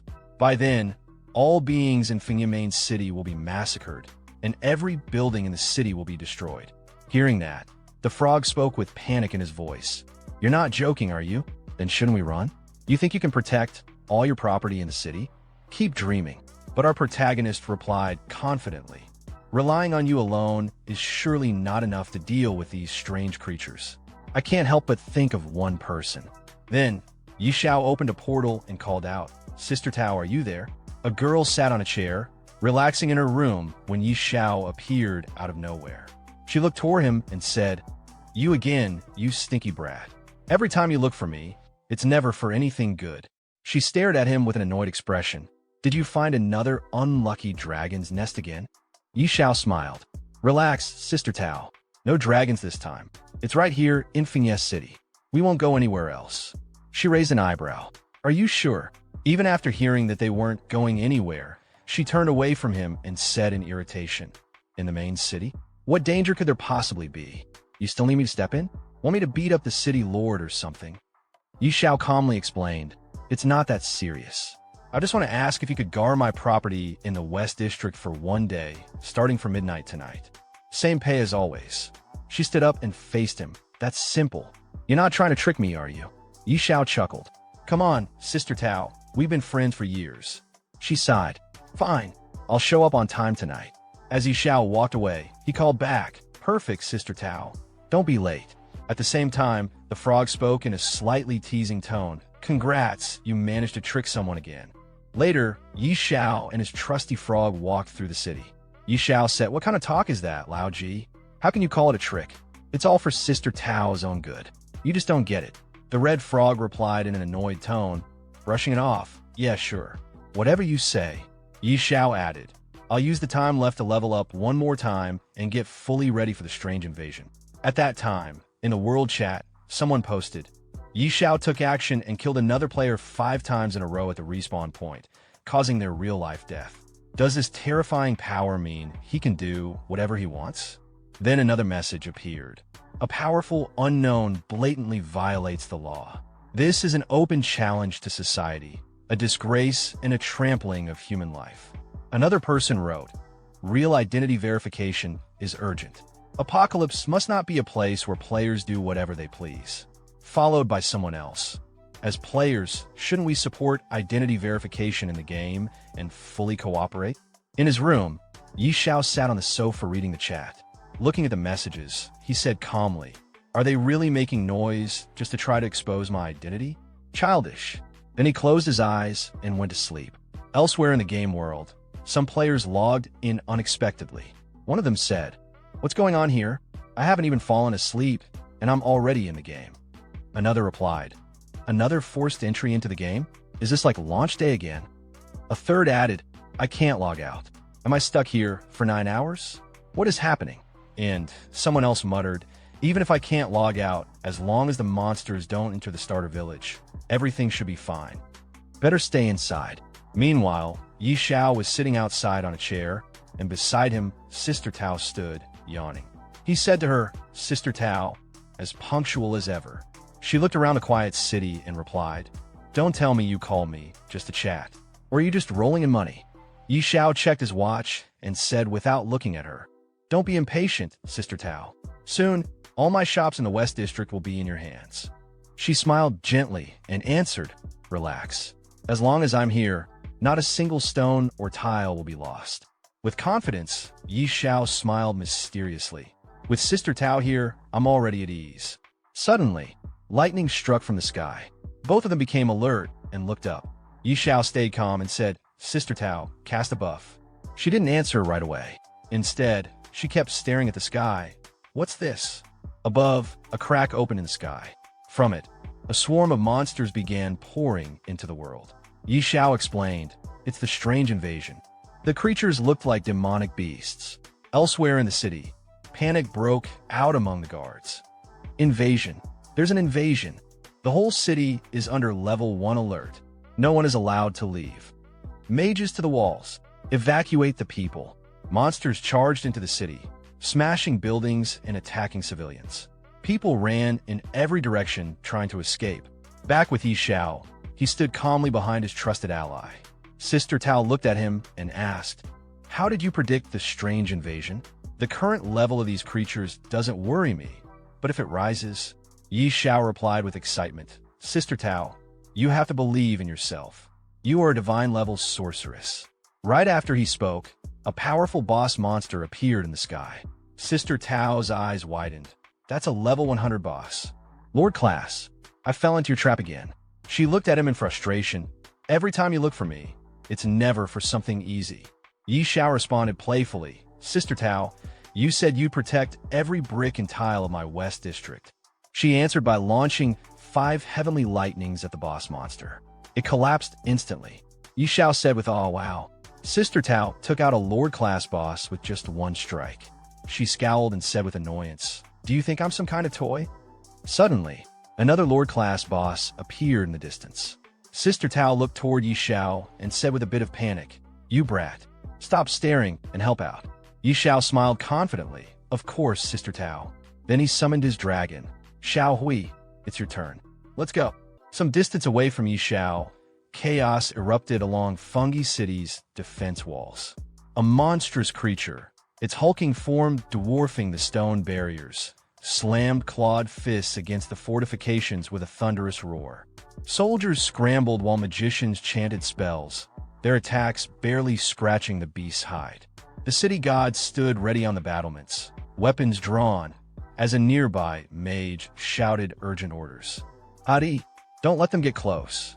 Another defender, muscles straining, cried out in desperation, "I can't hold on anymore." The scene shattered as a shadow blotted out the sun. Xiao Hui descended like a wrathful comet. The dragon's fiery breath engulfed the monster in an inferno, reducing it to charred flesh before its massive corpse toppled onto a nearby shop, crushing the structure completely. As system notifications congratulated Xiao on slaying the elite boss, he scowled at his draconic companion. "Xiao Hui, be more careful. Another shop just got destroyed." The dragon rumbled what might have been an apology. No sooner had the words left his mouth than the ground trembled with approaching footsteps. An entire wave of monsters surged toward the walls. Xiao's eyes gleamed with predatory anticipation. TCH, a whole wave coming. Xiao Hui, strike first. The dragon became a blur of scales and flame, reducing monsters to ash with each sweep of its claws. Notification after notification flashed before Xiao's eyes as experience poured in. Flexing his hand, he grinned. "Just as I thought. Killing bosses is the fastest way to level up." From his perch on a rooftop, Xiao called out to Sister Tao amidst the battle below. "Sister Tao, I'm counting on you to defend the West District. Xiao Hui and I are going to hunt more bosses." The woman spun toward him, face contorted in exasperation as she bisected a monster mid-turn. "You brat, do you think I have 3 heads and 6 arms? I don't care. You better pay me more." Xiao's chuckle carried over the din of battle. "No problem." Some distance away, Xiao and his dragon continued their boss hunt across the war-torn battlefield. As another monster fell to Xiao Hui's flames, a gleaming item dropped at Xiao's feet. He picked it up, turning the ring in his fingers as a system notification popped up. A satisfied grin spread across his face. "Not bad at all," he murmured, pocketing the rare loot. With a casual wave toward the smoking battlefield ahead, he called out, "Xiao Hui, let's go find more bosses." The dragon let out an eager roar, its wings beating powerfully as it soared toward the next cluster of monsters, leaving scorched earth in its wake. Beyond the city walls, pandemonium reigned as civilians fled through monster-infested streets. "Run! Oh no, I don't want to die!" screamed one man as claws tore through his companions. A young girl collapsed, prompting a bloodied swordsman to turn back in horror. "Little sister, wake up! How am I supposed to live without you?" Nearby, Another survivor raised his weapon with desperate resolve. Damn monsters! If I have to, I'll take you down with me. A shield-bearing warrior intercepted a killing blow meant for the group, the impact rattling his bones. Boss, I can't hold on any longer. At the rear, a bespectacled man scanned their surroundings frantically. Look for a way to escape. Those bosses are too strong. We're no match. The shield-bearer glanced back at his trembling comrades, voice raw with urgency. Boss, go. Hurry up. Take Xiao and the others. I can only distract it for 5 seconds. The monster's next strike sent him flying, but even as he tumbled across the dirt, his final shout followed his fleeing friends. Boss, go. Don't worry about me. The glass-wearing man and his team stood frozen, watching in horror as their comrade Storm crumpled to the ground. Storm, are you okay? Storm, wake up! They cried out, their voices cracking with panic. The bespectacled leader stared at the advancing monster with widening eyes, his breath coming in short gasps. His remaining friends scrambled to drag their fallen defender to safety, but the creature was already upon them, its maw gaping wide for the killing strike. There's no hope, the leader whispered, his glasses reflecting the monster's glistening fangs. One of his teammates grabbed his arm desperately. Are we all going to die here? Then, like divine intervention, a torrent of flames engulfed the beast, reducing it to smoldering bones before their eyes. The sudden heat made them stagger back as the monster's corpse collapsed at their feet. The bespectacled man stared dumbfounded at the charred remains. Wow! The boss was defeated in a single strike. His gaze shot upward, where a gleaming green dragon circled overhead, its wings casting ominous shadows across the battlefield. Sweat trickled down the leader's face as he muttered, "Looks like a baby dragon." But his assumption shattered when a majestic creature unleashed a psychic pulse across the battlefield. Every monster in the vicinity turned as one, compelled by some unseen force to charge recklessly at the dragon. What followed wasn't a battle, it was a slaughter. Before the horde could even raise their claws, Xiao Hui's fiery breath turned them to ash, their dying screams cut short by the inferno. The group watched the carnage with awestruck expressions. This baby dragon is unbelievably strong, one member breathed. The shield-bearing warrior who'd nearly sacrificed himself earlier managed a weak smile, gazing at their draconic savior through bloodied vision. God, did you hear my prayer? Some distance away, Xiao waved dismissively at the scene. Come on, Xiao Hui. Looks like there are more bosses over there. His casual remark drew the group's attention to his presence. A girl suddenly pointed, her voice trembling with recognition. That's the great Xiao. The others whirled around, their exhaustion momentarily forgotten. It really is the great Xiao, they echoed in reverent tones. Their bespectacled leader scrambled forward. Xiao, wait. The renowned cultivator paused mid-step, turning with visible annoyance. You guys, what is it? Though his tone made it clear he wasn't interested in conversation, the group bowed deeply. Thank you for saving us just now, the leader said sincerely. Another member added with fervent respect. If you ever need anything, Grandmaster, we'll risk our lives to repay this debt. Yi Zhao's lips quirked in amusement. He gestured toward the city with a lazy flick of his wrist. The West District is relatively safer now. If you don't want to keep hunting bosses, you can head there. As the group murmured their thanks, the girl whispered dreamily to her companions. Yi Zhao is so cool. One of her friends chuckled. If I were a woman, I'd definitely have his children. She gave him a deadpan look. You're way too ugly for that. Their leader clapped his hands, snapping them out of their reverie. Okay, enough talking. Pick up the gear and items. We're heading to the West District. Meanwhile, Xiao was already moving toward the next cluster of monsters, watching as Xiao Hui reduced another wave to cinders. Killing these common monsters is just a waste of time, Xiao Hui, he remarked, though the dragon continued its relentless assault, bathing the battlefield in cleansing fire. Yi Zhao's gaze swept across the burning cityscape, flames licking at the night sky like hungry serpents. The acrid scent of smoke stung his nostrils as he tightened his grip on his weapon. "Come on, Xiao Hui," he muttered, his voice cutting through the chaos. "We should head to the city gates. That's the real battlefield of this strange invasion." The dragon gave a rumbling growl of agreement as they turned toward the heart of the inferno. The scene shifted to the smoke-choked streets where the rescued group staggered through the aftermath. The bespectacled leader wiped soot from his glasses, surveying the relatively intact West District. Just like the great Xiao said, "This area is much safer." But the girl beside him wasn't listening. Her wide eyes reflected the dancing flames as sweat traced lines through the grime on her face. "If it's safe here," she whispered, "then why is the great Xiao still fighting outside the city? Could he really be hunting bosses to level up?" Her question hung in the air as she suddenly stiffened, pointing toward a glowing board in the distance. "Look, Xiao leveled up again." The group turned as one, their leader's glasses nearly slipping off his nose when he saw the ranking display. At the very top, Yi Zhao's name blazed brighter than the surrounding fires, the numbers beside it now reading. "W what? 35? The leader stammered, mopping sweat from his brow. Just yesterday, he was level 31. How many bosses did this man slaughter to... A deafening roar from above cut him off mid-sentence.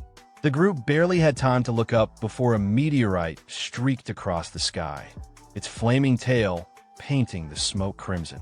It struck with earth-shaking force somewhere near the main gates, the impact tremor making them all stumble. "What in the..." the girl shrieked, bracing against a collapsing wall. Their leader's glasses reflected the growing fireball as he whispered hoarsely. That came from the direction of the main city gate. Through the billowing smoke, they could just make out the crater's outline. The meteorite had landed squarely amidst the city's central buildings, its ominous glow pulsing like a diseased heartbeat. Xiao stood tall at the main gate of Fengye's central city, his gaze locked onto the ruined landscape before him. The scorched buildings, shattered defenses, and trails of smoke told a single, brutal truth. What had occurred here wasn't a battle. It was a massacre. Just then, a monstrous pressure surged behind him. A massive skeletal figure emerged, towering over the wreckage, cloaked in dread. System alerts flashed, Skeleton King, level unknown. Xiao turned around, narrowing his eyes at the creature's presence. This wasn't just any enemy.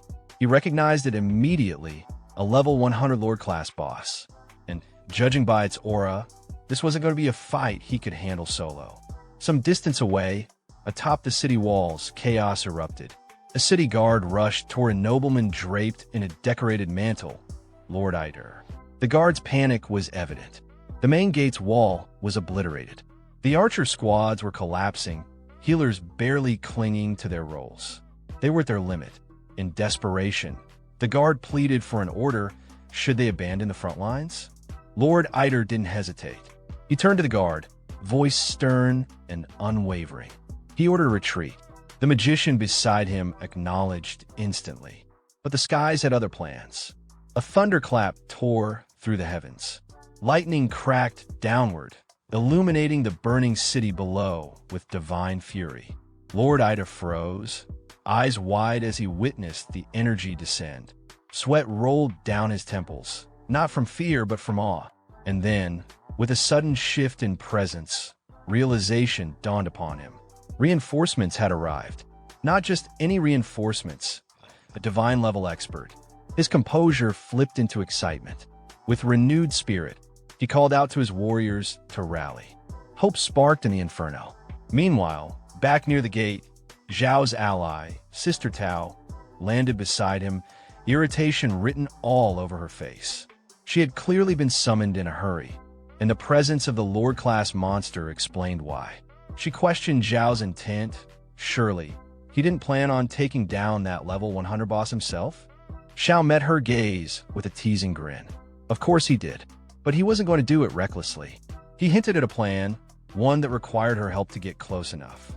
Tao's expression twisted between disbelief and exasperation. Even she wouldn't dare challenge a creature of that caliber so directly. Yet Xiao, with unshakable confidence, simply smiled back his resolve unwavering.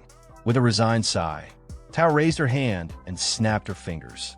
A vibrant blue glow wrapped around Xiao's body, surging him with power. She grumbled as she cast the buff, annoyed but supportive. Xiao looked at his hands, now crackling with energy, exactly what he needed. He then turned his eyes toward the Skeleton King. The battlefield was still thick with enemies. It wouldn't matter how strong he was if he couldn't reach the boss. He glanced back at Tao with a challenging look. Wasn't it her job as a divine sorceress to clear the way? Tao didn't even flinch. She lifted her staff and stepped forward. If he had the guts to fight a Lord-class monster head-on, she'd return the favor by blasting the path wide open. With a swift gesture, Sister Tao raised her staff high, and once again, lightning tore down from the heavens. She continued channeling the energy, eyes locked on the towering undead figure as the storm above intensified. Still holding the lightning in place, she turned her head slightly, signaling Xiao to move in. Without hesitation, Xiao launched forward, darting toward the Lord-class monster with determination burning in his eyes. As he dashed through the scorched battlefield, he glanced back for a brief moment, flashing a confident grin. Her support, as always, was unmatched. Suddenly, Lord Eider emerged before Sister Tao, eyes filled with a rare mix of admiration and hope. He acknowledged her contribution with formal gratitude, knowing full well that her intervention had shifted the tide. But she didn't have time for praise. With an irritated expression, she sharply dismissed the pleasantries and barked out orders. He was to lead his forces to defend the north, while she and Xiao handled the front. Lord Eider wasted no time. He accepted her command and immediately turned back to his men, rallying them toward the northern sector. Behind him, one of the city guards pointed urgently toward Xiao, confused and skeptical about the sight of a low-level tamer charging straight toward a boss of this magnitude. Yet the city lord, unfazed, told his troops to focus on the bigger threat.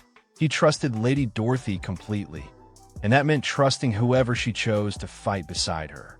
With that, he barked out the retreat order, and his men obeyed. A short while later, amidst the burning remnants of the city, Xiao and Sister Tao stood side by side. The monstrous Skeleton King loomed before them, unfazed by the earlier strike. Tao turned toward her young partner, voice sharp, reminding him that the next moment would decide everything. Even the small red frog perched on Xiao's shoulder wasn't holding back its usual sarcasm. The creature gave him a mocking nudge, warning him not to get killed and leave it behind. But Xiao, undeterred, reassured them both. He wasn't planning to die today. This was his moment. With a deep breath, Xiao stepped forward. The Skeleton King raised its massive axe, both hands gripping the weapon as it prepared to obliterate everything in front of it. In response, Sister Tao raised a shimmering shield, her magic forming a barrier just in time to absorb the blow. Sparks and light clashed violently as the weapon struck the magical defense, but she held firm, shouting in frustration at Xiao to move already. Xiao calmly reached into his inventory and pulled out an epic badge, the gleam of power reflecting in his eyes. With unwavering confidence, he raised it up. He was done waiting. As the badge activated, Xiao unleashed its hidden command, Brutal Massacre. A blinding red beam erupted from the badge, slicing through the air like a divine lance.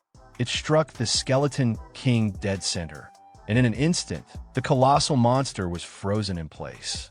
A system notification flashed across Xiao's view, brutal execution, instant death. The massive creature began to tremble. Its skeletal frame cracked, joints loosening, and then, one by one, its bones began collapsing to the ground. It wasn't just defeated, it was annihilated. Xiao stood there, stunned and exhilarated, staring at the crumbling remains of the once invincible boss. A surge of satisfaction filled his chest. He had done it. Even the red frog perched on Xiao's shoulder froze in disbelief. It stared at the crumbling remains of the Skeleton King, utterly stunned. A moment ago, this had been a towering, indomitable Lord-class boss. Now its bones lay scattered like ashes. The frog's expression twisted in shock. Xiao had really taken it down with a single strike. Then came the global tremor. A world announcement echoed across every server and screen. World announcement. Chinese player Yi Xiao has successfully slain a level 100 Lord class boss. First Lord boss kill achieved. Plus 1,000 reputation, plus 200 tribute points. China War Zone, plus 1 ding. Congratulations to player Yi Xiao for reaching level 40. The virtual world erupted. From cities to dungeons, from battlefields to taverns, players everywhere were abuzz with shock and excitement. Confused voices rang out, trying to confirm the impossible. Players demanded to know where the boss had been, how it had been defeated, and, most importantly, who had the power to one-shot a Lord-class enemy. Elsewhere, a group of players, including a young man in glasses whom Xiao had saved earlier, stared at the notification with wide eyes. The realization hit him. Yi Xiao had just left the city moments ago. And now this? His teammates began to murmur excitedly. One was already in awe, calling Xiao a grandmaster and wondering if he accepted disciples. Another, frustrated at the gap in power, half-joked that the game was rigged. Yet another declared boldly that he would start a fan club and be the first member, fully committed to worshipping the great Yi Xiao. Back at the battlefield, the rewards began to drop from the fallen Skeleton King. Glowing items littered the area around its corpse. Xiao knelt down and picked one up, eyes lighting up as he examined the glowing text. Divine Protection Shield grade. Not yet identified. Freezing Stone grade. Not yet identified. Effect. Not yet identified. He smiled to himself. This was exactly what he'd expected. A boss of this level didn't drop ordinary loot. The rewards were on a completely different scale from anything he'd encountered before. He turned toward the red frog still sitting on his shoulder and asked if it had spotted anything valuable. The frog was already staring at a horn-shaped item buried among the drops. It recognized it immediately, an artifact. Xiao reached down, picked it up, and gave the frog a smirk. That sharp eye of its had paid off again. This item was definitely something special. He stood up, satisfied. These rewards weren't just good. They were beyond even what a legendary quest would offer. The invasion had turned into the greatest opportunity he'd ever seized. Just then, the battlefield changed again. All around them, the remaining monsters began retreating, slipping back into the swirling portals from where they came. Townspeople across Fengya shouted in relief and celebration. They had survived. The strange invasion was over. Their city stood. Cries of joy echoed through the streets. The monsters are retreating. We survived. It's over. We won. Victory. Within the governor's mansion, a soldier watched as the city's leader began to stir. As the governor opened his eyes, the soldier rushed to his side, helping him sit up. The governor, still groggy, tried to stand. He was adamant. They couldn't allow those strange creatures to breach Fengya's defenses. But the soldier gently informed him that he was too late. The invasion had ended over an hour ago. The governor froze in disbelief. He had been unconscious all this time. How could it be over so quickly? The soldier explained everything. While the governor lay unconscious, Lord Yi Xiao and Lady Dorothy had intervened, repelling the invasion and saving the city. Repairs were already underway. A look of amazement crossed the governor's face. He hadn't expected such a hero to rise, someone beyond even the already legendary Lady Dorothy. At the city's darkest moment, Yi Xiao had emerged and turned the tide. Without hesitation, he ordered the soldier to make arrangements. He wanted to meet Yi Xiao in person, to thank him face to face for saving Fengya City. The soldier saluted, acknowledged the command, and left the room to carry it out immediately. The next day, our protagonist Yi Xiao arrived at the city lord's mansion, accompanied by his sister Tao. They were warmly greeted by the city lord and the noble lady, Lady Layla. The city lord politely invited Yi Xiao inside. In response, Yi Xiao respectfully thanked him and stepped in. The city lord then extended his hand and, with genuine emotion, expressed his gratitude. He told Yi Xiao that if not for his brave efforts, Fengya City might not have survived the recent disaster. On behalf of all its citizens, he offered his heartfelt thanks. Lady Layla added her praise as well, calling Yi Xiao's actions yet another miracle. Standing behind Yi Xiao, Sister Tao addressed the governor and Lady Layla with humility, saying they were being too kind. She clarified that it was Yi Xiao himself who personally defeated the powerful Lord-level enemy. At that moment, a notification appeared before Yi Xiao. Favorability with Aaron has increased by 20. You have earned the respect and recognition of Fengye City's governor. New title acquired, Friend of Fengye. Yi Xiao glanced at the message and then bowed slightly to the governor, brushing off the praise with modesty. He told Sister Tao she was exaggerating again and that the invasion had just been a strange incident, not worth making a fuss over. Turning back to the governor, Yi Xiao gently suggested that they move on to the real matter at hand. Taking the cue, Sister Tao addressed the governor, saying that if there was nothing further, she would return to the Supreme Temple to handle other affairs. The governor promptly agreed and wished her well, addressing her respectfully as Lady Dorothy. Lady Layla then turned to the governor and asked if there was a particular reason he had called her there. The governor nodded and explained the situation. More than half of Fengye City had been destroyed in the battle. The East District was in ruins, and only the West District still had intact buildings. That's why he wanted to ask if she could provide some properties in that area to help with reconstruction. However, Lady Layla replied that she wasn't in a position to decide that. Then, turning to Xiao, she pointed out that most of the West District's properties were now under his ownership. The governor, a bit surprised and disappointed, said he didn't realize Yi Xiao owned the entire West District, but asked if he might consider transferring some of the property to aid the city. Yi Xiao smiled and calmly said that he didn't mind, so long as the price was fair. At that point, the red toad perched on Yi Xiao's shoulder chimed in with a mocking tone, calling him a brat and teasing him for profiting once again. This time, it's worth noting that I am referring him as a toad rather than a frog, correcting a detail pointed out by a subscriber in my previous video. Returning to the story, the governor, pleased by Yi Xiao's cooperation, told him to name his price, and he would have the Fengye Bank prepare the gold coins immediately. With a hint of excitement in his eyes, Yi Xiao responded that since the governor was being so direct, he would keep a few of the larger shops on the corners for himself and transfer the rest of the properties. The governor thanked him sincerely. Just then, Lady Layla stepped forward from behind and addressed the governor. She said there was one more thing she needed his support with. He encouraged her to speak.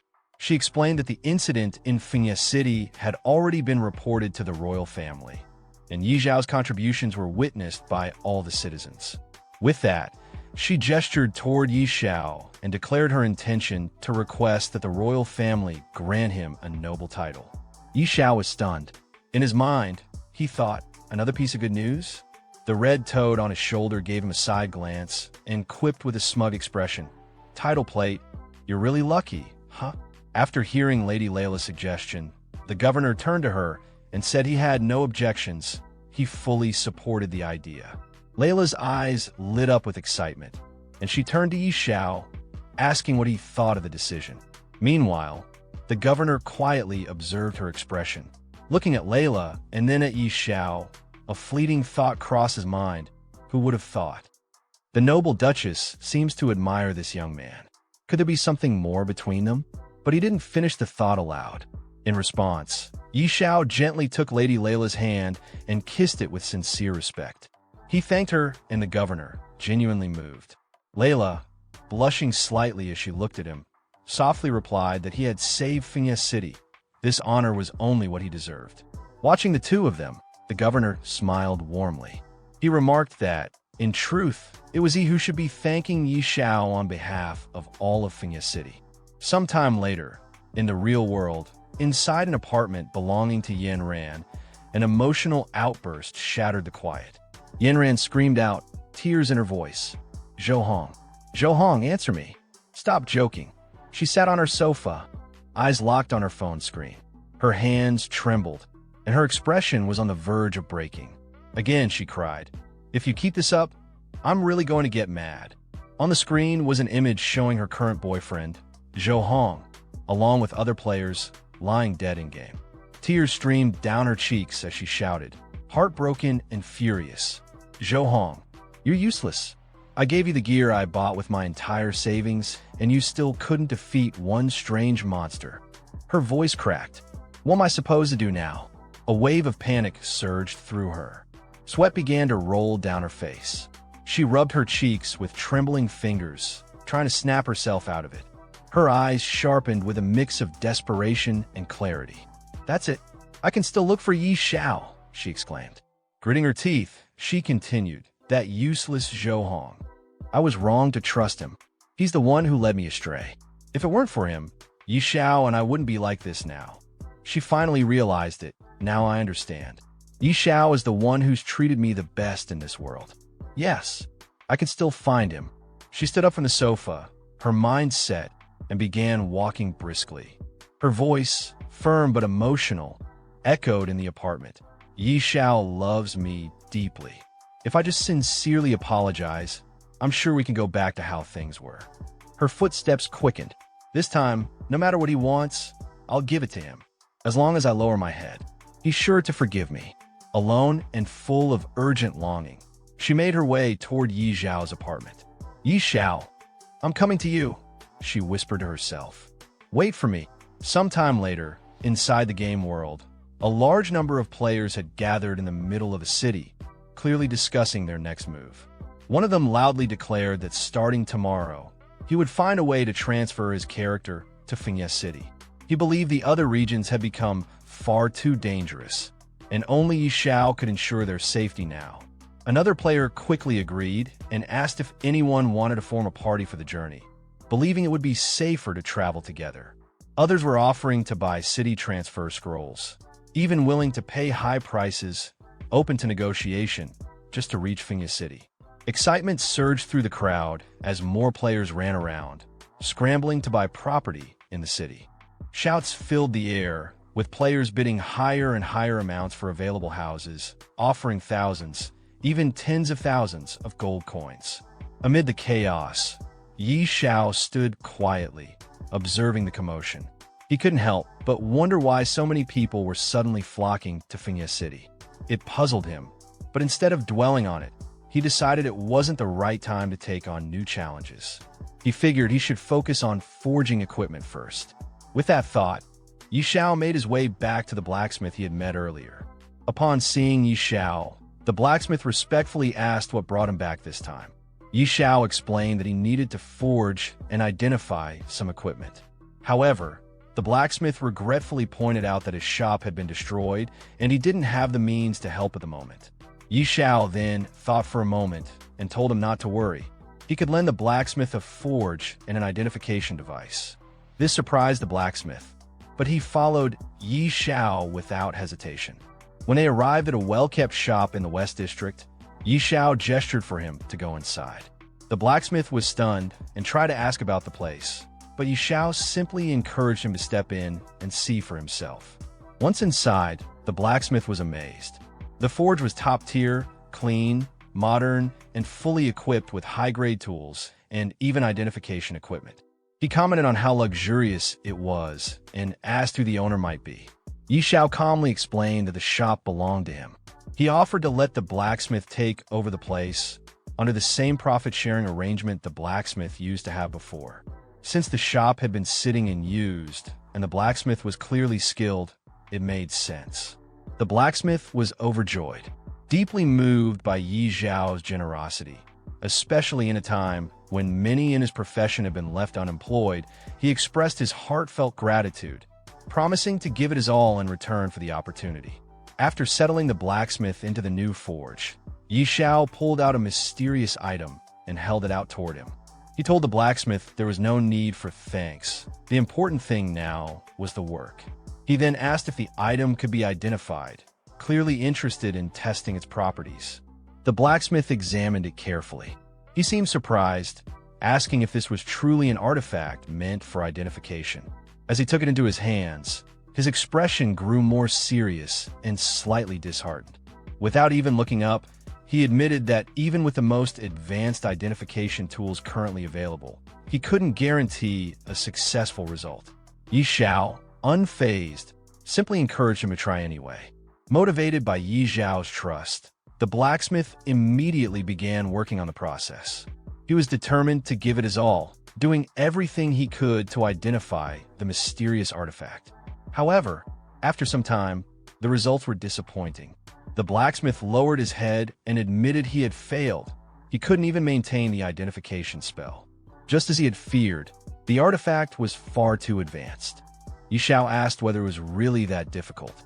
The blacksmith responded honestly, explaining that no one had ever successfully identified an artifact of this nature before. He apologized, clearly feeling he had let Yi Xiao down. But Yi Xiao didn't seem bothered at all.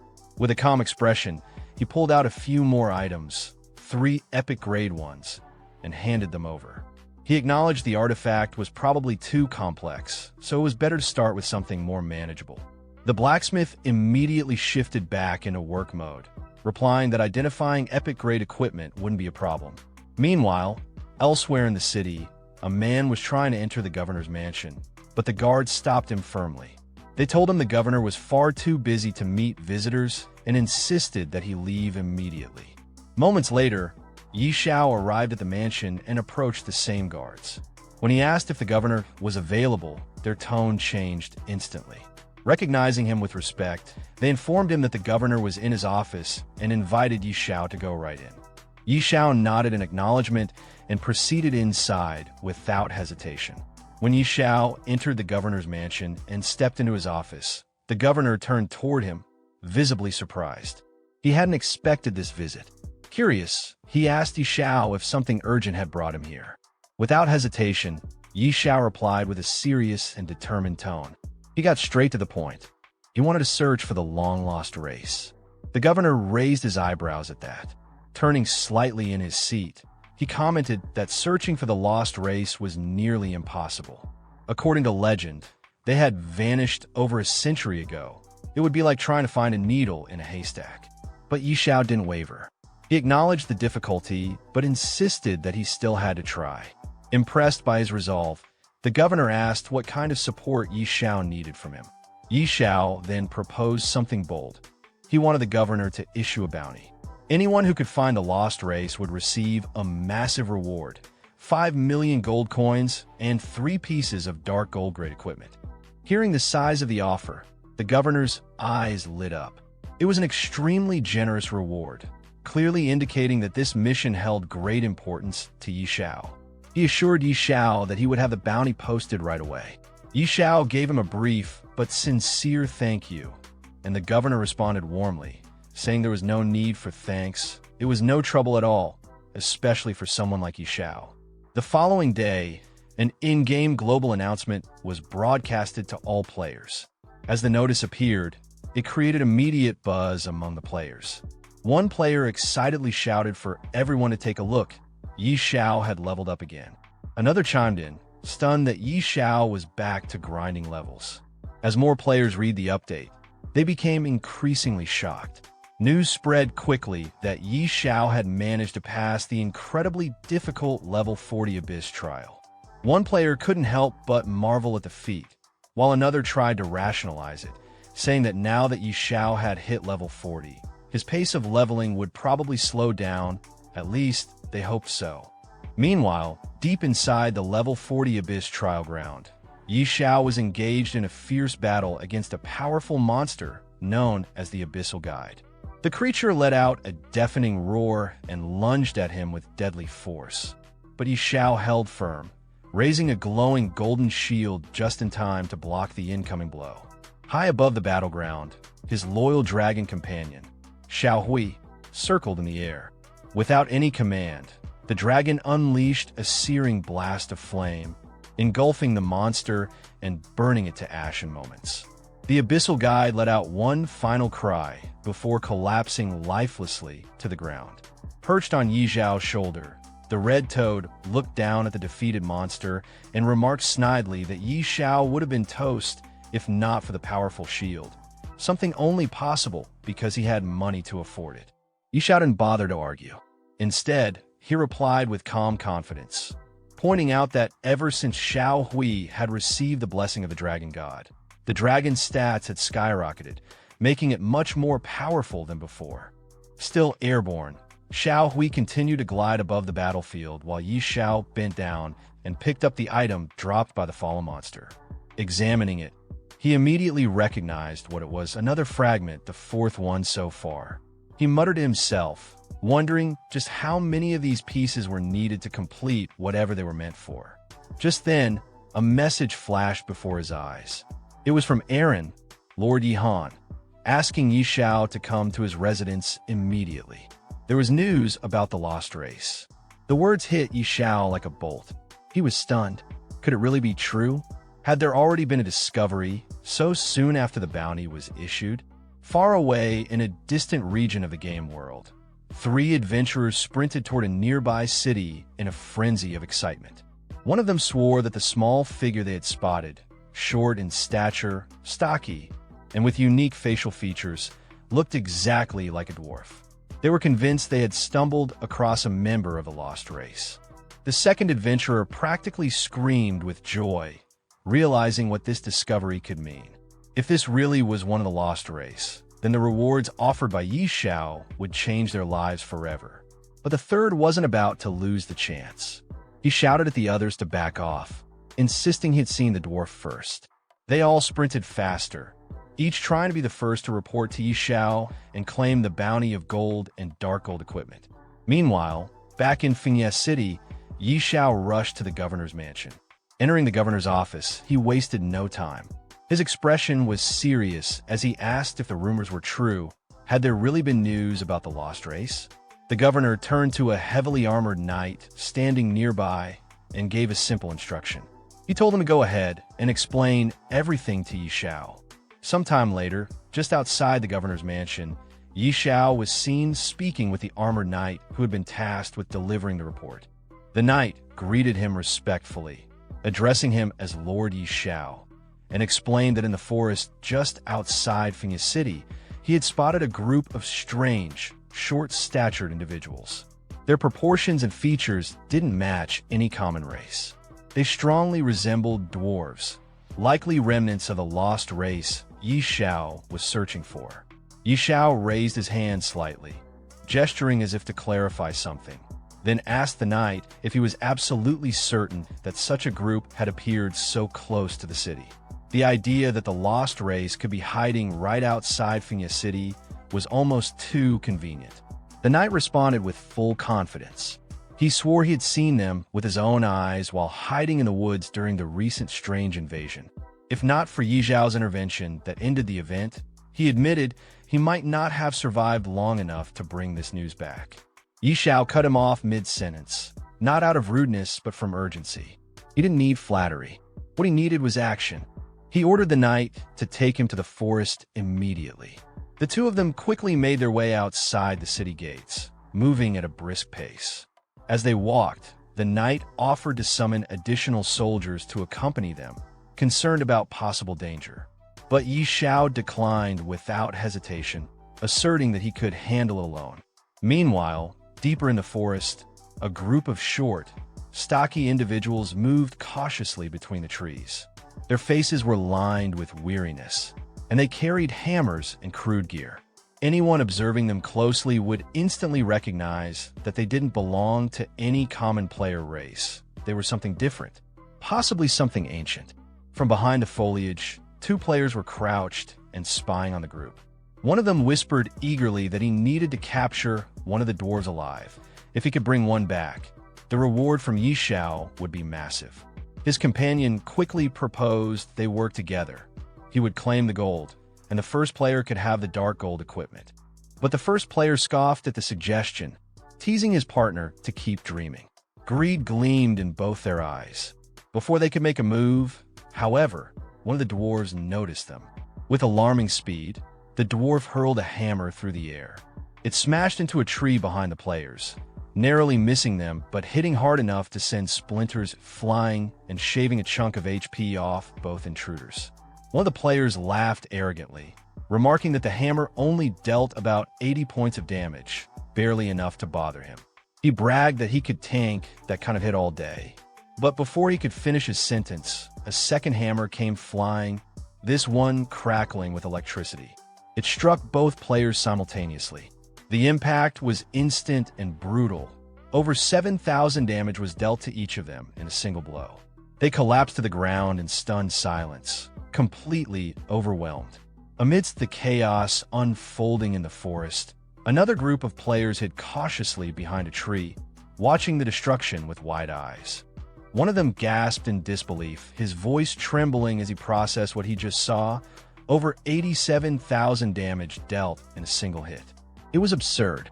His companion, equally shaken, muttered that the dwarves weren't just strong, they were downright broken. Their power didn't seem remotely human. Meanwhile, the dwarves themselves had taken notice of this new group. Their expressions hardened, and a muscular one among them, clearly annoyed, growled about how humans were always troublemakers. Just seeing them, he said, made his blood boil. He turned toward another dwarf, blaming him for choosing a path that crossed through human lands. It was a mistake, he claimed, and he was ready to unleash destruction on them all. Another dwarf, his voice gentler and more reserved, urged the angry one, Dulin, to calm down. But Dulin wasn't finished. His tone grew more aggressive as he declared he had no intention of being treated like a spectacle for human entertainment.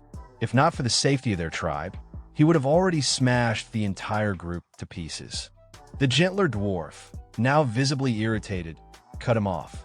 His voice was firm this time.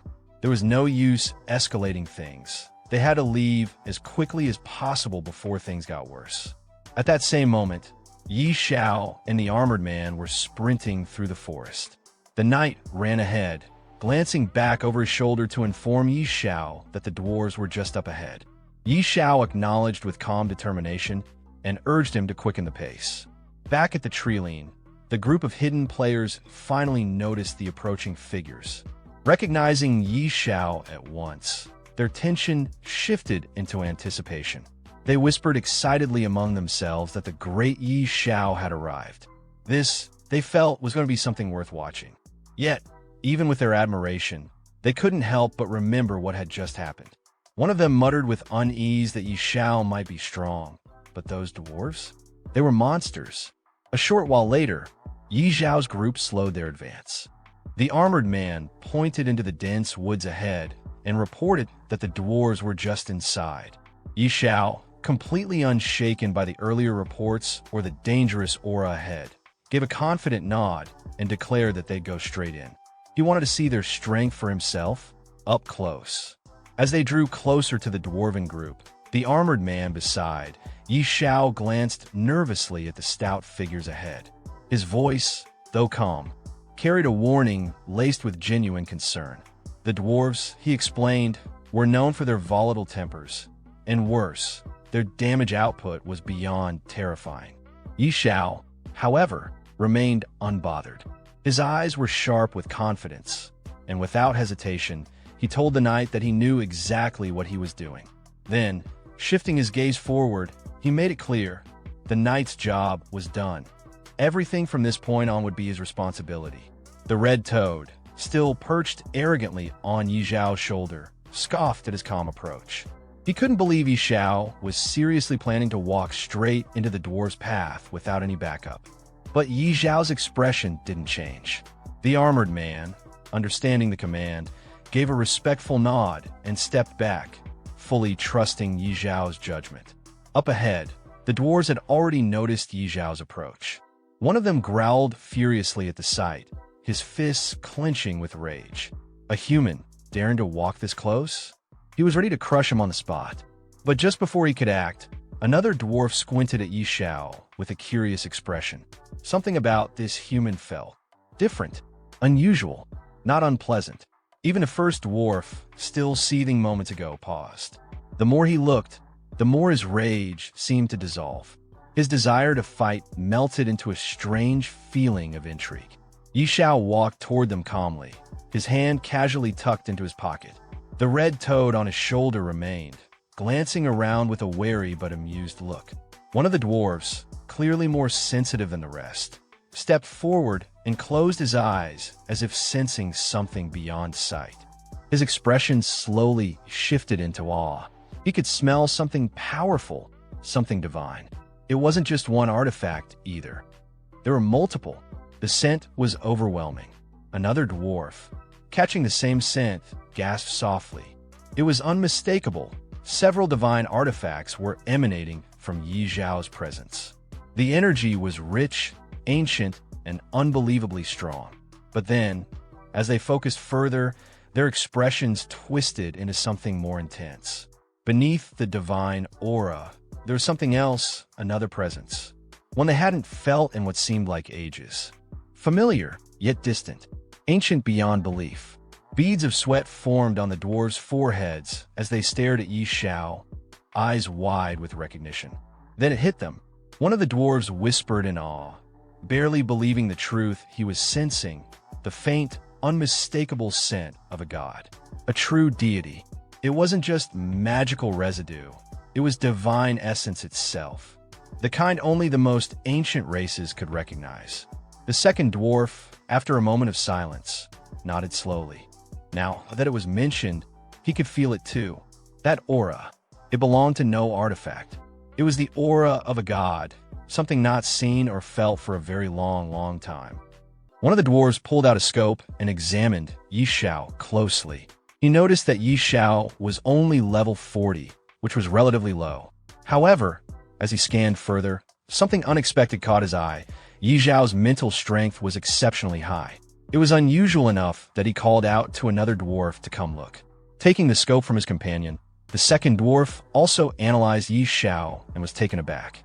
He was surprised by how extraordinary Yi Zhao's mental attributes were.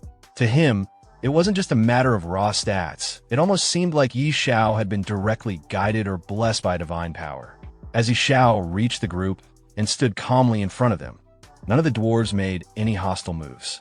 This shocked the nearby players, who had been watching the scene unfold. Many whispered among themselves, wondering why Yi Xiao wasn't being attacked. It was especially strange considering that other players had been assaulted just for getting close. The general feeling was disbelief, while others triggered aggression. Yi Xiao had simply walked in, completely unchallenged. One of the onlookers even commented sarcastically about how impressive it was to witness such privilege in action. Nearby, a group of players had started recording the event, treating it like breaking news. They made casual, joking remarks about how the situation looked from the outside, like a betrayal of expectations or a twist in the story, with even the proud dwarves seemingly bowing to Yi Zhao's influence.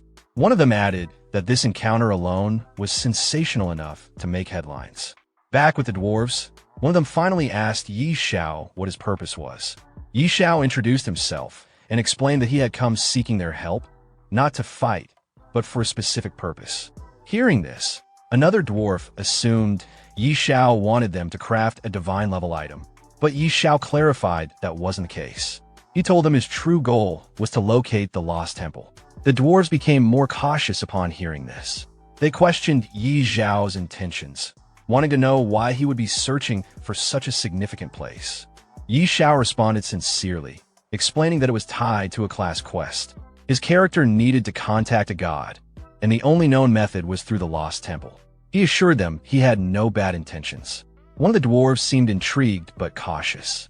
He told Yi Xiao that information about the lost temple wasn't something they could share freely. If Yi Xiao wanted their trust, he would need to prove himself as someone honorable and sincere. Yi Xiao accepted this calmly, even with a bit of amusement. He asked what sort of proof they expected from him.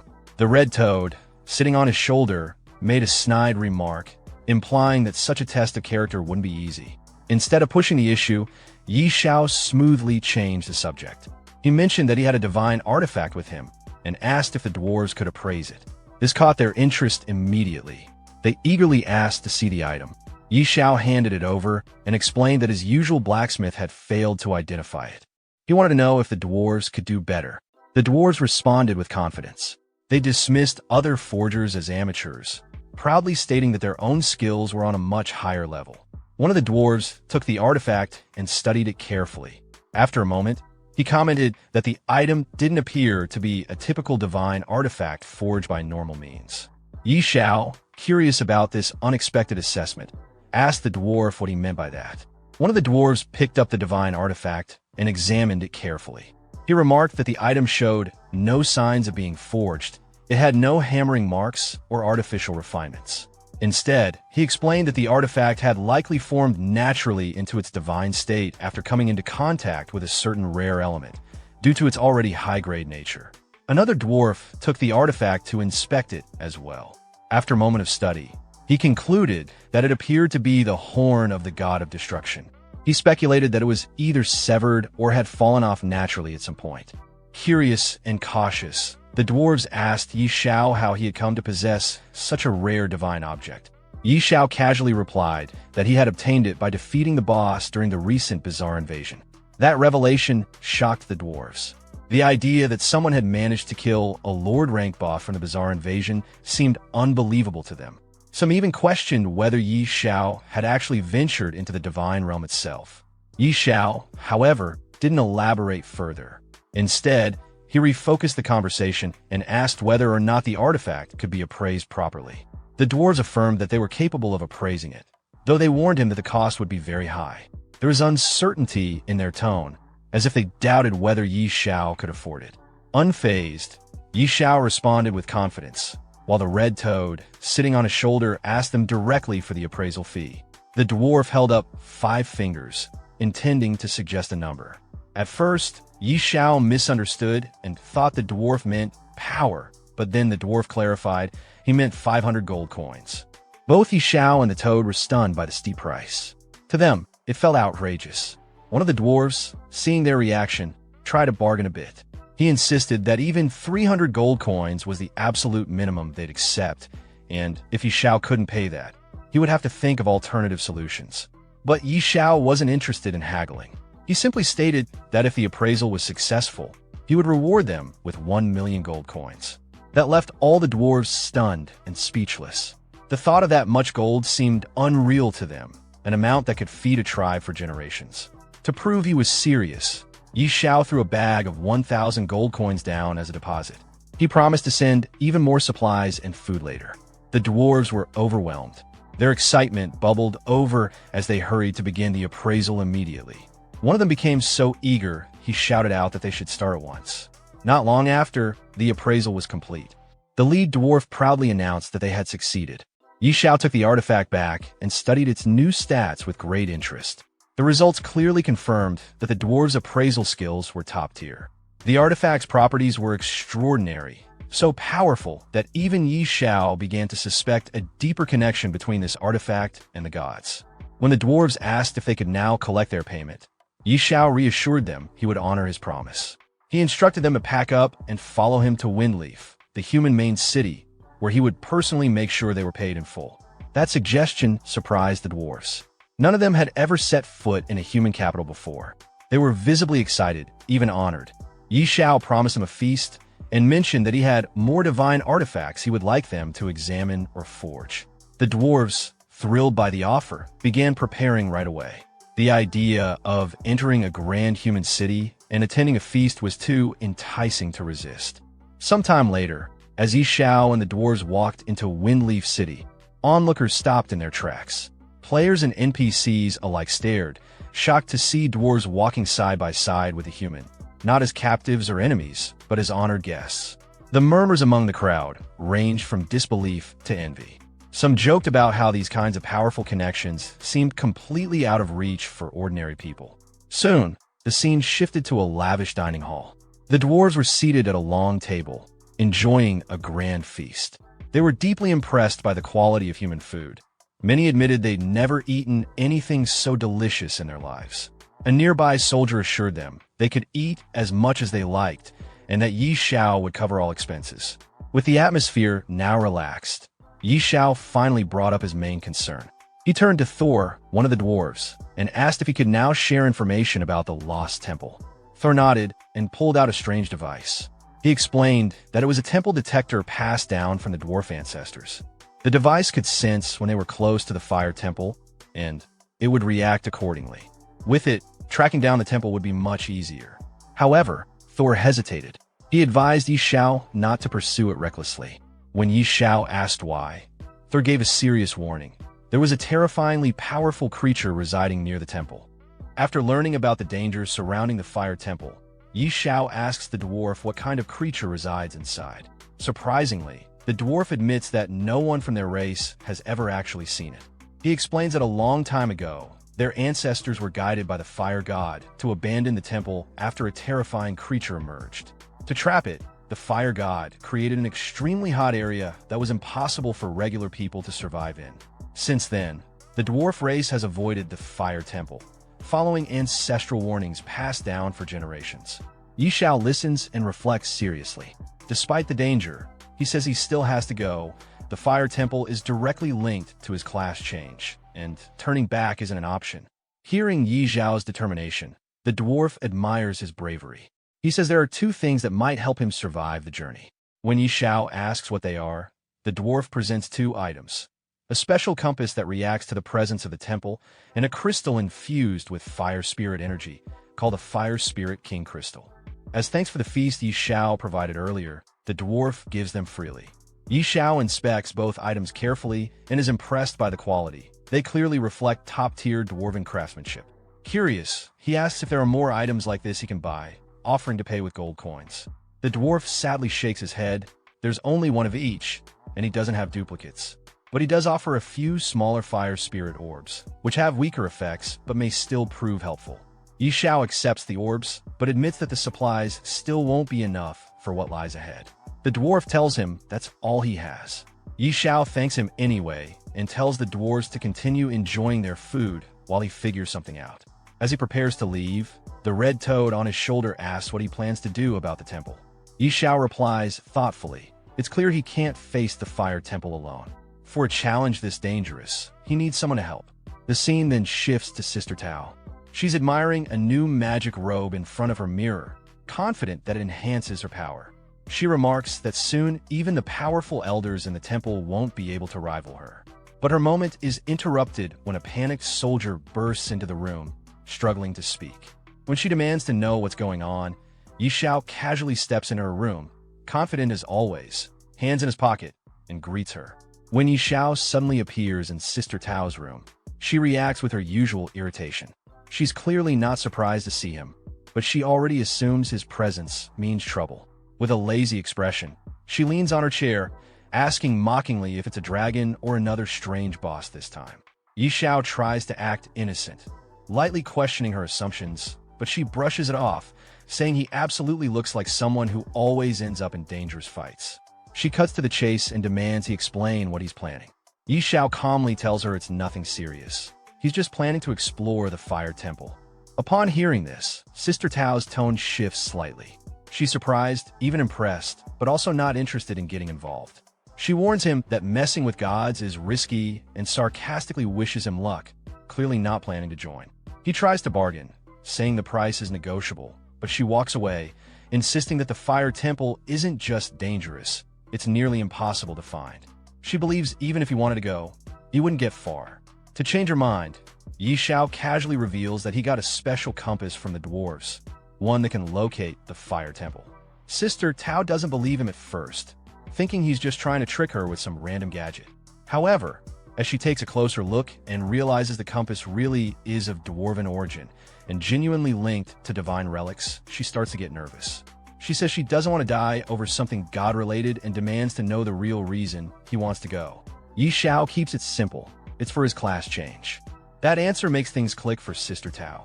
She now understands why he's so determined. She tells him to give her a week to prepare. But Xiao insists there's no time to wait. He's leaving now, with or without her. If she's not coming, he'll go alone. His determination makes her sweat a bit. She's frustrated that they haven't even discussed what she's getting in return yet. But Xiao casually mentions the countless treasures inside the fire temple, leaving her to think it over, and turns to leave. Realizing she might actually be needed, she reluctantly shouts after him, saying that without her protection, he wouldn't even make it into the temple. 2 days later, the two of them arrived near the temple's suspected location. The harsh heat of the region had clearly taken its toll. Sister Tao complained loudly, questioning whether Xiao had been tricked by the dwarves. She was hot, tired, and clearly regretting the journey. Xiao, also drenched in sweat, checked the compass in his hand. Despite everything, the device was reacting more strongly now than ever before. That meant they were close, very close. Just as he said that, a molten eel monster suddenly emerged in front of them. Without hesitation, Xiao turned to Sister Tao and casually left the creature to her. She groaned, clearly not thrilled at the idea of dealing with another fire monster. Joking that she didn't want to spend the rest of her life eating grilled eel, she activated her magic and froze the creature midair with a powerful ice spell, even throwing in a sarcastic one-liner about cooling it down. However, the eel quickly broke free from the ice. Even worse, more of them started to appear all around. Stunned by the sudden ambush, Sister Tao was taken aback by their numbers. But Xiao wasn't fazed. Instead of panicking, he focused on the compass. The signal was now at its peak. Whatever they were looking for, they were right on top of it. But before he could finish his sentence, she cut him off, her gaze sharpening as she muttered that something fell off. And then, without warning, a massive gate materialized right in front of them. Xiao's eyes widened in disbelief. This had to be it, the entrance to the fire temple. Even old Hige, the red toad perched on his shoulder, was momentarily stunned, confirming aloud that there was no mistaking it. Sister Tao, equally taken aback, admitted that this was her first time seeing the place as well. But before they could take a step forward, the sky darkened with the sudden appearance of a swarm of molten eels overhead. Realizing the threat, Sister Tao immediately jumped to defend the group, launching spells to hold back the assault. At the same time, Xiao activated his money shield to absorb the incoming damage. Without wasting a second, he turned to old Hige, tightening his grip as he prepared to sprint toward the gate. Urging the toad to hang on, he called out to Sister Tao, asking for a speed buff and cover while he charged forward. With a smirk, she complied, of course not forgetting to remind him, even mid-battle, about her payment. Xiao burst forward, ignoring the fiery strikes pelting him. Flames scorched across his shield, the damage indicators popping up one after another. He was losing health rapidly, even without the fire spirit crystal. The pain was sharp, but he pushed through it, shouting over the roaring flames that not even the gods could stop him now. Old Hige grumbled sarcastically from his shoulder, complaining about getting scorched alive, but Xiao didn't slow down. He kept running, straight into the inferno. Finally, with one last stride, he crossed the threshold. Inside, the atmosphere shifted. The air was stifling, yet eerily still. The ancient temple stood silent and barren, filled with nothing but dust, heat, and mystery. Then, suddenly, a statue before him stirred, its stone eyes locking onto him. It addressed him in a deep, ancient voice, asking for his purpose. Xiao, slightly puzzled, replied that he had come to explore the ruins. The guardian statue let out a low chuckle and declared that if he wished to unlock his full potential, he would need its blessing. After Xiao questioned whether second-class change really required a blessing, the guardian statue responded by asking him to kneel, offer praise, and submit. The red toad on his shoulder found the statue's demand strange and mocked it lightly, while Xiao refused with confidence, wondering why a mere statue would expect him to kneel. The guardian statue became visibly angry and declared that it was a great honor to kneel before Hephaestus, the god of fire and craftsmanship. As the guardian spoke, the temple began to shake slightly, and it seemed like an attack might come at any moment. Xiao prepared to fight by summoning his divine artifact. But before he could act, his pet dragon, Ashi, unexpectedly exited the pet inventory on its own. Xiao was surprised and told it to return, but the dragon ignored him and immediately launched a fire breath attack at the statue, dealing heavy damage. The statue couldn't withstand the attack and broke apart into several pieces. As it collapsed, the guardian's voice warned Xiao that breaking it could cause a sealed demon to escape and accused him of making a serious mistake. It also said Xiao would pay for his arrogance. Shortly after that, beams of golden energy came down from above and began to strike around Xiao. He tried to avoid them, realizing that the attacks might be from a divine source. It became clear that damaging the statue had triggered a reaction from the gods. The attacks continued, and Xiao understood that things had escalated beyond what he expected. He started questioning whether he could handle the consequences of what had just happened. Suddenly, a mysterious voice echoed through the temple, angrily calling out Hephaestus' name and declaring that he deserved to die. Xiao, caught off guard, looked around in confusion, unsure where the voice came from. Right after that, the ground beneath him started to collapse. He fell through the broken floor as the structure shook violently, realizing it was likely an earthquake triggered by the destruction of the statue. While falling, golden beams, possibly divine attacks, continued to strike around him. To defend himself, Xiao quickly activated his money shield. However, each second of defense came at a steep cost. His gold coin balance dropped rapidly. Minus 18,637,291 minus 18,637,301 minus 18,637,311, and so on. In mere moments, he had lost a total of 5,823,742 gold coins before deactivating the shield upon hitting the ground. Still recovering, he slowly got up and looked around to assess where he had landed. What he saw was completely unexpected. A phoenix wrapped in thick chains, radiating an immense aura. Its appearance was imposing and otherworldly. Unlike usual enemies or beasts, all its stats, grade, level, and attribute were unknown, which instantly alerted Xiao to the danger.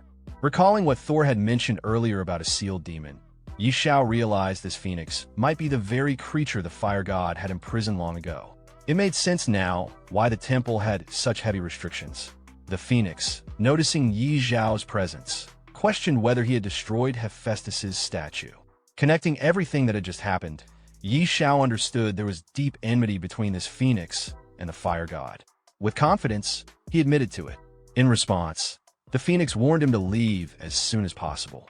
If Hephaestus arrived, things would become much worse. Upon hearing the phoenix's words, Xiao's expression shifted in shock. He couldn't believe what he had just heard. Was that figure truly returning? The phoenix didn't hesitate. With a proud and powerful tone, it confirmed Xiao's suspicions. The statue had been broken, its power awakened once more, and soon it would shatter the last of its restraints. And before that moment arrived, that man, without a doubt, would return. As Xiao processed this, he clutched the chain in his hand and questioned the phoenix directly. If this creature had the power to break divine shackles, then why had it been imprisoned here in the first place? The phoenix responded almost immediately, flustered and furious. It shouted about a vile conspiracy, an ambush carried out by Hephaestus, a false god. The attack had come at the worst possible moment, when the phoenix was weak and vulnerable after laying its offspring. That last word caught Xiao's attention. Offspring? Did that mean a phoenix chick existed somewhere? With a surge of hope, he raised his hand confidently, declaring his intent to save the child. But the phoenix, filled with pride and disdain, scoffed at him. It reminded Xiao of his status, calling him a mere human and insisting that no one of his kind could ever tame a creature bearing such a noble bloodline. Unfazed by the insult, Xiao stood his ground. He wasn't here for games or meaningless chatter. Above him, a massive presence made itself known. A dragon appeared in an instant, and Xiao called out to it with purpose. He urged the beast, Ashi, to show the phoenix what it could do. Ashi soared toward the phoenix, and the moment it came into view, the majestic bird recoiled in disbelief. It was stunned. A dragon of such caliber under the control of a human? That was simply beyond comprehension. Sweat rolled down the phoenix's face as it struggled to accept what it was seeing. The idea that the dragon god, an ancient, revered being, would grant his blessing to a human seemed utterly absurd. But Xiao didn't flinch. He summoned his divine artifact without hesitation, eyes locked on the phoenix, demanding once more to know where its offspring was hidden. Seeing Xiao's resolve and the divine power at his disposal, the phoenix finally relented. It seemed to accept that this moment was perhaps dictated by fate itself. With a heavy but calm voice, it told Xiao to go and find the chick.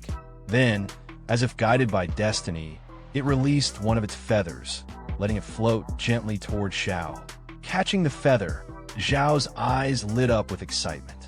The thought that another mythical rank pet was within his reach had him grinning wide.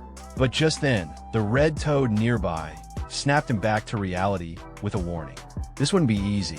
Xiao wasn't just stepping into danger. He was walking into a literal sea of fire. Looking ahead, Xiao caught sight of the blazing terrain. Panic flashed across his face for a moment as he realized it wasn't just fire, it was magma. Still, determination returned almost instantly. A mythical ranked pet was worth any risk. Even if it meant diving straight into a pool of flames, he was all in. Gripping the feather tightly in front of him, Xiao began his walk into the fire. Beads of sweat poured from his face as the heat intensified. Thankfully, the Fire Spirit King crystal he possessed granted him a 95% resistance to fire. Without it, he admitted to himself, he'd be roasted like a pig by now. He pressed forward, pushing through the searing heat. But he couldn't take it much longer. He called out, desperate to reach the end of this blazing trial before he collapsed. As he moved further in, the feather in his hand began reacting more violently. He knew then he was getting close. With each step, the aura grew stronger. Then finally, just ahead, something caught his eye. There was a large yellow egg, glowing faintly amidst the magma. Xiao's breath caught in his throat as realization dawned. It wasn't just any egg. It was a phoenix egg, and he had finally found it. With a large yellow egg now in front of him, Xiao reached out and tried to lift it with both hands. A grin spread across his face as excitement welled up inside him. He couldn't help but chuckle to himself. This was a big deal. Still holding the egg, he called out to Old Hull, half-jokingly asking if he knew how to hatch something like this. Then, with a laugh, Xiao teased that maybe he'd just turn it into a fried egg if all else failed. But before he could enjoy the moment, another sudden flash of light burst behind him. A voice pierced through the air, demanding to know who was there. One of the light beams struck Xiao directly, making him cry out in pain as the force surged through him. Still reeling, he clenched his teeth and shouted back furiously, vowing that his business with the fire god was far from over. But before he could gather himself, a blazing hand of fire suddenly materialized in front of him, and the red frog on his shoulder panicked. Urging him to run, the frog's voice was tight with fear. Without hesitation, Xiao took off, dodging as the fire hand lashed out again. He sprinted through the flames, shouting as he ran. Meanwhile, the red frog, still clinging to his shoulder, muttered in exasperation, wondering aloud why Xiao always ended up in deadly places just to steal eggs. Finally, Xiao managed to return to where he had started, egg still firmly in hand. He let out a deep breath of relief, gasping for air. Seeing him actually make it back, the phoenix was stunned. It couldn't believe Xiao had survived the lava and returned in one piece. Xiao, still trying to catch his breath, didn't respond right away. He stood there, chest heaving. The phoenix's expression had changed. It now looked at Xiao with fierce respect. It was hard to believe a mere level 40 mortal had managed to survive the terrifying lava and return holding the phoenix egg. Eventually, Xiao gave a casual reply, brushing off the feet as if it were nothing. Egg stealing? That was child's play to him. It wasn't even his first time. But before the phoenix could respond, another beam of divine light descended from the sky and struck the ground in front of Xiao. A booming voice filled the air, filled with fury and disdain. The divine figure accused Xiao of destroying a sacred statue and touching the forbidden egg, crimes that couldn't be forgiven. It declared that it would personally tear Xiao apart and make him suffer the wrath of a god. Hearing that declaration, the phoenix turned urgently to Xiao. There was no more time. Hephaestus was almost upon them, and once he arrived, there would be no escape. The phoenix pleaded with Xiao to leave immediately. He was to take the phoenix's offspring and run as far as he could. When the chick had grown strong enough, he was to return and make those responsible for all of this pay. Sweating from both heat and tension, Xiao's thoughts raced. Sister Tao wasn't here to back him up. If the fire god showed up, even with his money shield, the cost of surviving would be astronomical. In a quiet voice, almost to himself, Xiao asked the phoenix if there was truly no way to help it break the seal that kept it bound. The phoenix paused, then admitted there was a way, but Xiao was far too weak. Even the strongest of humanity might not be capable of doing what was required. But Xiao wasn't discouraged. Reaching into his pocket with confidence, he encouraged the phoenix to share the details. What if he did have a way? The phoenix finally gestured toward two faint, black aura-filled markings nearby. They shimmered with power and mystery. It explained that these two marks were divine seals. The only way to undo them was to break them at the exact same time.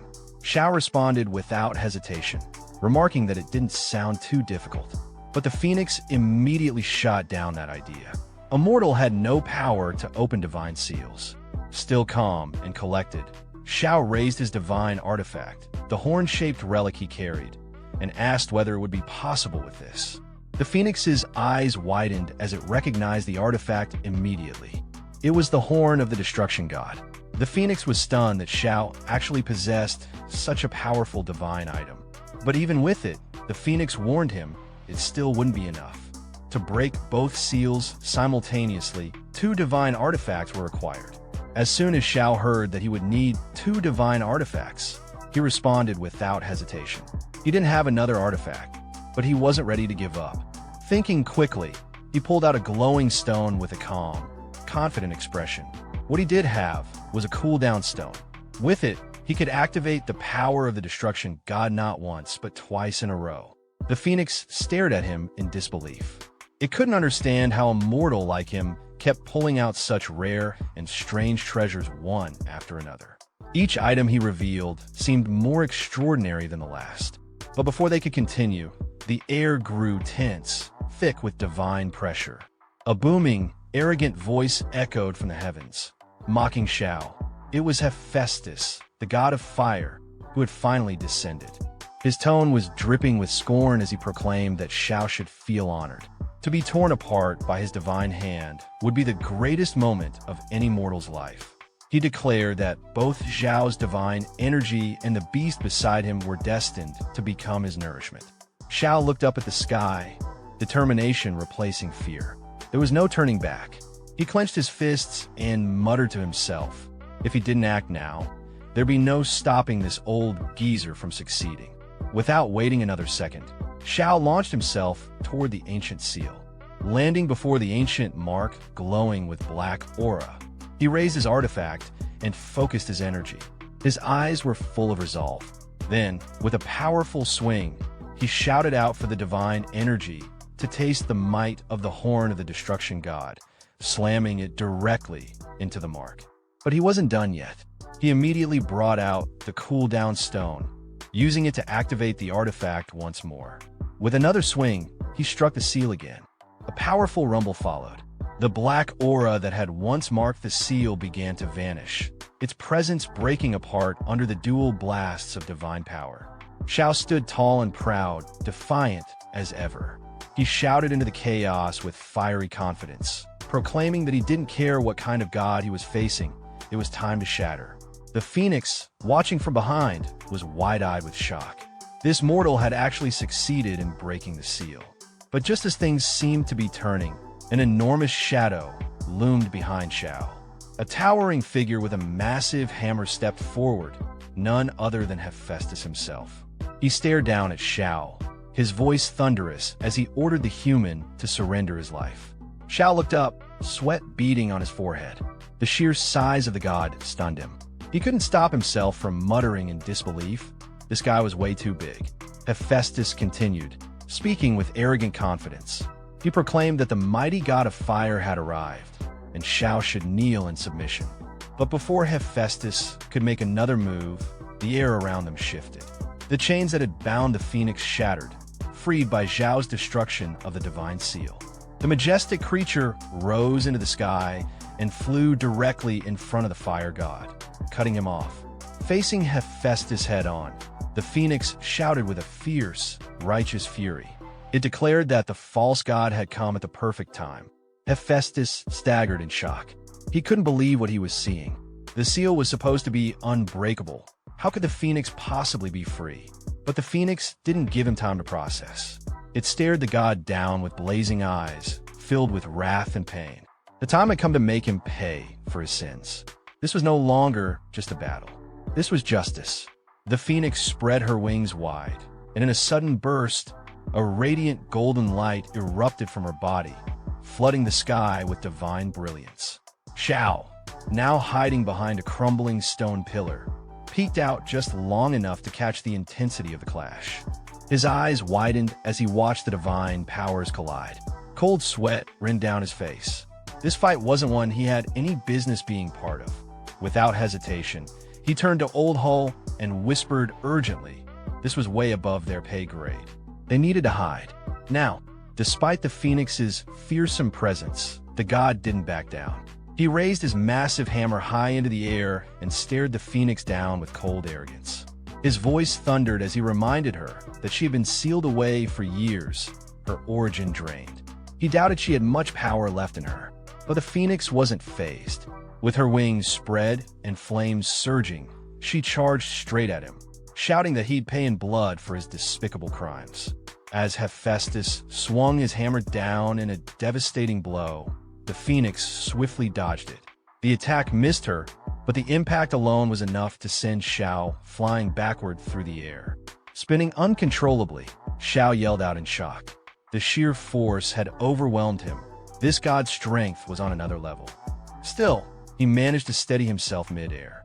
With a deep breath, he quickly activated his money shield, desperate to protect himself from another blow. Meanwhile, the Phoenix launched her own attack. Her strike landed squarely against the god's arm. The moment her flames clashed with his hammer, it shattered instantly. Hephaestus stumbled back, wide-eyed, stunned to see his weapon destroyed. Without giving him a moment to recover, the Phoenix lunged forward again, declaring that she'd let him feel what it was like to be melted alive. Hephaestus growled in fury. He called her a traitor, accusing her of defying a god's will. But the Phoenix wasn't backing down.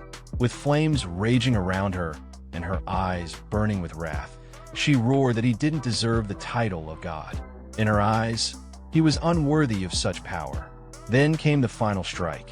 With one swift, blinding attack, she pierced through him. The god let out a pained scream as his body was torn apart in midair. As he collapsed to the ground, broken and defeated, his last words were filled with disbelief. He couldn't accept what had just happened.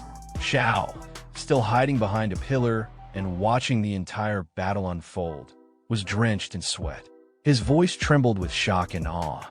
Was the Phoenix really this terrifying? She had just ripped apart the fire god like it was nothing. Even the red toad perched on his shoulder was in full panic mode. He reminded Xiao, nervously, that they had just stolen this Phoenix's offspring. Wouldn't she be furious enough to snap him in half too? Hovering above the lifeless body of Hephaestus, the Phoenix spread her wings wide. Her voice echoed with divine energy. With the blood of God, she would now be reborn from the flames. Xiao, still shaken, gently placed the egg on the ground. He raised both hands, slowly and nervously addressed the Phoenix. He tried to explain that this was all a misunderstanding and that he was perfectly willing to return the egg. The Phoenix turned to him, confused at first. A misunderstanding? What was he talking about? She laughed softly and told him that he had nothing to worry about. Instead of anger, she owed him thanks. Then, without warning, she extended her hand and handed Xiao 2 glowing drops of divine blood. He stared at the droplets in amazement. What was this? As he took them into his hands and examined them closely, a system notification materialized in front of him. Blood of a divine spirit. Grade, unknown. Description: the powerful god of craftsmanship and fire, Hephaestus, has existed on the lost continent for tens of thousands of years. His blood flows with divinity. But who could possibly obtain the blood of a god? Xiao's hands trembled slightly as he held the divine liquid. His eyes gleamed with excitement. The blood of a god? A huge grin spread across his face. Laughing to himself, he turned to the red toad and cracked a joke, showing absolutely no shame about keeping the treasure. The toad, looking thoroughly annoyed, snapped back at him, saying he really was shameless. But the Phoenix quickly brought the focus back. She explained that the divine blood wasn't just a reward, it was necessary. It would help Xiao hatch her offspring. Xiao pointed at himself in surprise. Wait, he was supposed to hatch the egg? The Phoenix nodded firmly. Her chick had yet to emerge from its shell, and now it was up to Xiao to find a way to bring it into the world. As Night Xiao held the blood drop in his hand, a notification appeared describing the item, blood of a divine spirit. It was the blood of Hephaestus, the powerful god of craftsmanship and fire, said to have existed on the lost continent for tens of thousands of years. The description hinted at its overwhelming divinity. raising the question of how anyone could possess a god's blood. Xiao, noticing this, responded with a light-hearted grin, clearly impressed and amused by the unexpected find. Just then, the red toad, standing nearby, reacted with a mocking expression, clearly unimpressed by Xiao's excitement. Before their exchange could continue, the phoenix suddenly interjected. She clarified that the divine blood wasn't just a treasure, it had a purpose. It was meant to help hatch her offspring. Xiao looked puzzled. He pointed to himself, questioning why he was the one chosen for such a task. The phoenix explained further. Her child, still unhatched, needed a way to awaken, and Xiao had to find a method. The situation triggered a change in his class. Now, he had become someone capable of taming divine beasts. As she flew upward, the phoenix expressed her gratitude for his help in breaking the seal. But time was short. She warned that the place was collapsing, and word of Hephaestus's fall would soon spread.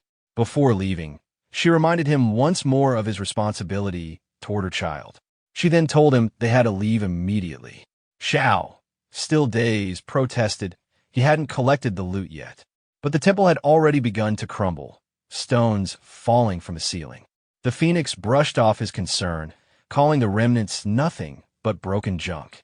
Despite her dismissal, Zhao's attention locked onto a particular artifact. To him, this was no ordinary debris, it was a drop from the fire god. Leaving it behind felt wasteful. He reached out and picked it up. Another notification appeared. It was Hephaestus's divine staff, damaged but still powerful. The stats showed a significant boost to spirit and fire-based skills, though many of its abilities were currently inaccessible due to the damage. Xiao smiled as he examined the staff. Even in its broken state, it was epic grade.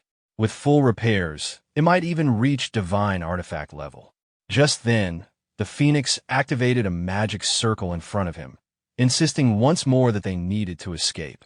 The entire structure was coming down fast. Xiao, glancing nervously at the collapsing temple and the activated circle, quickly agreed.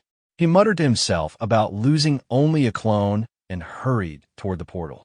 Far above, in the heavenly realm, lightning danced across the sky. Statues of gods stood tall, radiating presence as if they were alive.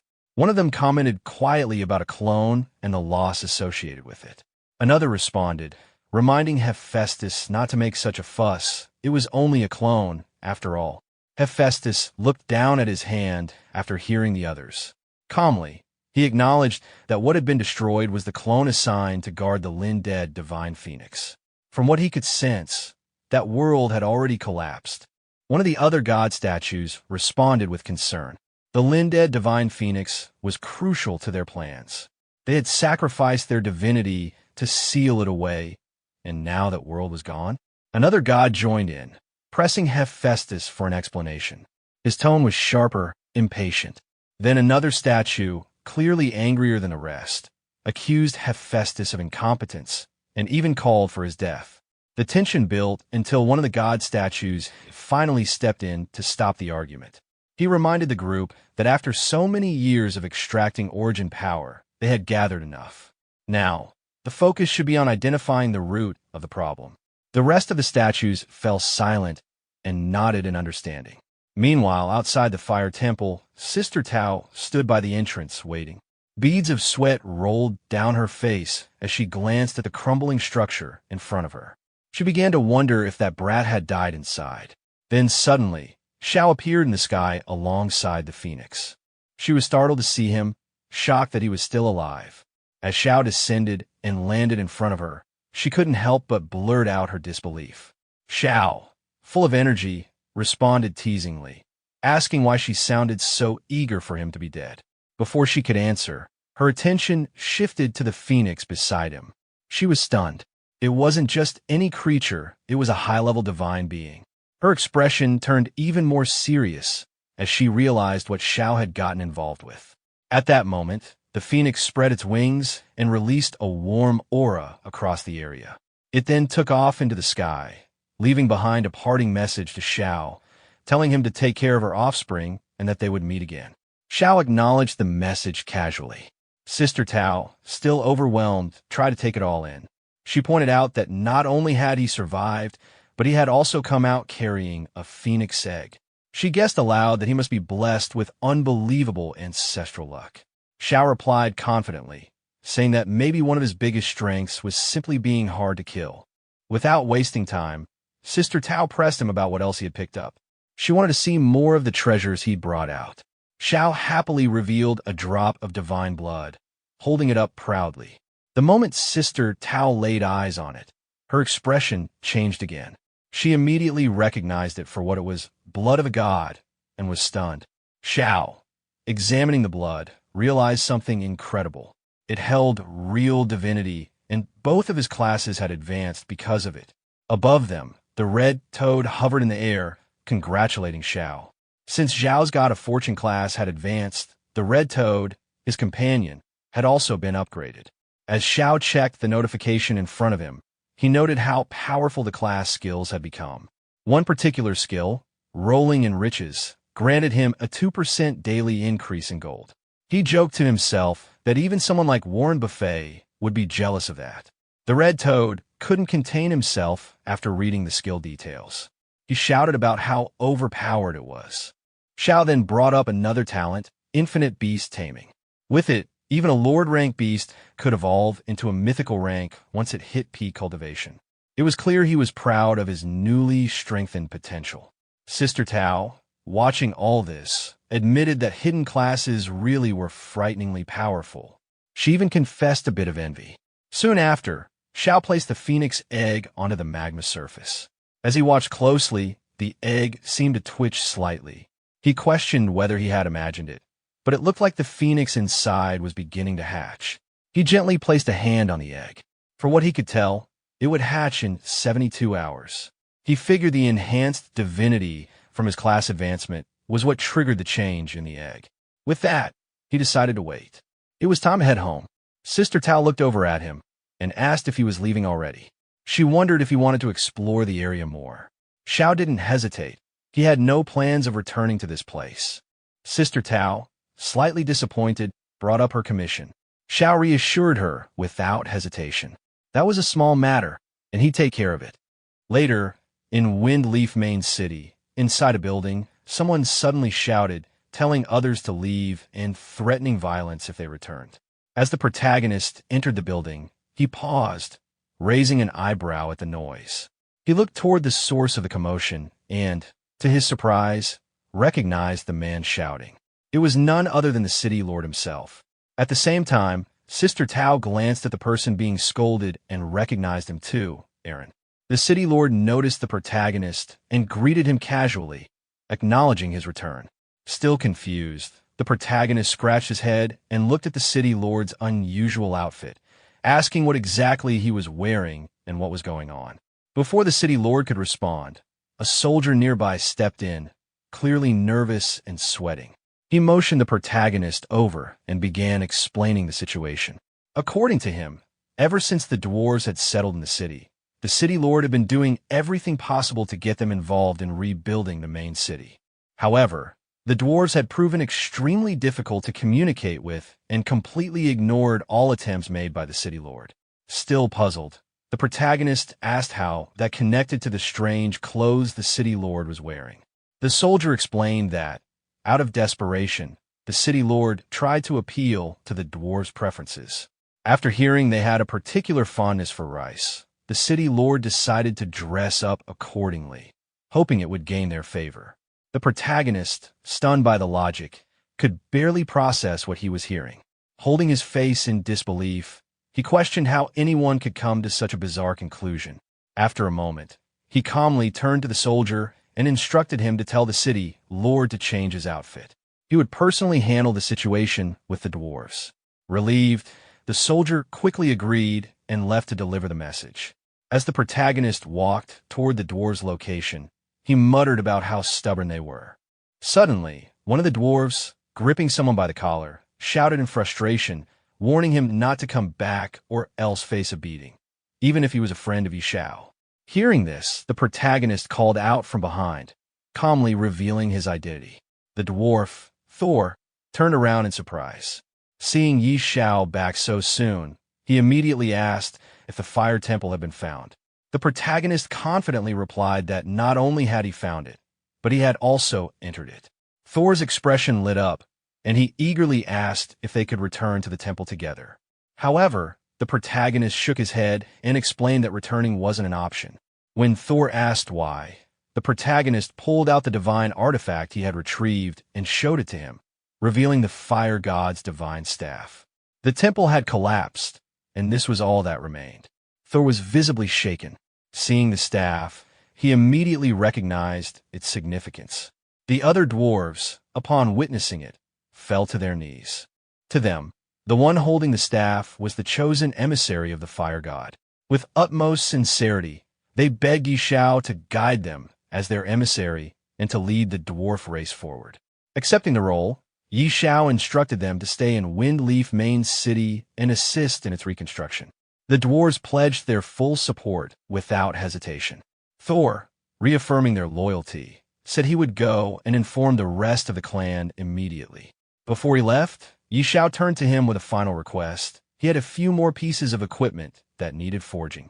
After hearing the emissary's reassurance, the dwarf responded confidently, saying that any number of pieces would be fine. The emissary simply chuckled and reminded him not to joke about the gods, even if jokes were otherwise acceptable. With that, he gave the signal to proceed. The scene then shifted to Windleaf City, where the city lord stood in front of a mirror admiring his reflection. He had dressed himself in an outfit styled to resemble a flatbread, wondering aloud if this unusual appearance might help him win favor with the dwarves. Just then, a soldier rushed in behind him and urgently announced that the dwarf Thor had already departed with Lord Xiao.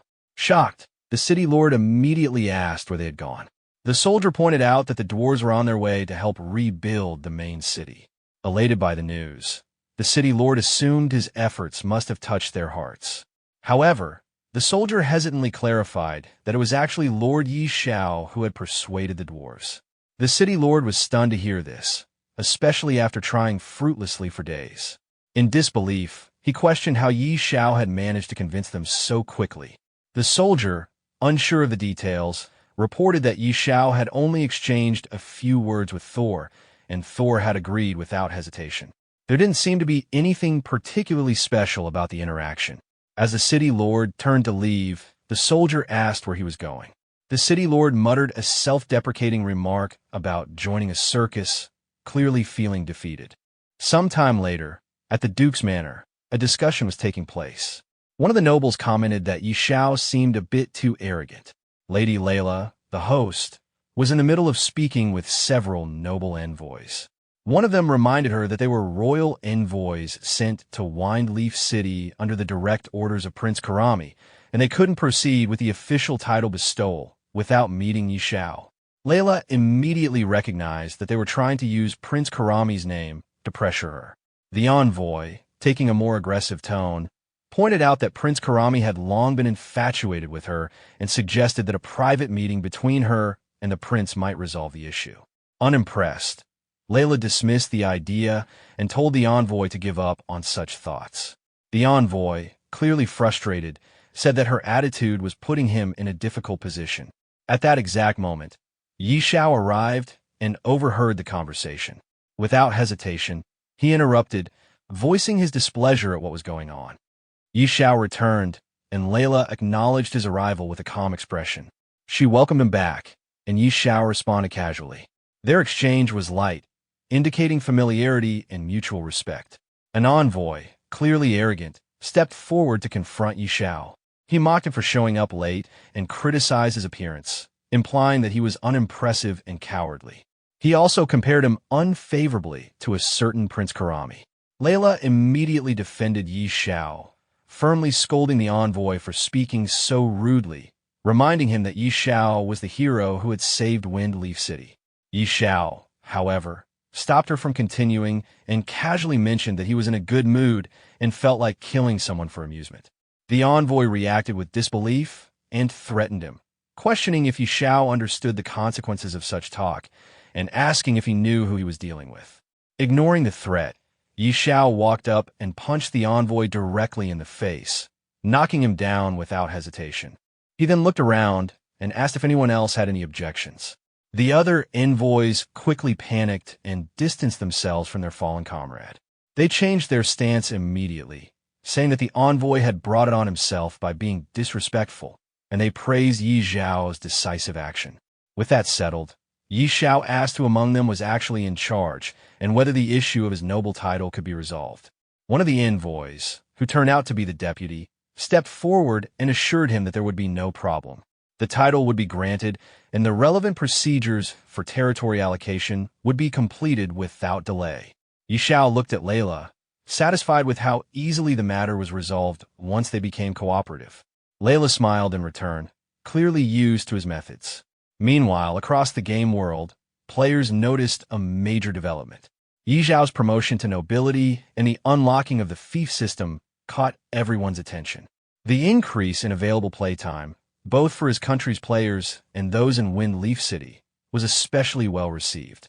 Many players were impressed and expressed awe at how quickly Yi Xiao had risen through the ranks.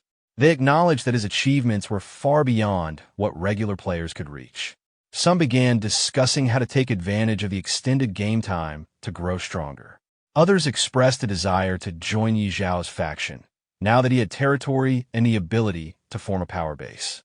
Jokingly or seriously, some players went to extreme lengths to declare their willingness to follow him, showing how much his influence had grown.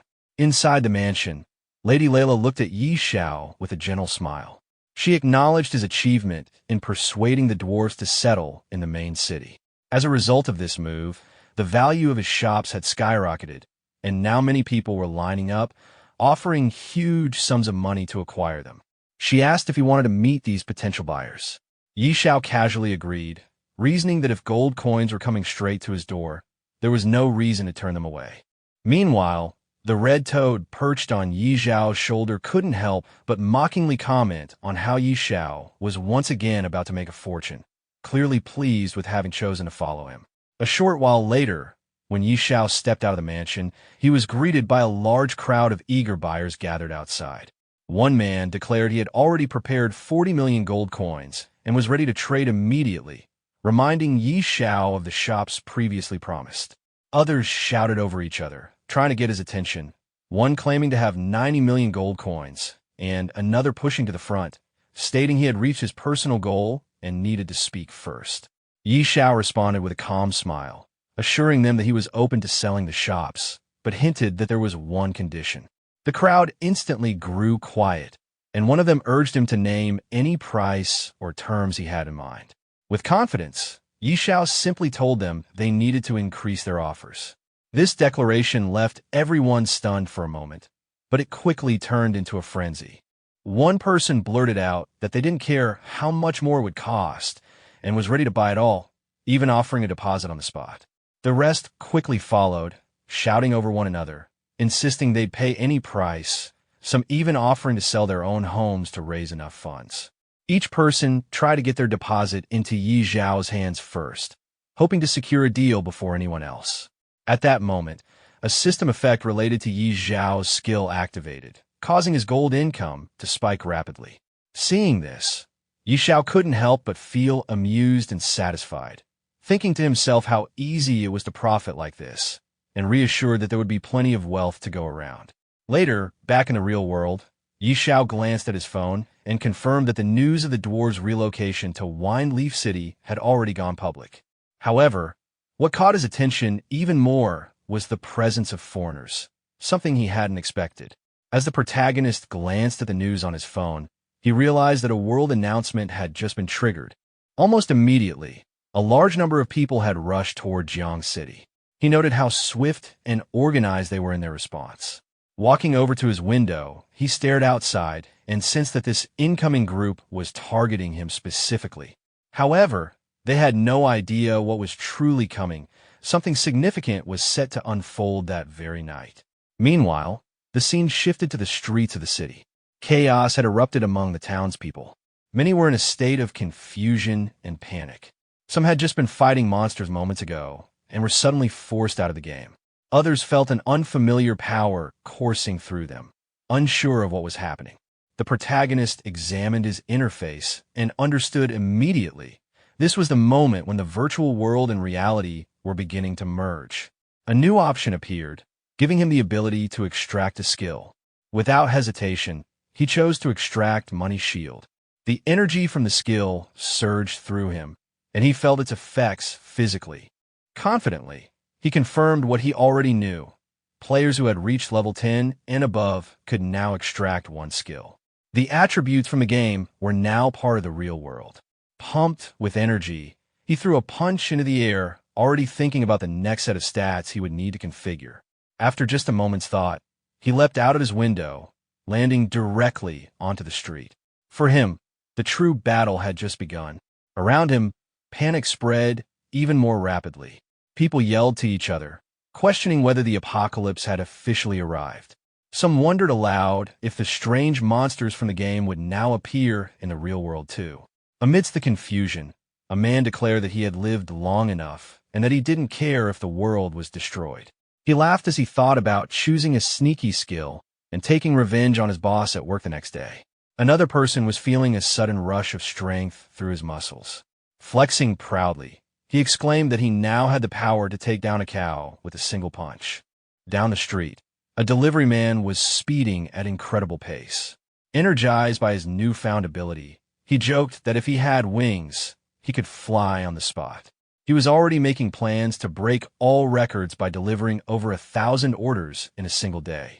One man held a flame in his hand, visibly excited about his newfound ability. With a smug expression, he marveled at how he wouldn't need a lighter to smoke anymore. Nearby, another man had just made himself invisible. Taking full advantage of his power, he chuckled to himself about sneaking into the women's bathhouse without being noticed. The scene then shifted to the Yi Group Villa District, where the protagonist arrived and stood confidently in front of the door, confirming to himself that he had reached the right place. Suddenly, a group of men ambushed him. One of them, clearly expecting a victim, smirked and remarked how someone had finally taken the bait. They were hoping to make a fortune off him. Another member of the group, wielding a knife, stepped forward arrogantly and demanded that the protagonist hand over all his valuables. He threatened violence, making it clear that he would break the protagonist's legs if he refused. Among them was a yellow-haired youth who tried to intimidate the protagonist by boasting about his companion's strength. He claimed that his friend was an 11th level master in the Apocalypse game, implying that the protagonist would be foolish to resist. Unbothered by their threats, the protagonist calmly placed his hand in his pocket and sighed at how the world was still full of fools. His indifference enraged one of the thugs, who began shouting angrily, but before he could finish, the protagonist grabbed his throat with swift precision. The yellow-haired youth was stunned by this sudden move and broke into a cold sweat. In a panic, he lashed out, cursing the protagonist and trying to attack. But before he could get close, the protagonist landed a powerful kick, easily taking him down. A short while later, the protagonist stood over the defeated group, rubbing his hand nonchalantly. He looked at them with clear disappointment, remarking to himself how weak they were and questioning why such people even dared to commit robbery. Inside the villa, a party was in full swing. Many people had gathered to celebrate, cheering and urging each other to get wild. Some were excitedly talking among themselves, calling the event a historic moment worth remembering. A man in a black suit proudly commented that the Yi Group's heavy investment in the Apocalypse game had finally paid off. Just then, the protagonist opened the door and stepped inside, immediately drawing the attention of everyone in the room. Startled, they all turned to look at the uninvited guest and demanded to know who he was. Walking in confidently while wearing a mask, the protagonist scanned the room and noted that most of the people he was looking for were already there, except for a few older figures. He was pleased. This would save him time and effort. One of the men in the group glared at the masked intruder and questioned where he came from, furious that someone would dare cause trouble at their gathering. This man was Yi Lin, the designated future heir of the Yi Group. He noticed the mask and ridiculed the protagonist, mocking him with a childish reference. In response, the protagonist simply removed the mask and revealed his face. His voice alone was enough to catch Yi Lin off guard. It was someone he should have recognized instantly. As the guests processed what they were seeing, a wave of shock swept through the crowd. Whispers broke out. They couldn't believe it. The man standing before them was Xiao.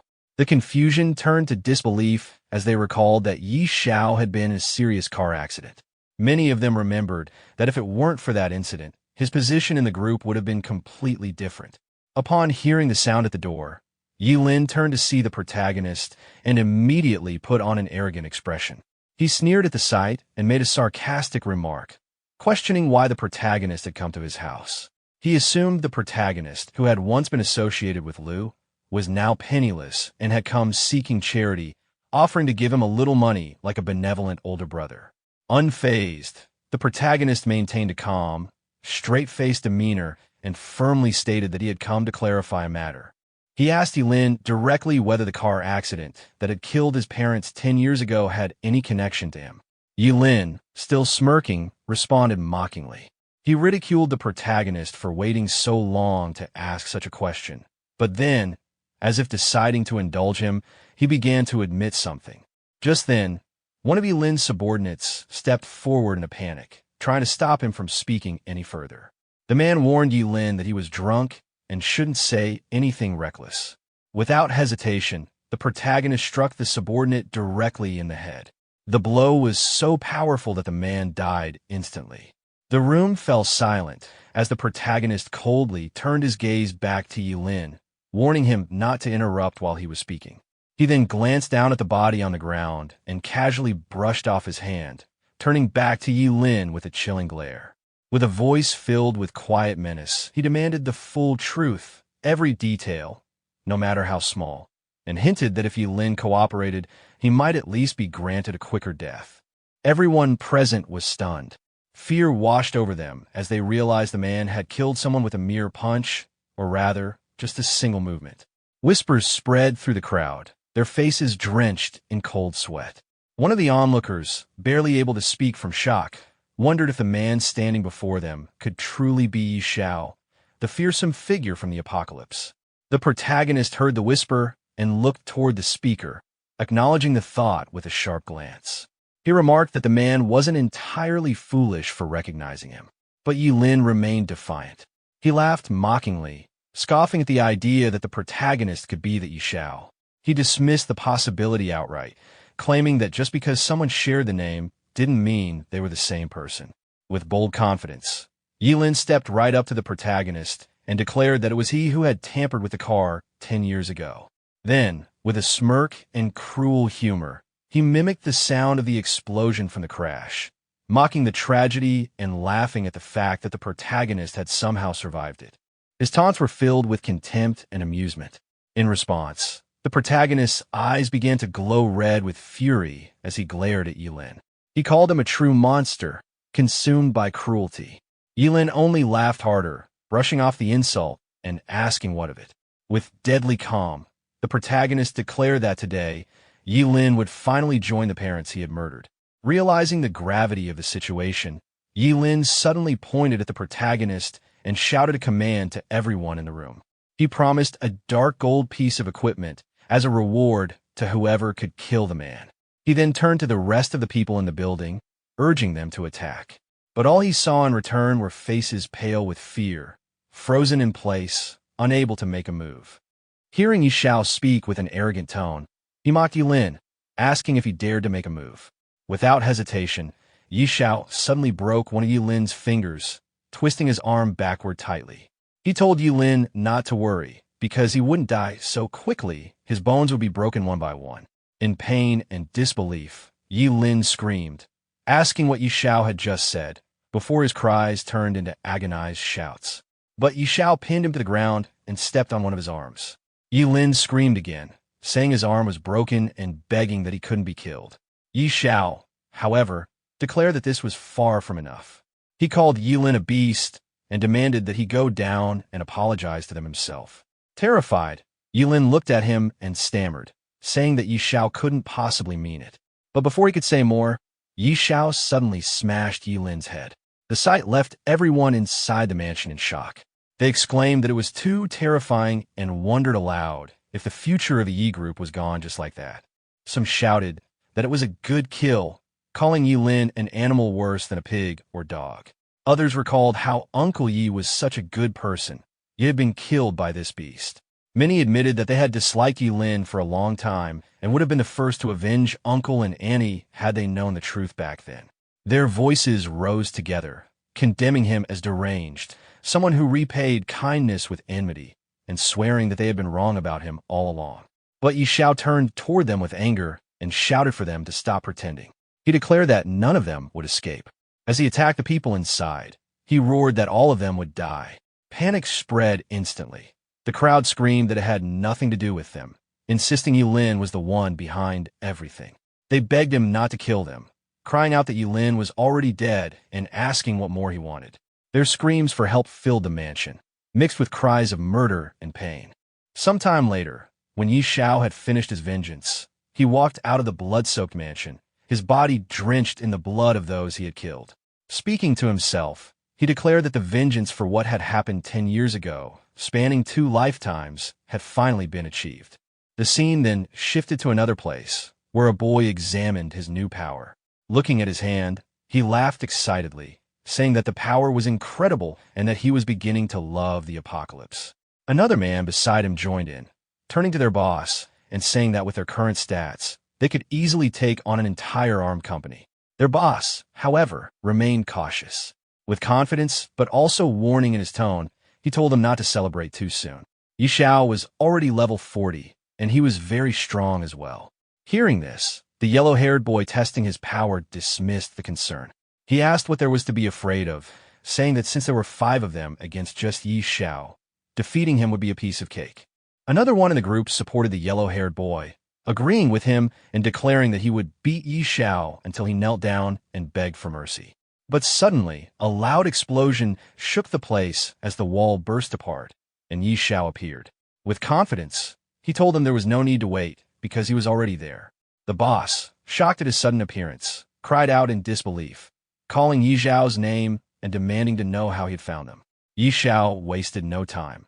Activating his power, he launched himself toward them, scoffing at the thought of just a few of them trying to backstab him in the real world. As he attacked, his words cut through the chaos, telling them that if they had any questions, they should go ask the King of Hell. Screams of pain and panic echoed as his assault tore through them.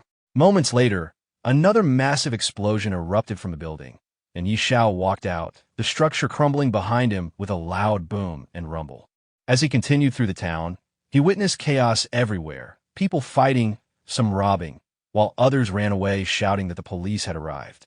Suddenly, a large number of army soldiers appeared. In response, one defiant person screamed to kill them, boldly declaring that he wasn't afraid even if the army came. But as the soldiers moved closer, Yi Xiao noticed them approaching him. Narrowing his eyes, he asked who they were. From among the troops, a man in a suit stepped forward and introduced himself. He greeted Yi Xiao and revealed that he was Li Huan, the governor of Jiang City. He said he had come to ask for a favor and requested Yi Xiao to step aside for a word. Yi Xiao, not one to waste time, asked him directly what it was and told him to just say it. Pleased by his straightforwardness, the governor responded with a delighted, wonderful. He then explained the situation, pointing out that Jiang City was currently in a state of chaos. He expressed his hope that Yi Xiao could help re-establish order in the city and asked what he thought of the request. Yi Xiao, replying with confidence, stated that it wasn't impossible, but that he had his conditions. The governor, showing no hesitation, told him to feel free to state them. Sometime later, news broke out on the Apocalypse Forum. The headline read that Big Shot Yi Han was finally making an appearance, with even the officials verifying the account. Excited users commented that a big shot was truly a big shot for a reason, and with someone like him watching over them, they doubted anyone else would dare act recklessly again. As people read the news on their phones, they remarked that the great Xiao would now become much more stable, saying this piece of news was extremely important. At the same time, Yi Xiao's ex-girlfriend sat on her sofa, staring at the news. She muttered to herself in disbelief, questioning if it was really Yi Xiao. She blamed Zhou Hong, saying that if he hadn't been bad-mouthing Yi Xiao, she would have treated Jiang Han properly. Frustration turned to self-justification as she complained that Yi Xiao, as a grown man, should not have been so petty as to disappear just because of her slightly bad attitude. Walking toward the window, she looked outside and declared that she would definitely find him, insisting that he would come back to her. Meanwhile, Inside the game world, players were talking among themselves about the recent events. One said no one could imagine how chaotic things had been, but thankfully, great god Xiao had stepped up to stabilize the situation. Another chimed in, calling him a total hero. A third added that if it hadn't been for him, Jiang City would have descended into complete chaos. At that moment, Xiao himself was seen walking through the middle of the city, whispering to himself that he was finally back. On his shoulder, the red toad mocked him, saying it seemed everyone was talking about him. Xiao stopped in front of the workshop and muttered that he would rather do the deed and fade away, hiding his fame and achievements, something old Hui would never understand. The red toad sneered, pointing out that Xiao was acting cool again. When Xiao entered the workshop, one of the dwarves greeted him respectfully, relieved to see him return. Xiao told the dwarf, Thor, that he had something for him and handed him a blueprint. Thor looked at it with wide eyes, recognizing it immediately. It was the blueprint for the Beast God's Claw, an epic rank piece of equipment. Xiao then asked if it could be forged. Thor, sweating as he studied the blueprint, explained that this wasn't an ordinary epic rank item.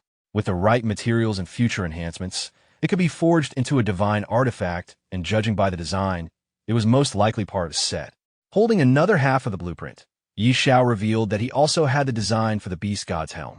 Thor was stunned, exclaiming in shock that it truly was part of a set, and that he had now seen it all. Xiao, brimming with confidence, asked Thor how long it would take if the two of them forged it together. Thor examined the blueprint carefully, scratching the back of his head as he estimated. He said that if he and Du Lin worked on it together, it would take about 3 days. Xiao accepted the answer and told him he would return in 3 days to collect the equipment. The dwarf assured Xiao with full confidence that he guaranteed his satisfaction. Xiao waved his hand casually while walking away, simply replying with an okay. Soon, Xiao was seen standing in front of another shop. The shop owner immediately greeted him with great respect, saying that Lord Xiao's presence brought glory to his humble store and asking what he could do for him today. As the shopkeeper spoke, his eyes shifted toward the red toad sitting on Xiao's shoulder. Praising it, he said that the tamed beast with Lord Xiao was clearly heroic and extraordinary, radiating spiritual energy. The red toad instantly bristled with anger, snapping back that he was not a tamed beast, cursing that the shopkeeper's entire family were the real tamed beasts. Ignoring the outburst, Xiao calmly told the shop owner that he was there to buy some high-quality bee spirit fruits. The higher the grade, the better.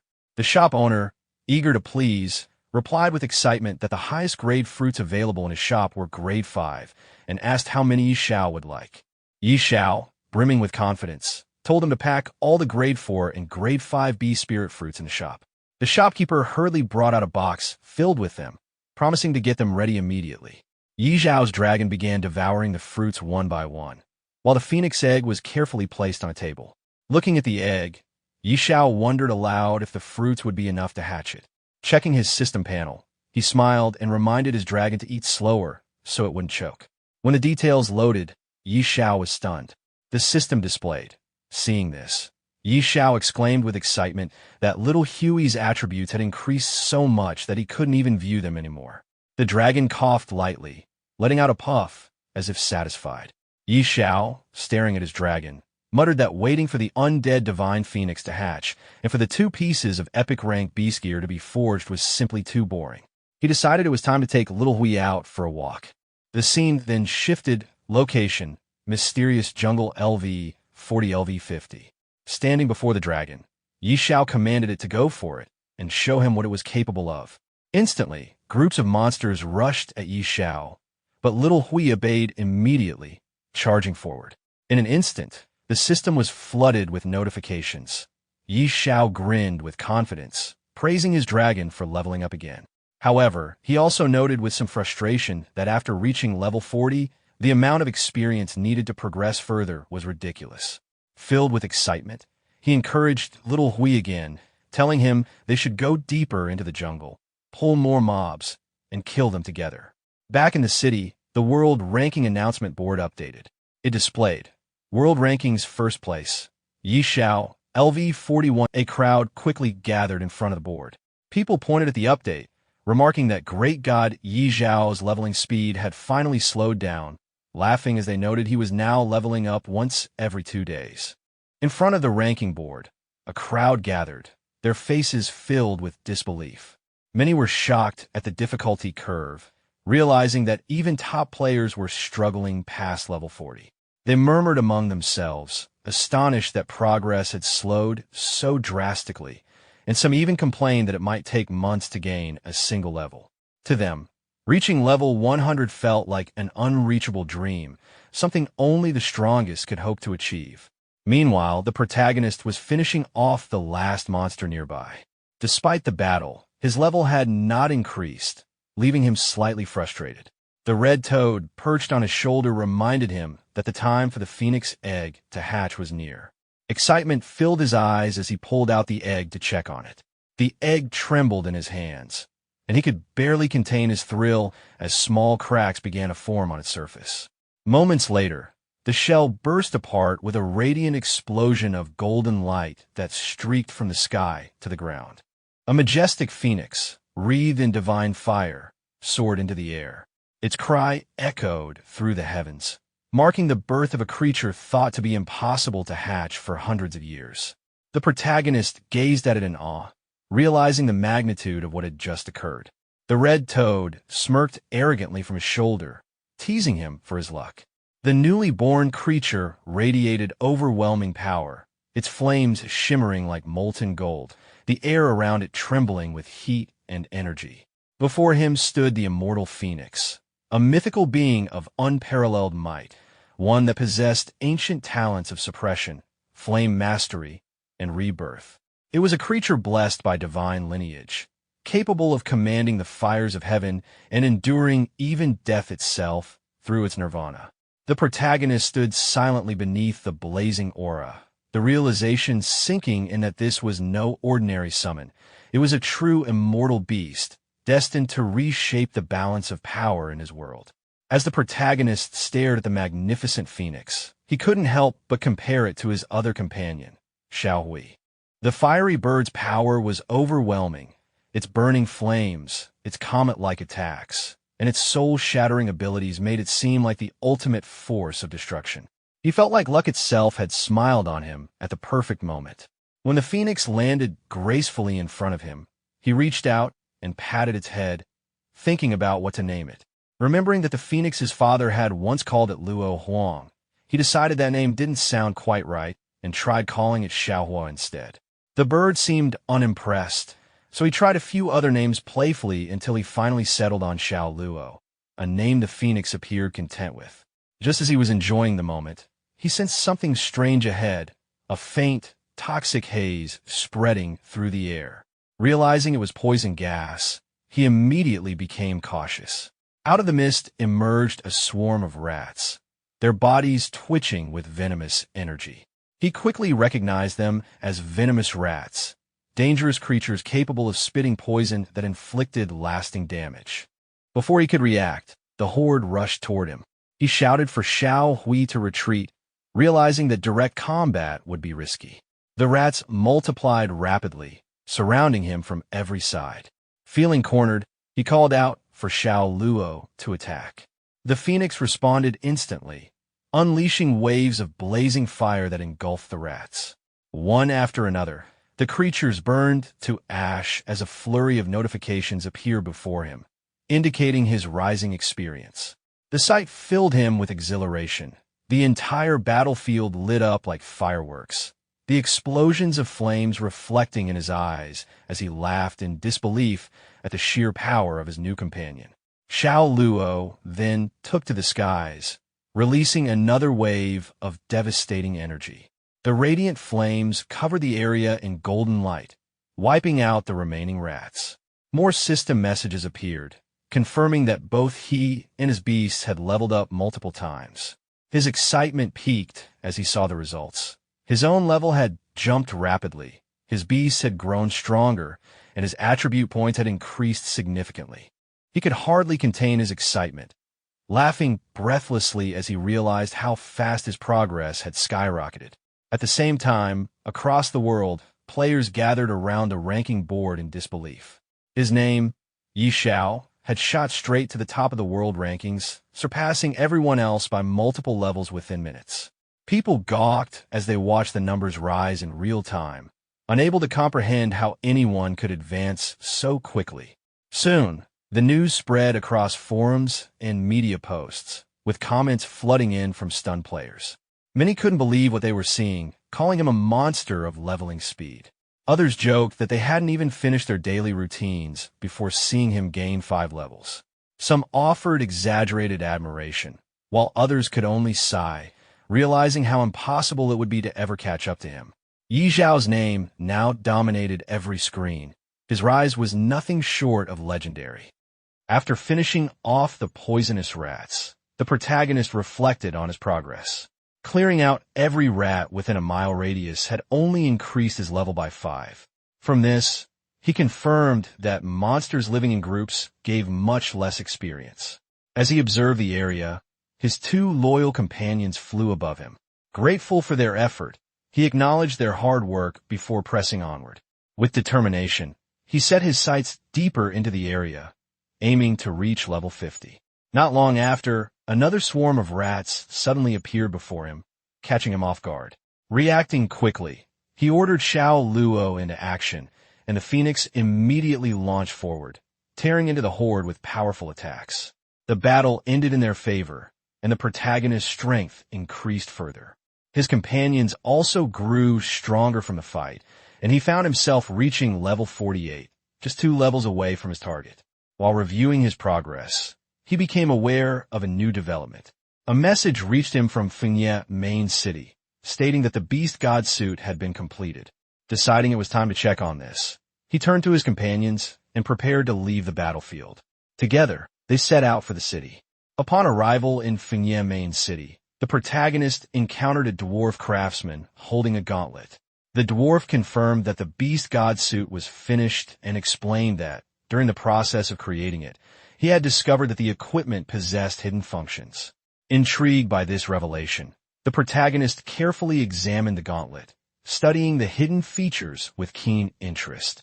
The protagonist put on the gauntlet, realizing that after wearing the claw of the beast god, the appearance of the equipment could be displayed or hidden at will. The system provided detailed specifications, explaining the gauntlet's grade, its attribute boosts, its increase in attack speed, and even a passive effect that inflicted bleeding damage over time. It also hinted that the equipment could be further strengthened. Excited by these discoveries, the protagonist immediately wanted to test it out. The dwarf craftsman then revealed another piece of equipment, the Beast God helmet. The protagonist wore it, and the set attributes were activated. By equipping 2 pieces of the Beast God equipment, he gained increased final damage, damage reduction, and resistance across all attributes. Studying the effects carefully, he found the set's power to be overwhelmingly strong. His companion, the red toad, gave a blunt comment about how odd he looked in the helmet, while the dwarf countered with reassurance that it actually suited him. Smiling with confidence, the protagonist remarked that appearance mattered little compared to practicality, especially since he could hide the equipment whenever he wanted. Satisfied with the results, he prepared to leave. Thanking the dwarf for his hard work, he waved and departed, while the craftsman wished him well. As he walked through the bustling city, he overheard people gossiping. Many were whispering about troubling New Shuiwa City had been invaded. Their fearful discussions spread quickly, confirming that something serious had indeed occurred there. The red toad on his shoulder suggested gathering more information, and the protagonist immediately thought of someone reliable he could ask. The scene shifted to a quieter place, where Sister Tao sat on a bench reading through documents. A man entered and informed her that she had a visitor. Without even glancing up, she instructed him to say she was not there. But at that very moment, the protagonist appeared behind her, making his presence known, catching her completely off guard. When the protagonist appeared behind her, Sister Tao was startled. She had not expected to see him and felt uneasy, since trouble always seemed to follow whenever he arrived. After calming herself, she listened as he asked about the situation in Shuiwa City. She explained that the area around Shuiwa City was now being consumed by gray fog. If the trend continued, the fog would likely engulf the entire city. The protagonist was surprised to hear of this invasion and pressed her for more details. According to the information Sister Tao had gathered, the gray fog was connected to an evil god mentioned in the ancient records of the Supreme Palace. This god was said to spread plagues and viruses, so malevolent that no temple was ever dedicated to him. She revealed that his name was Sekhmet, then warned the protagonist not to get involved. Despite her warning, he showed confidence and declared his intent to go to Shueihua City. Sister Tao was shocked, but admitted that the Supreme Palace had also tasked her with investigating the matter, so she agreed to accompany him. Although she grew flustered when he teased her, she quickly told him to stop speaking nonsense and insisted they depart the following morning, as she needed time to prepare the teleportation array within the city. The protagonist accepted this arrangement, and the two reached an agreement. After leaving Sister Tao, the protagonist was soon bombarded by messages from the world chat. Players from across the lands were panicking, reporting that the gray fog around Shueihua City drained health rapidly, killing many instantly. Others claimed the city's NPCs were fleeing, while nearby forests were swallowed up by the spreading mist. Rumors spread about whether a great power had unleashed some sort of biological weapon. Reports also came in of disturbances in Shadow City, a glowing statue outside Silver Light City that was powerful enough to instantly defeat challengers, and strange boundaries appearing nearby city. Hearing all this, the protagonist began to think deeply. The scale of the gray fog invasion was far greater than he had realized, and now it seemed other major cities were also facing problems. Questions filled his mind as he wondered what the evil god Sekhmet truly intended to achieve. The next day, the protagonist met with Sister Tao. She explained that there was still a teleportation array left by the Supreme Palace in Shueihua City. Through it, they could travel directly to the outskirts of the city. Holding up a special artifact, she activated the array, and a glowing door opened before them.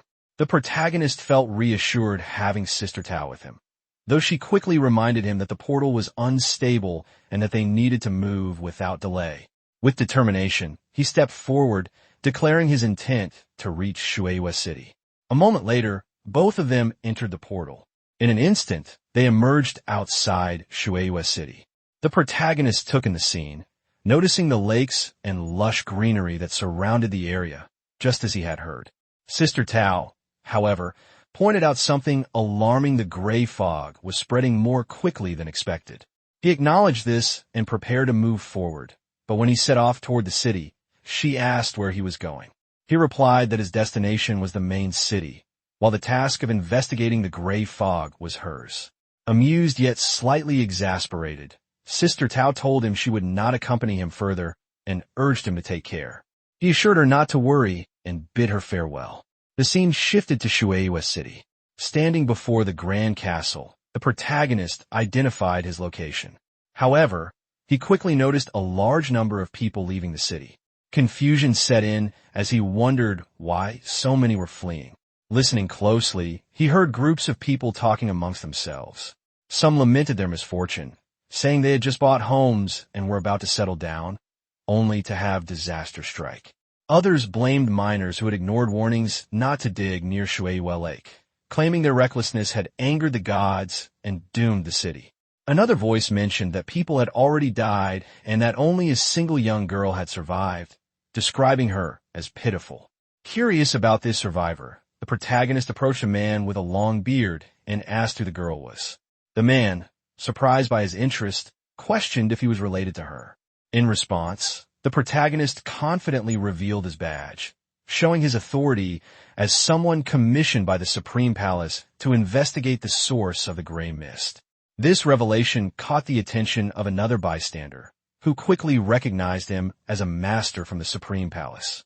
The bearded man informed the protagonist that the little girl he was searching for was named Aisha, the daughter of a miner from Bishui district. He explained that her entire family had been infected by the gray fog and described their situation as pitiful. When asked about her whereabouts, he revealed that Aisha had been isolated by several adults in the church of Bishui City. As the protagonist processed this information, a blonde-haired man stepped forward nervously, warning him that once infected by the gray fog, not even the best healer in the city could provide a cure. The protagonist acknowledged the warning and expressed his gratitude, prompting the man to wish him well before departing. Upon entering the city, the protagonist fixed his eyes on a particular building and concluded that Aisha must be there, inside the church. However, when he attempted to approach, guards immediately blocked his path. They declared the place extremely dangerous and ordered him to leave, threatening to take action if he did not comply. The protagonist revealed his imperial status as a viscount, explaining that he had come to investigate the source of the gray fog. The guards, recognizing his authority, quickly shifted their attitude and escorted him forward. One of them reported his arrival to a red-haired woman named Lady Xena, informing her that the imperial viscount had come to investigate the matter of the gray fog. Surprised by the title, Lady Xena agreed to meet him. Soon, the protagonist stood before her and respectfully requested permission to examine the condition of Aisha. Lady Xena, after considering his words, agreed and led him to a different room.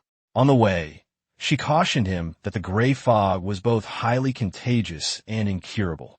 She explained that whether or not a shield could withstand the infection depended on the concentration of the fog, and if the density was high, a stronger barrier would be necessary. The protagonist, however, remained calm, knowing inwardly that he carried the protection of the god of wealth's shield, which rendered him unaffected regardless of the fog's intensity. Eventually, he reached a room where a little blonde-haired girl awaited. As he approached her, he confirmed to himself that she was indeed Aisha, the one he had been seeking. When the protagonist approached, the little girl recoiled in fear, worried he would be infected if he came any closer. Yet he moved forward calmly, unaffected, his shield silently protecting him. Reassured by his presence, the girl's fears softened into a gentle smile as she asked if he was truly all right. The protagonist crouched down to her level and requested to see the small bottle she held tightly in her hands. Trusting him, she agreed and handed it over. As he examined the bottle, he realized it was no ordinary toy. Once soaked in a peculiar spring, it had gained a strange property that allowed it to offset the damage of the gray fog. But along with that power came a curse, one that harmed anyone who touched it except for Aisha. The sharp pangs of cursed damage confirmed his suspicion. The protagonist concluded that the bottle was unique, bound in some way to the girl alone. Curious about its origin, he asked her where she had found it. After thinking carefully, Aisha recalled a cave by Griffin Lake, west of the city, where she had come across the strange object. Her words confirmed his own thoughts. This was indeed the place he needed to investigate. With a smile, he thanked the girl, acknowledging how much she had helped him. In response, she shyly brought forth a glowing glass orb, holding it out with both hands as a gift to him, her way of expressing gratitude for his visit and reassurance. Our protagonist examined the glass bowl with growing excitement. In that moment, he realized it was something deeply precious to Elsa, an item tied to her childhood fondness for beautiful things and unknown even to her parents. After studying it carefully, he thought that perhaps it might prove useful later on. He then waved goodbye to the little girl, thanking her for the help and promising to return once he had dealt with the gray fog. The girl happily waved back, encouraging him with confidence that he could definitely get rid of it. Outside, a lady approached him, asking if he had found any clues. He replied calmly that he was heading to Griffin Lake. Shocked, the lady reminded him that the area had already been consumed by the gray fog. Still, he simply smiled, assuring her not to worry, explaining that he was only going there to take care of it. Hearing this, she blushed slightly, praising him for being truly extraordinary. A while later, the protagonist arrived near Griffin Lake. The air grew heavier with every step, and the damage to his body increased noticeably as the fog thickened. Wiping sweat from his face, he acknowledged that the closer he got, the greater the strain became. Estimating his position, he figured the lake was less than 5 kilometers to the north and pressed on. As he moved forward, he spotted a group of people through the mist. Curious, he wondered who they might be, possibly members of the Supreme Palace. As he got closer, he saw Sister Tao arguing with 2 men, refusing to take unnecessary risks. One man tried to persuade her, saying that without her, the mission would fail, while the other suggested retreating altogether. Before their argument could continue, the protagonist stepped in casually with a confident smile, greeting Sister Tao. She looked surprised to see him and asked why he was there. Her companions, startled, whispered among themselves, trying to figure out who this stranger was. When she reminded him he had gone to Shui West City for information, he explained that his investigation had led to some new clues and then asked what she was doing there. She told him they were discussing the source of the gray fog. Without lingering, he waved them off, telling them to continue their work while he went ahead. His calm departure left them stunned, whispering among themselves in disbelief that he had just walked into the fog so casually. Sister Tao frowned in confusion, admitting that it truly was strange. Her companions grew anxious, asking what they should do and if they should follow. Annoyed, she snapped at them, challenging them to go ahead if they wished, but warning she'd only burn incense for them afterward. Meanwhile, the protagonist continued deeper into the gray fog, coughing as his health steadily declined. The closer he got to Griffin Lake, the harsher the damage became, but he pushed on until he finally reached his destination.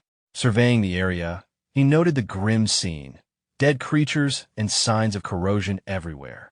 It was a complete mess, and he concluded he needed to locate the source of the decay as quickly as possible. Not far ahead, something caught his eye, a faint, unusual glow. Following it, he entered a cave, confirming from the environment that he had found the right place. Inside, rows of purple crystal bottles glimmered faintly. Then a red light from deeper within drew his attention. Moving toward it, he found a hidden basement. There stood another statue of a god, confirming that he truly hadn't come to the wrong place. Sensing a strange presence, he summoned his beast companion, noting that the air felt impure, as if belonging to another deity's domain. His eyes then caught a glowing disk resting on an altar.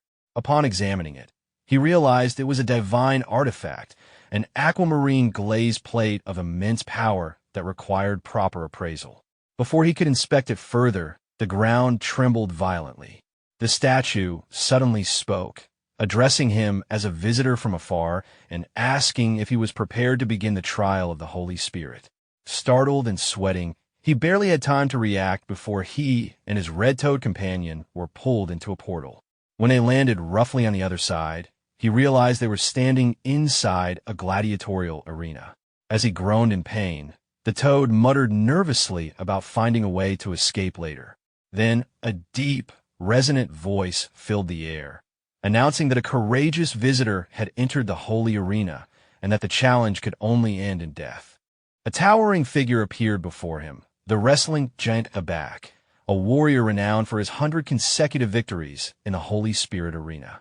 The opponent's immense power and lord-level status made even the protagonist pause in shock. Regaining composure, he summoned his dragon companion, recognizing the intensity of this fight would surpass any trial before it. The dragon appeared and unleashed powerful attacks from every direction, striking the giant repeatedly and dealing massive damage each second. Enraged, the giant roared, his defenses hardening as he entered a furious state. The protagonist, seeing this, realized the true scale of the challenge had only just begun. The protagonist gestured toward the giant and called Xiao Luo into action. In an instant, the phoenix dove, scorching the battlefield with a concentrated inferno that struck the giant with devastating force. The lord-level warrior collapsed almost immediately, and the field fell silent as the last embers faded.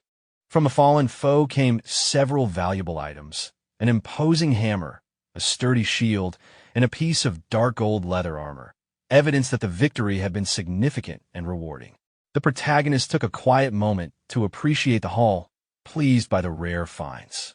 Hardly had he finished surveying the spoils than two figures emerged from the shadows of the subterranean chamber, acknowledging his triumph, but warning that the Holy Spirit arena's true cruelty had only just begun. Their words were scarcely finished before the altar itself summoned a new challenger. Alec, a swift and deadly giant famed for an unbroken string of victories. Her arrival raised the stakes instantly. Alec came forward furious, intent on avenging the fallen. With a practiced motion, she attempted to revive her fallen partner, activating an arcane resurrection rite. The arena trembled as the ritual began to take hold. The protagonist reacted without hesitation, ordering his beasts into a coordinated strike to interrupt the resurrection. Xiao Luo and Xiao Hui unleashed everything they had, flames and ferocious assaults that engulfed Alec. The giant fell beneath the combined onslaught, apparently defeated, and the arena stilled once more. For a breathless instant there was relief. The threat seemed ended. That relief proved premature. From the wreckage, the defeated husband rose again, giant physiology and arena magics granting him a savage, unnatural rebirth. He returned to his feet with fury in his eyes, demanding his warhammer and roaring his intent to fight. The couple's apparent immortality turned the battle into a whirlwind. The resurrected giant charged, the protagonist's companions answered with relentless strikes, and the arena filled with fire and clashing force. Then two new items appeared before the protagonist, followed by two glowing inscriptions showing their names and ranks. He examined them closely and found that one was a swift dagger of epic grade, and the other a dark gold light armor with yet-to-be-identified effects. Excited by the discovery, he picked up the dagger, admiring its gleaming surface and craftsmanship, clearly pleased with his find. Before he could study them further, the statue from earlier re-emerged, declaring that his will and strength had been recognized by the Holy Spirit, and that the road to sainthood would now be opened. As the ground trembled, a new statue emerged before him. He wondered what kind of unique mechanism was behind it, his eyes narrowing in curiosity. A yellow glowing disc appeared again, similar to before. As he lifted it, he noticed something unusual at its top and wondered if it could be a godly weapon. However, the statue suddenly warned him to put it down, saying he was not qualified to touch it. Confusion spread across his face as the gray fog returned, realizing the statue was behind it all. Without warning, his beast companion, the dragon, appeared and launched an attack at the statue. The creature's sudden aggression shocked him, but in an instant, the statue was shattered. As dust settled, he stood sweating and speechless. Soon, the air thickened again, and from the fragments emerged a corrupted divine presence. It was once a holy spirit, but had been contaminated, taking on a dragon's form resembling his own companion. He was shaken to see how similar it looked to Xiao Hui, with identical attributes and aura. The corrupted dragon spread a poisonous mist, draining his health every second. Acting quickly, he ordered his dragon to seal its skills, and the beast cast forbidden magic in response. The statue sneered, declaring that their trump cards were already exposed. Noticing the effects, he realized that even Xiao Hui's magic had been restricted. He then summoned another companion, Xiao Luo, calling it forth to join the fight. As the phoenix appeared, its flames illuminated the battlefield. The enemy, astonished that he had a second beast, staggered. With a confident gesture, he commanded his beasts to attack. The phoenix's flames rained down while the dragon charged headfirst, splitting the corrupted statue apart with a powerful roar. The shattered figure screamed in defiance, warning that mortals would one day face divine retribution, before vanishing into dust. The protagonist stared at the remains and muttered dismissively. A calm voice then echoed from the void, thanking him for liberating the Holy Spirit arena from Sekhmet's control and offering him a token as a certificate for the path to sainthood. A faint light gathered before him, forming a mysterious object that pulsed with divine energy. Another inscription appeared, revealing the item as the guidance of the Holy Spirit. An unknown ranked relic said to lead the worthy towards sainthood. He smiled, pleased with the unexpected reward. Immediately after, more notifications appeared, announcing that he had triggered a hidden mission to search for the lost Holy Spirit and completed the Holy Spirit Arena Challenge. Before he could react, a portal opened beneath him, pulling him through. Emerging from the portal, he found himself back near Sister Tao's group, who were observing the gray fog. Her companions noted how dense and frightening it had become. Tao remarked that its density had increased, wondering what was happening inside.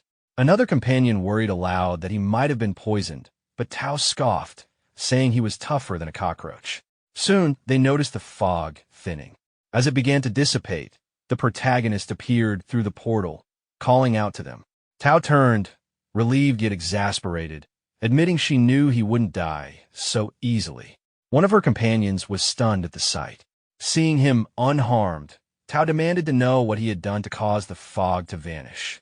He explained casually that he smashed a god statue inside, which caused the fog to disperse. Tao froze, then yelled in disbelief, threatening to buy him a coffin if he kept provoking divine beings.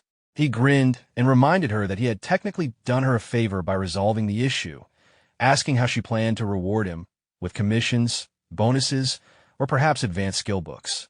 Tao, clearly annoyed, accused him of trying to take advantage again.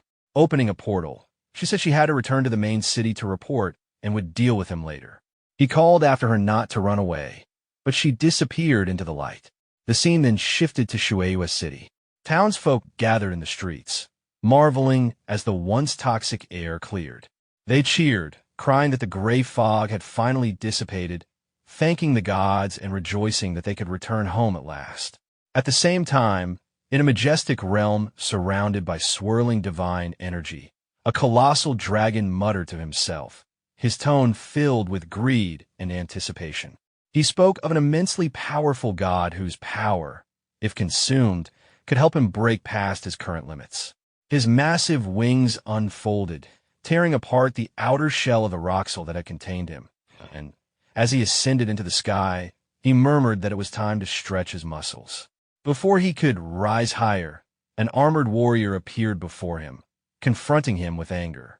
The warrior accused him of abandoning his duty and called him foolish, warning that his recklessness would one day bring ruin to the world. The dragon stared coldly at him, stating that the Holy Spirit arena had already been liberated. This time, he would descend in his true form to restore balance. The warrior warned him once more, saying that if he went too far, his godly power would be stripped away.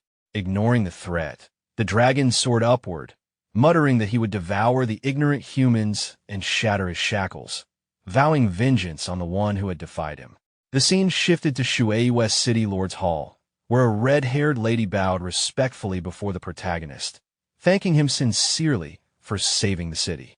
He responded casually, saying it was just a small favor, then asked about Aisha's condition. She smiled warmly and told him that Aisha was recovering well, as were all the others who had been affected by the gray fog. Just then, a guard burst in, laughing and announcing that the hero who had resolved the gray fog crisis had arrived. The city lord himself appeared, expressing curiosity about the one responsible. The lady pointed to the protagonist, introducing him as Lord Xiao. The protagonist greeted the city lord politely, and moments later, glowing text appeared before his eyes, indicating that his favorability with Duan had increased and that he had earned the friendship of Shueihua City. Before the city lord could speak further, Sister Tao entered, praising the protagonist for his extraordinary accomplishment in resolving the gray fog's source. The city lord turned to her and calmly remarked that this confirmed the incident's divine connection. The protagonist admitted that there were still many things he didn't fully understand, maintaining a confident composure. The city lord smiled, handing him a communication token and inviting him to reach out whenever needed. The protagonist accepted with gratitude, noting internally that anyone holding the title of City Lord had to be a level 100 warrior, making this favor quite valuable. Before leaving, the City Lord mentioned that he still needed to handle matters concerning the city's recovery. The protagonist nodded, saying he too needed to return to Fiancée City and encouraged the City Lord to stay in touch. Sister Tao then said she also had to return to the Supreme Temple to report and offered to take him using a teleportation array. He thanked her, which made her sigh in irritation, calling him a brat in jest before activating the portal. The scene shifted to Fiancée Main City, where the protagonist was greeted by the dwarf Thor, who joyfully exclaimed at his return. The protagonist immediately asked for his help in identifying something. Holding up a green disc, Thor examined it curiously and joked that it looked like a plate used by dwarves to eat from. Rolling his eyes, the protagonist urged him to take it seriously, insisting it was a divine artifact. Thor sniffed the item and frowned, saying it carried a scent he despised, a scent that seemed to suppress its own potential. Gripping his hammer, he prepared to strike, declaring he would make it shine again. As he raised the hammer, The protagonist broke into a sweat, warning him to be gentle since it was a god weapon. When the hammer came down, glowing inscriptions appeared on the disc, revealing it to be the Azure Glaze Plate, an artifact crafted from rare azure glaze, said to be indestructible and designed to hold something of immense divine power, something at the holy sentence level. Thor chuckled, saying he had been right about it being a fruit plate.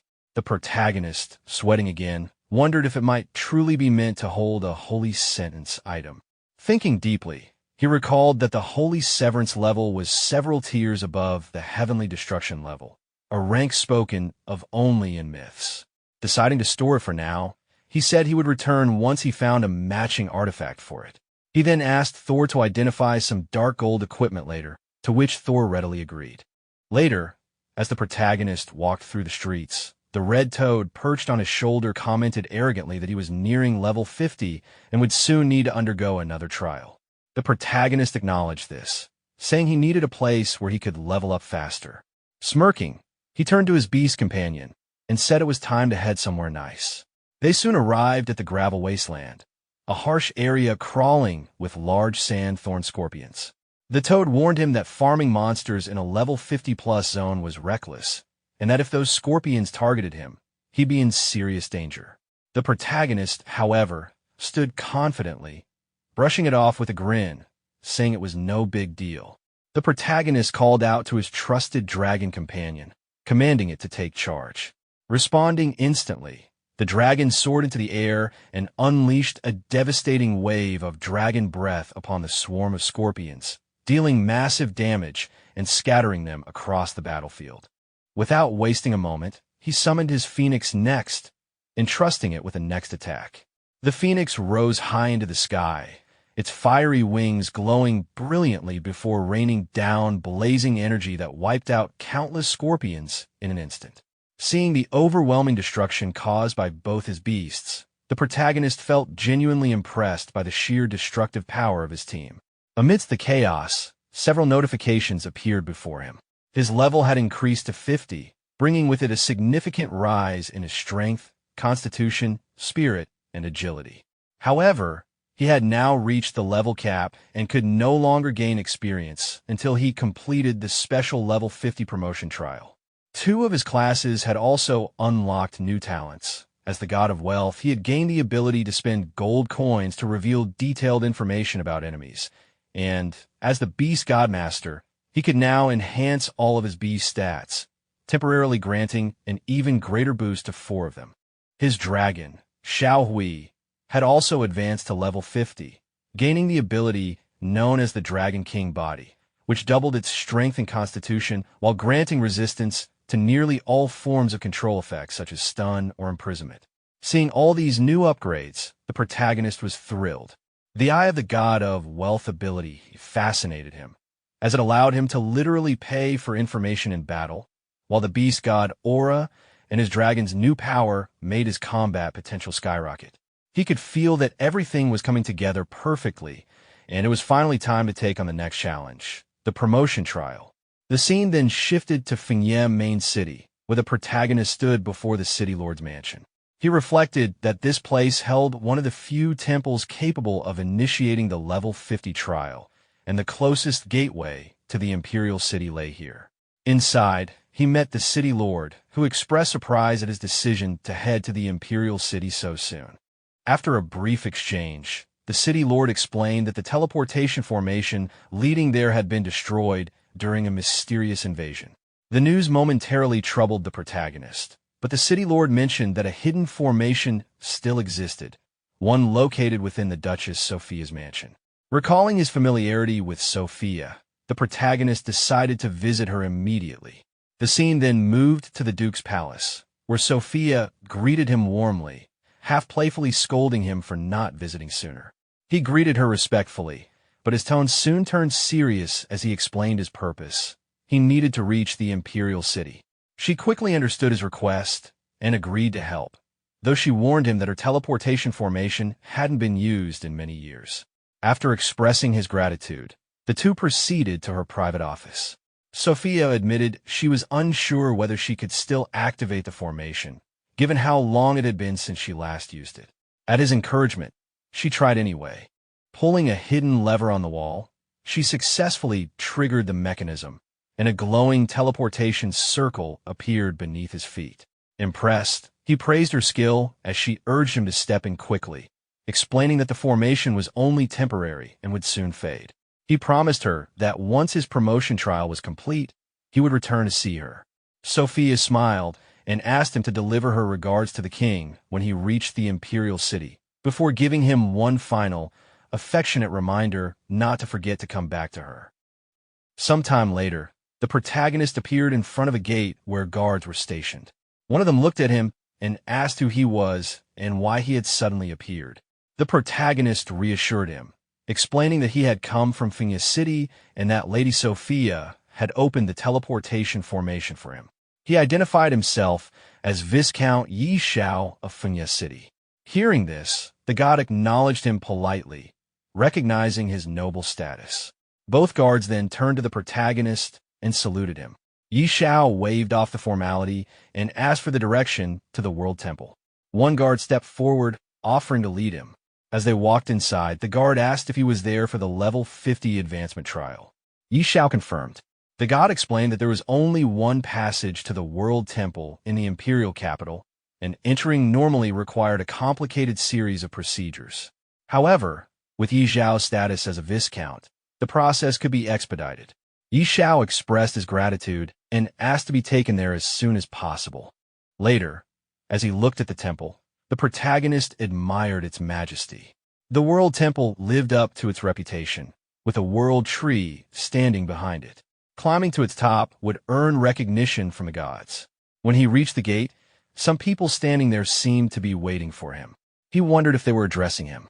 An old man, a 5th-level deacon named Abosai, stepped forward and asked if he was Lord Xiao. Xiao confirmed. Abosai explained that he had come after hearing the news and invited him to follow. Inside the temple, Abosai asked what level of trial he intended to take this time. Xiao immediately replied, the Abyss. Abosai looked at him and cautioned that the level 50 trial would be twice as difficult as before, and no one knew exactly what the Abyss trial would entail. With confidence, the protagonist affirmed that it didn't matter. He had made up his mind. Standing at the temple gate, the old man wished him good luck. Xiao thanked him and prepared to move forward. Elsewhere in the city, a soldier ran through the streets, shouting that there was news for His Highness. A gray-haired man turned to him, asking why he was so panicked. The soldier reported that Xiao, the person they had been monitoring, had arrived in the imperial capital. The gray-haired man was shocked and muttered that Xiao had dared to come to the capital alone, clearly reckless. He asked how many people Xiao had brought, and the soldier replied that Xiao had come alone via the teleportation formation. Angrily, the man clenched his fists and ordered his personal guards to go teach Xiao a lesson, demanding to know how he dared enter the capital alone and harm his people. The soldiers hesitated, noting that Xiao was likely in the World Temple and now quite famous, warning that a rash action could be dangerous. The man dismissed their concern, asserting that no one in the imperial capital could stop Prince Karami from taking action, and instructed them to proceed. The soldiers acknowledged and prepared to act. The scene then shifted to the trial ground. The protagonist walked alongside his dragon companion, noting the unusual nature of the level 50 trial. There wasn't a single monster in sight. Suddenly, a surge of purple energy hit the ground, catching Xiao off guard. From the ground, a beast emerged, the broken-toothed black sky tiger, level 50. Its stats and abilities were unknown, and it had a terrifying description, having not encountered a living creature in countless years. Xiao, impressed and slightly concerned by the beast's immense power, commented that its health was likely over 1 million. He immediately commanded his dragon companion, Xiao Hui, to attack. The dragon unleashed a powerful fire breath, dealing significant damage. Xiao encouraged the dragon, urging it to be relentless. The beast retaliated, flying toward the dragon, which activated its full power, dealing massive damage. Xiao cheered on the attack, noting there should be no mercy. The beast eventually fell to the ground. Xiao examined the loot, holding a sword and smiling at the drop. One epic and one dark gold item, which he decided to keep for now. Notifications confirmed the items as the Sword of Broken Tooth and Pitch Black Couple Rings, both not yet appraised. Pointing toward the forest, Xiao signaled Xiao Hui to continue deeper into the trial. The scene shifted to a room where several people observed the protagonist through a crystal orb. They moved closer, eager to see, commenting on how a strange black tiger had been killed so easily. They noted its size, concluding it must have been at least Lord level, and expressed disbelief that Xiao could defeat such a boss in the Abyss trial. One man, speaking confidently, reminded everyone to stay patient, emphasizing that the 50th level Abyss trial was far more than a simple Lord-level challenge. Another reacted in shock at how quickly the second boss had been defeated, questioning what kind of god Xiao might be, or whether he was a reincarnation. The observers continued discussing, marveling at his strength, and joking about how even at their peak, they would have yielded. Their attention was suddenly drawn to something strange, the appearance of a giant beast's foot in the orb. Moments later, the crystal orb stopped showing Xiao, leaving everyone in shock. One of them exclaimed in disbelief at how he had disappeared. The old man from the temple gate questioned if something had happened to the peeping eye. Another explained that it seemed the view had been blocked by an extremely powerful force. The group continued to debate, frustrated and astonished, wondering why the orb had gone black and whether it could still be useful, some complaining humorously about how the temple had ruined their youthful expectations. Meanwhile, the protagonist rested on a nearby rock, breathing heavily, acknowledging the difficulty of the Abyss trial.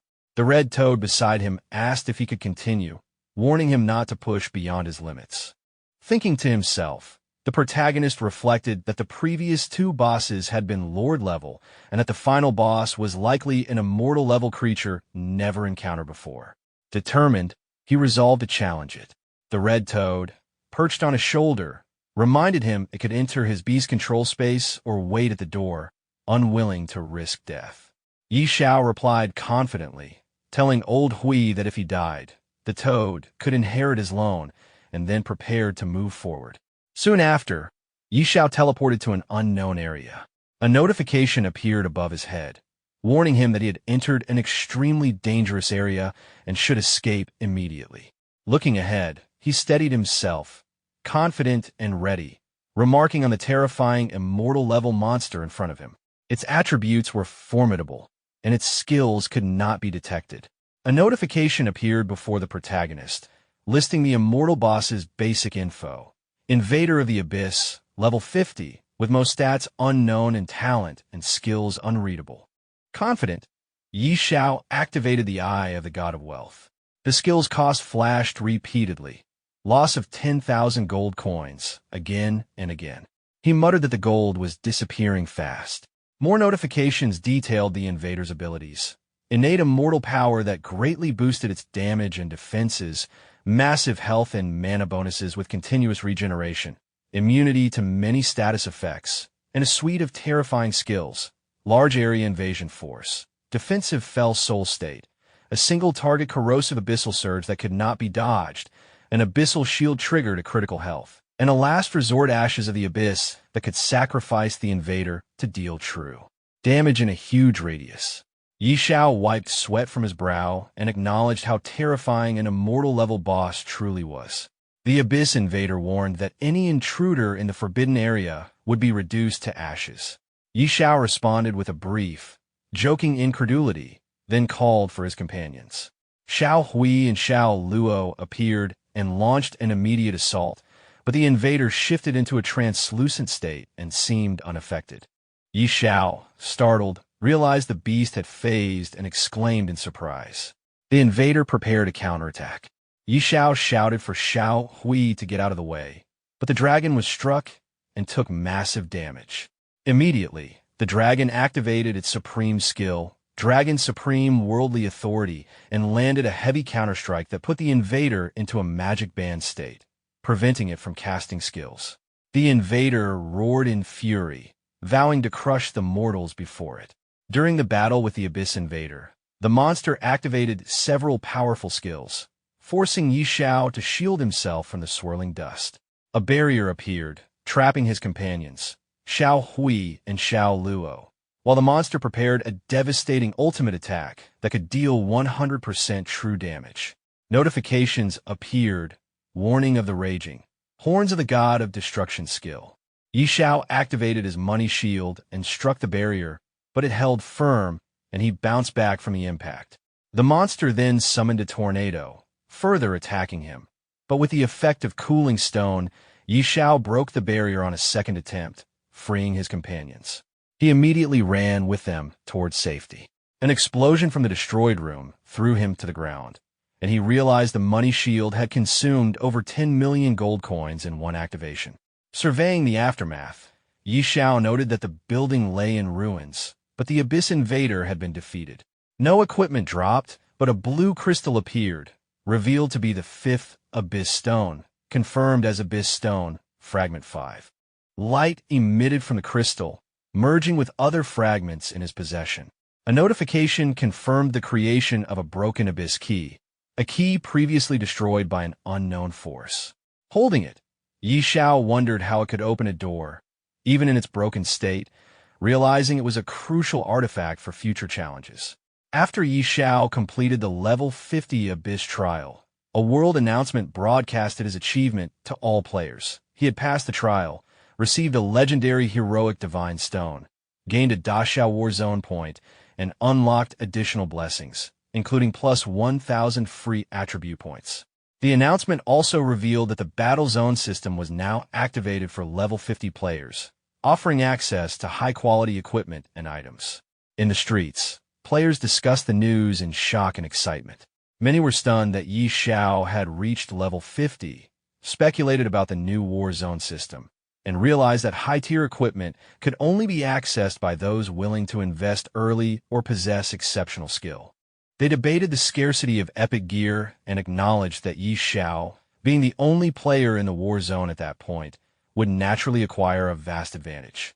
Meanwhile, at the Supreme Temple, Yi Xiao entered a room only to find it empty, though voices indicated that people were waiting for the crystal images to restore. As he approached, onlookers explained that Viscount Yi Xiao was attempting the rare level 50 Abyss trial, an event attracting guards and elders alike. Yi Xiao, confident, wondered if it was possible he had already passed the trial.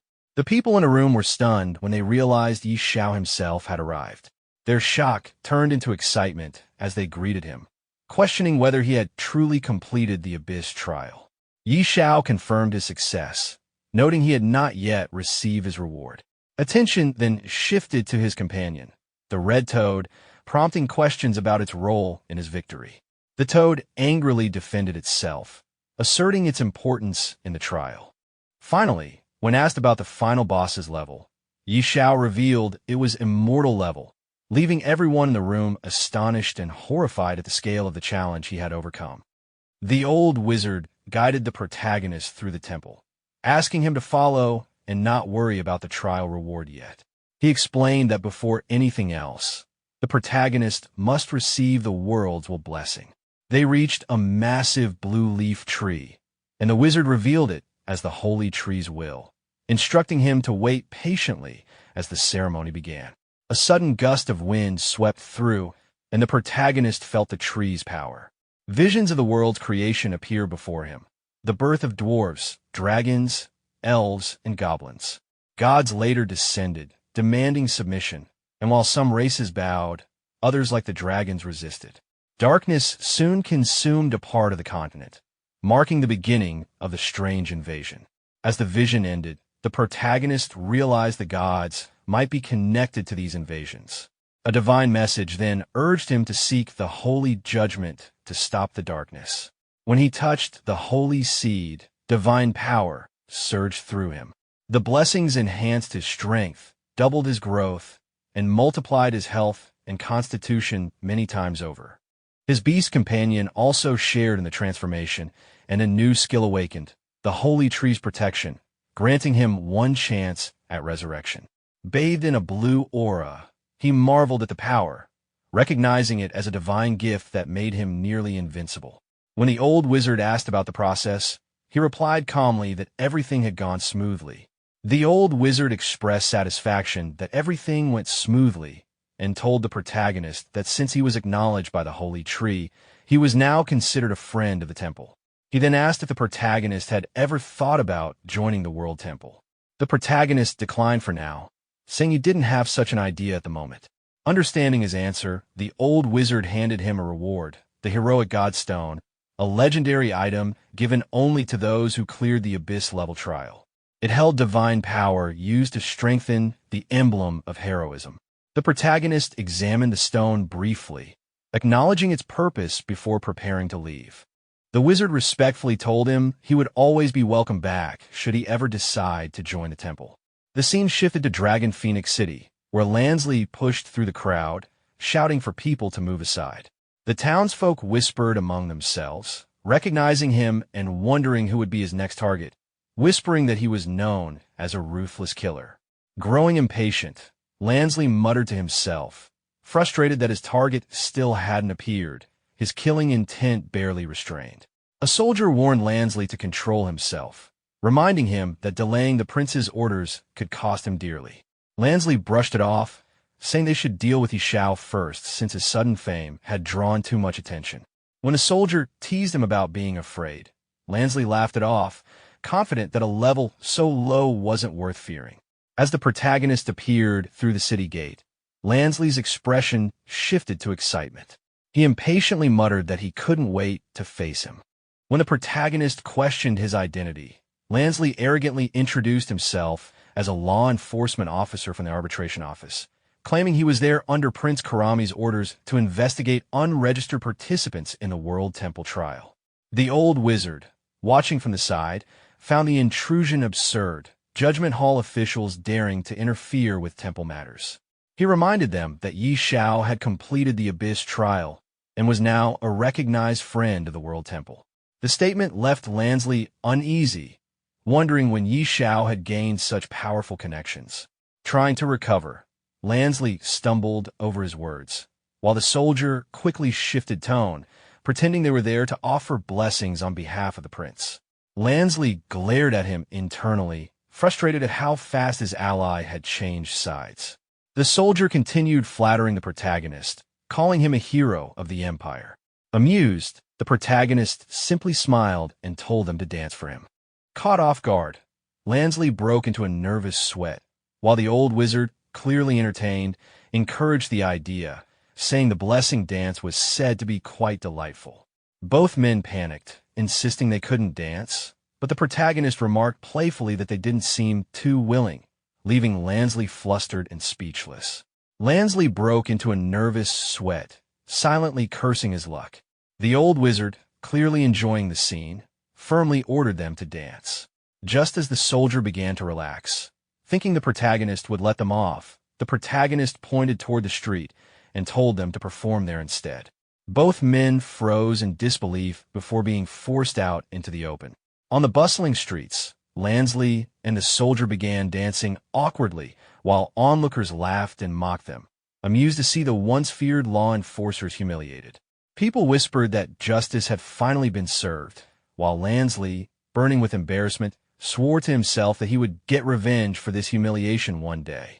Ignoring the chaos behind him, the protagonist walked toward a glowing portal, muttering that he had wasted enough time on such trivial people and needed to head to the battlefield.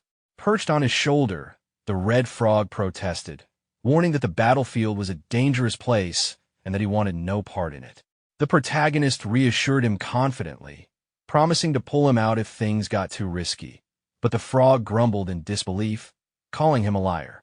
With a teasing smirk, the protagonist told him to stop dawdling, and they stepped through the portal. On arrival, the scenery shifted. They had entered Realm City, the edge of the battlefield. The protagonist looked around in awe, taking in the war-torn landscape. An armored man approached from behind, noting that he seemed to be alone and asking if he had chosen a legion to join. The protagonist said he hadn't decided yet, so the man enthusiastically suggested joining the city guard, claiming it was the safest option and proudly showing off his level 50 golden armor. The protagonist glanced at the armor and asked if the legion truly was the safest. The man assured him it was, boasting that he had earned his gear in just a year of service without having to face real danger. Unimpressed, The protagonist simply replied that he didn't like safe legions and would rather operate alone. The armored man questioned if the protagonist wanted to be a lone wolf, to which the protagonist calmly confirmed before asking where the nearest forge was, mentioning his intent to learn forging. The armored man directed him west of the city wall, where an old blind man known for his swift fighting skills could be found. After thanking him, the protagonist set off. The armored man's companion remarked on how reckless it was for anyone to venture into the boundary alone, calling it madness. The armored man simply replied that the protagonist seemed capable and hoped he wouldn't die on the battlefield. The scene then shifted to a crowded area where the protagonist arrived, noting the large gathering and thinking it would be improper for someone of his status to cut in line. As he approached, people around began shouting angrily, accusing him of skipping ahead. Before things escalated, someone noticed the emblem on his chest and pointed it out. The crowd fell silent as a red-bearded man in a helmet recognized the emblem of valor, realizing the protagonist had passed the purgatory level trial. Impressed, the man offered to help strengthen the badge and requested a favor in return. He explained that his son, John, had gone missing in the Lord's forest at the primary battlefield and hadn't returned. If the protagonist could find him, he would be rewarded with an epic piece of equipment. The mention of the forest caused murmurs among the onlookers, who warned that even the Holy Legion avoided that area because of the many dangerous creatures within. Despite their concern, the protagonist accepted the mission with a confident smile and asked for his equipment to be upgraded quickly before heading out. The red-bearded man looked pleased and immediately began upgrading the protagonist's badge. The gathered crowd murmured in awe as a brilliant light filled the area, speculating that the equipment must be legendary. Once finished, the red-bearded man handed over the newly forged emblem of valor. The emblem now radiated divine energy, proof of bravery earned through the purgatory trial and strengthened by the heroic stone. Its attributes had significantly increased, granting powerful boosts and unique passive abilities. The protagonist admired the emblem's enhanced strength before deciding to leave, assuring the red-bearded man he would help search for his missing son in the Lord's forest. Grateful, the man expressed his thanks as the onlookers whispered among themselves, doubting anyone would venture into such a dangerous place alone. As the protagonist walked away, he received a sudden message from the supreme god's gift. The cryptic vision described an island full of life and a dark forest, leaving him puzzled. Unsure of its meaning, he decided to focus on upgrading before investigating further. The scene then shifted to the battlefield entrance, where two guards stood watch. After registering under the name Xiao, the protagonist was given a token required to earn military merits by defeating creatures. The soldiers exchanged skeptical remarks about him entering alone, calling it a death wish. Inside the battlefield, the landscape was barren and silent until waves of strange creatures appeared, all at high levels. Realizing the danger, the protagonist summoned Xiao Luo and unleashed a fiery attack, earning a steady stream of battle merits from each kill. After several victories, he checked his record, over 500 merit points, but found the progress too slow. Scanning the area, his eyes lit up when an elite boss appeared, seeing it as the perfect chance to gain more merits. After Talvin defeated a massive beast, he burst out laughing, thrilled by his victory and the loot he'd earned. Confident about his rising status, he checked the rankings only to find his excitement fade when the leaderboard displayed a new name, Xiao, sitting just above him. Confused, he muttered to himself as Xiao's name suddenly vanished, then reappeared, leaving him questioning if there was a system error. When Babalu's name replaced the spot, Talvin could only stare blankly, wondering how both of them were advancing so fast. Far away, Xiao was relentlessly slaying beasts across the battlefield. His level rose to 49, his strength and attributes boosted dramatically. With nearly 100,000 battle merits earned, he grinned and urged his phoenixes, Xiao Luo and Xiao Hui, to continue the assault. Soon, a world announcement echoed across the realms. Xiao from the Great Xia Kingdom had broken into the top 100 of the battlefield merit rankings. Players everywhere were stunned. In nearby villages, adventurers whispered in disbelief, amazed by how someone could achieve over 100,000 merits in just half a day. Some speculated he might even break into the top 10. On the capital's Great Wall, his name appeared among the top contenders, right below Night Dragon and Ames. Citizens gathered around the ranking board, astonished by how quickly Xiao had risen. His growing fame spread through the main city, with crowds marveling at his permanent stat increase and unmatched pace. Meanwhile, deep in a vast jungle, Xiao arrived before the ominous expanse of the Lord's Forest. As the wind rustled through the dark canopy, the red frog perched on his shoulder croaked uneasily, warning him that something about the forest didn't feel right. Xiao remained calm, reassuring the red frog not to worry as he observed the dense forest ahead. He knew the Lord's Forest likely hid multiple Lord-class bosses, and with steady determination, he decided to explore deeper. Meanwhile, at a lookout base nearby, a tense atmosphere filled the air. The commander stood atop the fortifications with his subordinate, who rushed in with urgent intel. The bald scout reported that a boss was advancing toward the stronghold, leading a massive army of subordinates numbering in the thousands. Hearing this, the commander ordered everyone to prepare for battle. Rallying his troops, he reminded them that the honor of the Third Army was at stake and that they must defend their stronghold with everything they had. Moments later, from the misty horizon, dark figures with glowing horns emerged. The soldiers barely had time to react before a massive beast crashed into the defenses, the ice armor Iron Dark Deer. Chaos erupted as troops scrambled to defend the camp. Barking quick commands, the commander ordered Ron to lead the shield guards to taunt and divide the monster's attention, while archers launched volleys from afar. The first waves were pushed back under the commander's direction, and for a brief moment, it looked like victory. Then, the bald scout pointed toward the forest, his voice trembling as an enormous silhouette emerged. The ground shook as the true boss appeared, the ice armor Iron Deer King. The commander's expression hardened, realizing the scale of what they were facing. As the massive creature charged, its roar echoed through the battlefield. The commander shouted for all troops to be on full alert, witnessing the sheer power of the monstrous foe for the first time in his life. A sudden blast of flames descended from above, engulfing the monstrous beasts in a blazing inferno. The battlefield fell silent as the smoke cleared, leaving behind only charred remains. Soldiers froze in disbelief, murmuring among themselves, wondering if the boss had collapsed on its own or if they were hallucinating.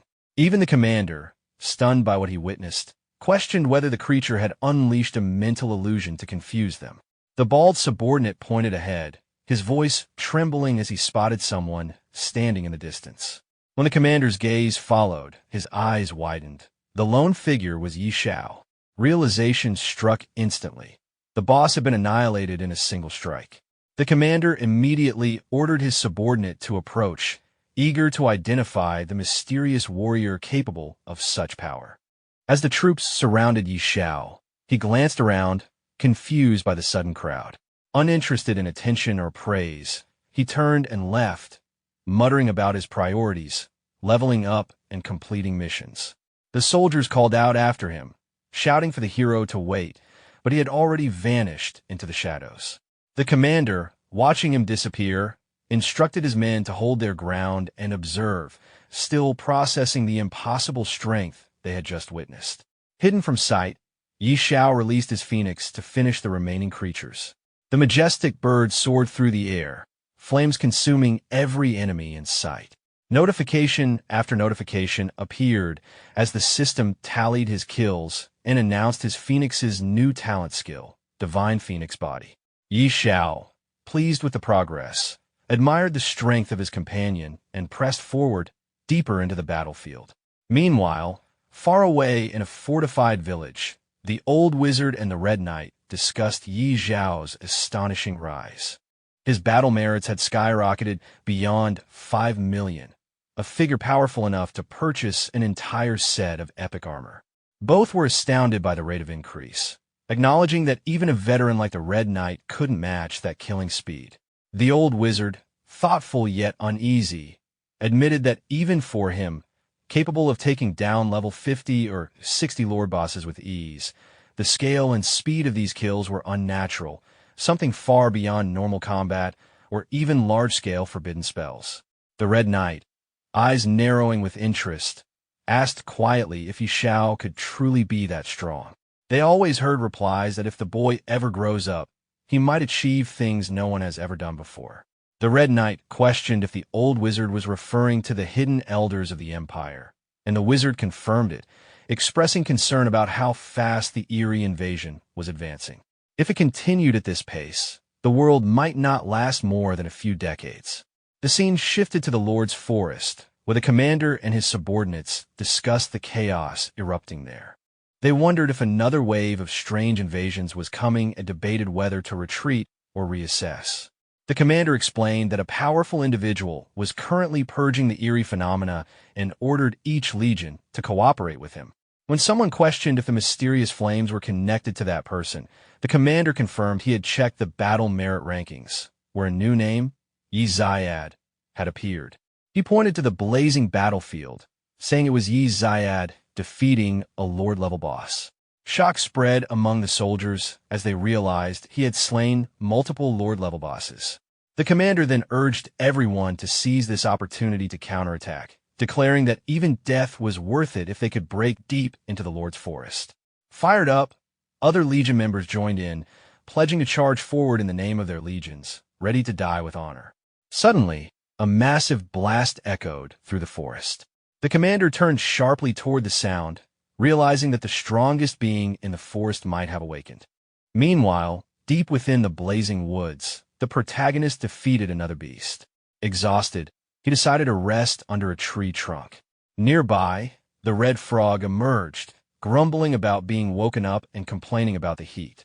The protagonist lazily replied that he only wanted the frog to get something to eat. As he relaxed, a faint movement caught his attention. He looked up, sensing someone or something approaching. The red frog also noticed it, tensing up as it warned that something wasn't right. As the situation escalated, a massive dragon suddenly descended from the sky, charging toward Xiao with overwhelming hostility. It was identified as the Blood Rain Ghost Wyvern, a level 55 King-class boss with terrifying stats and immense health exceeding 3 million. Realizing the threat immediately, Xiao recognized it as a king-level enemy and ordered his dragon, Xiao Hui Xiao Luo, to engage without hesitation. The dragon responded instantly, surging into the air and launching in attacks. Dragon flames rained down, slamming the wyvern into the ground. After regaining altitude, Xiao Hui gathered power and unleashed an even stronger flame attack. The Blood Rain Ghost Wyvern, still recovering, was struck head-on and let out a painful roar as heavy damage was dealt. The wyvern retaliated at full power, releasing violent electrical storm, like waves toward both Xiao and his companions. The dragon moved to shield Xiao, using its power to block the incoming attack. Observing the exchange, Xiao acknowledged that this king-level boss was far more formidable than expected and warned his companions not to underestimate it. He then ordered them to attack together and prevent the wyvern from activating any more skills. At that moment, an unfamiliar presence emerged from the shadows behind Xiao. Sensing danger, he turned just in time to see a new beast reveal itself. A towering werewolf-like creature with glowing blue eyes stepped forward, roaring as its information became clear. It was the Ghostly Wolf, a level 56 Monarch-class monster with even higher health and terrifying combat potential. Seeing a second high-ranking enemy appear, Xiao began to tremble, realizing that he was now facing multiple Monarch and King-level threats at the same time. The scene shifted to the village, where players gathered around the ranking display.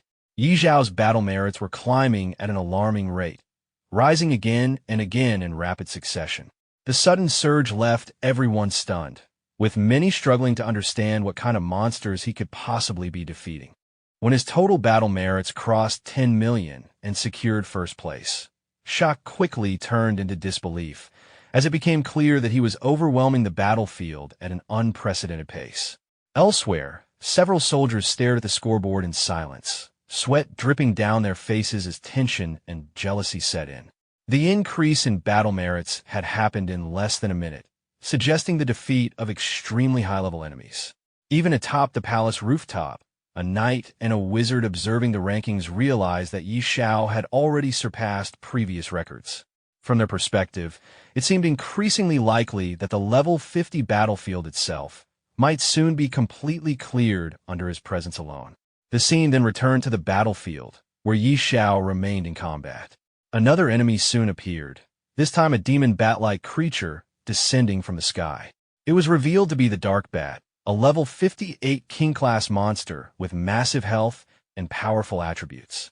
Without hesitation, Xiao allowed his summoned companions to take the lead once more. Xiao Hui surged forward, unleashing intense flames that slammed the Dark Bat into the ground. Although the monster quickly recovered and retaliated by releasing powerful sonic waves, the attack only reinforced the scale of the threat rather than stopping the advance. In response, Xiao called in Xiao Luo. The phoenix ascended into the sky and released a concentrated, lava-like beam directly into the Dark Bat. The attack pierced through its defenses and detonated from within, causing the monster to explode midair. As blood and remains scattered across the battlefield, it became clear that yet another Monarch-class enemy had been eliminated with overwhelming efficiency. Despite the grotesque aftermath, the outcome was undeniable. Xiao continued to dominate the battlefield, dismantling even the highest-tier enemies with speed and control. When the Dark Bat was destroyed by the Phoenix's attack, its body shattered instead of disappearing. From the fragments, numerous smaller bats burst out and scattered across the sky. Xiao immediately realized that the monster had the ability to split into multiple entities, making the situation more complicated. The smaller bats quickly counterattacked by spitting green liquid from their mouths, revealing that they carried venom. Recognizing the danger, Xiao reacted without delay and ordered Xiao Hui to restrain them. The dragon rose into the air and released sonic waves, disorienting the swarm and forcing the smaller bats into a stunned state. With their movements disrupted, Xiao followed up by having Xiao Luo finish the attack. The phoenix ascended and unleashed blazing flames, burning through the remaining bats until none were left in the sky. With the last of the Dark Bat's fragments eliminated, the battle finally concluded. Xiao's level increased, and both Xiao Hui and Xiao Luo also grew stronger as a result of the victory. Despite the successful outcome, the remains scattered across the ground were unpleasant to look at, and the lack of equipment drops made the fight feel unrewarding. After assessing the battlefield, Xiao confirmed that all 4 Monarch-level enemies had been dealt with. With no reason to remain, he recalled his companions and left the area. The scene then shifted to a forest path, where Xiao noticed a group of soldiers approaching from ahead. The soldiers quickly identified him and treated him with clear respect. Their leader introduced himself as Ager, the commander of the 5th Legion of the Holy Legion, and confirmed that he was responsible for maintaining order in the region. After learning that the 5th Legion controlled the local garrison, Xiao issued a direct request. He instructed the Legion to gather all strange creatures within the Lord's forest and lure them into a single location, signaling that his actions on the battlefield were far from over. The Legion commander reacted with visible confusion when Xiao explained his plan. Drawing all the strange creatures of the Lord's forest into a single location sounded dangerous, even suicidal. If too many monsters gathered at once, the Legion could be overwhelmed instantly, and the soldiers were well aware of that risk. Xiao calmly addressed their concerns by revealing his resources. He showed that he possessed gold and dark gold level equipment, assuring them that their efforts would be rewarded. He further clarified that once the monsters were eliminated, all equipment drops below epic level would belong entirely to the Legion. The implication was clear. Xiao intended to wipe out every strange creature in the Lord's forest in one coordinated operation. The scale of the plan shocked the soldiers, but the rewards were too tempting to ignore. With the promise of gear and support, their hesitation gradually turned into determination. Still, the commander raised one final concern. With so many monsters involved, the Legion alone would not be able to hold them off. Xiao acknowledged this oversight and adjusted the plan. The soldiers were instructed to lure as many monsters as possible while prioritizing their own safety. At the same time, nearby legions were to be contacted and brought into the operation to expand the lure zone. Xiao also made it clear that he would not claim any loot below epic rank. With the strategy finalized, the commander accepted the task without further resistance and pledged to see it through. Once the orders were issued, Xiao finally allowed himself a moment to rest, showing clear signs of fatigue after the continuous battles. His companions were equally exhausted, making the brief pause well-earned. The scene then shifted to the soldiers' command tent. Inside, the Legion commander was connected to several other legions through a live communication channel. He explained Yi Zhao's mission and asked for their participation. The response was mixed. Some dismissed the plan outright, doubting both its feasibility and the commander's credibility. Others mocked the idea of luring monsters on such a massive scale, clearly unconvinced that Yi Xiao was truly involved. Despite the skepticism, the commander did not argue further. He ended the communication after warning them that they would regret missing out once the results became clear. Moments later, a soldier entered the tent to confirm whether the operation would proceed as planned. The commander gave a firm confirmation. Orders were immediately issued for the entire legion to mobilize and begin luring monsters according to the zones designated by Yi Xiao. As the troops prepared to move out, the commander's resolve hardened. This operation was not only about rewards, it was his chance to prove himself and silence those who doubted him. The soldier checked once more with the legion commander, and the answer was immediate. The operation would continue. Orders were relayed without delay, and the entire unit was mobilized to draw monsters according to the areas marked by Yi Xiao. With the command confirmed, the troops moved out at full speed, while the commander remained resolute, determined to prove himself to those who had always underestimated him. The battlefield soon became active. Archer units fired continuously at roaming monsters to provoke them, while cavalry squads rode ahead, deliberately drawing groups of creatures behind them and leading them away from their original territories. Each squad followed strict instructions, controlling the monsters they lured and guiding them toward their designated gathering points.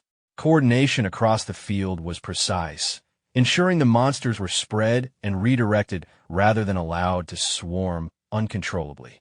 Back at the command tent, the Legion commander remained connected to the live communication channel. The other Legion leaders had realized what was happening and were now eager to participate. They questioned whether he was truly assisting Yi Xiao and quickly demanded a share in the opportunity. This time, the commander did not argue. He reminded them that they had chosen not to act earlier and made it clear that participation came with conditions. After a brief pause, he decided to share the location. However, he emphasized that how many monsters each legion managed to lure would depend entirely on their own capabilities. The coordinates were sent, and the other legions immediately began mobilizing their forces. Some of them ended the call hastily, clearly eager to take advantage of the situation before it was too late. Watching them rush into action, the commander couldn't help but note how quickly their attitudes had changed once real benefits were involved. For hours later, the situation on the battlefield had escalated dramatically. From a distant vantage point, an army general surveyed the scene through binoculars. What lay ahead was far beyond normal expectations. Monsters were gathering in overwhelming numbers, far more than anticipated. The battlefield had descended into complete chaos, with waves of strange creatures converging from every direction. What began as a calculated plan had now transformed the entire region into a massive convergence zone, signaling that something unprecedented was about to unfold. From the rooftop of a castle, the general and his companions surveyed the battlefield through binoculars. What they saw defied all prior experience. Endless waves of anomalous monsters surged forward, every single one at or above Lord level. Even seasoned veterans could not recall witnessing such a concentration of powerful creatures in one place. The scene shifted to the Legion commander, who questioned how such an overwhelming number had been gathered. His apprentice explained that anomalies now dominated the battlefield.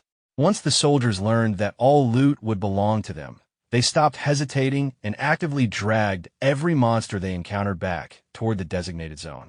Soon after, a knight arrived on horseback, clearly proud of the number of monsters his own unit had lured.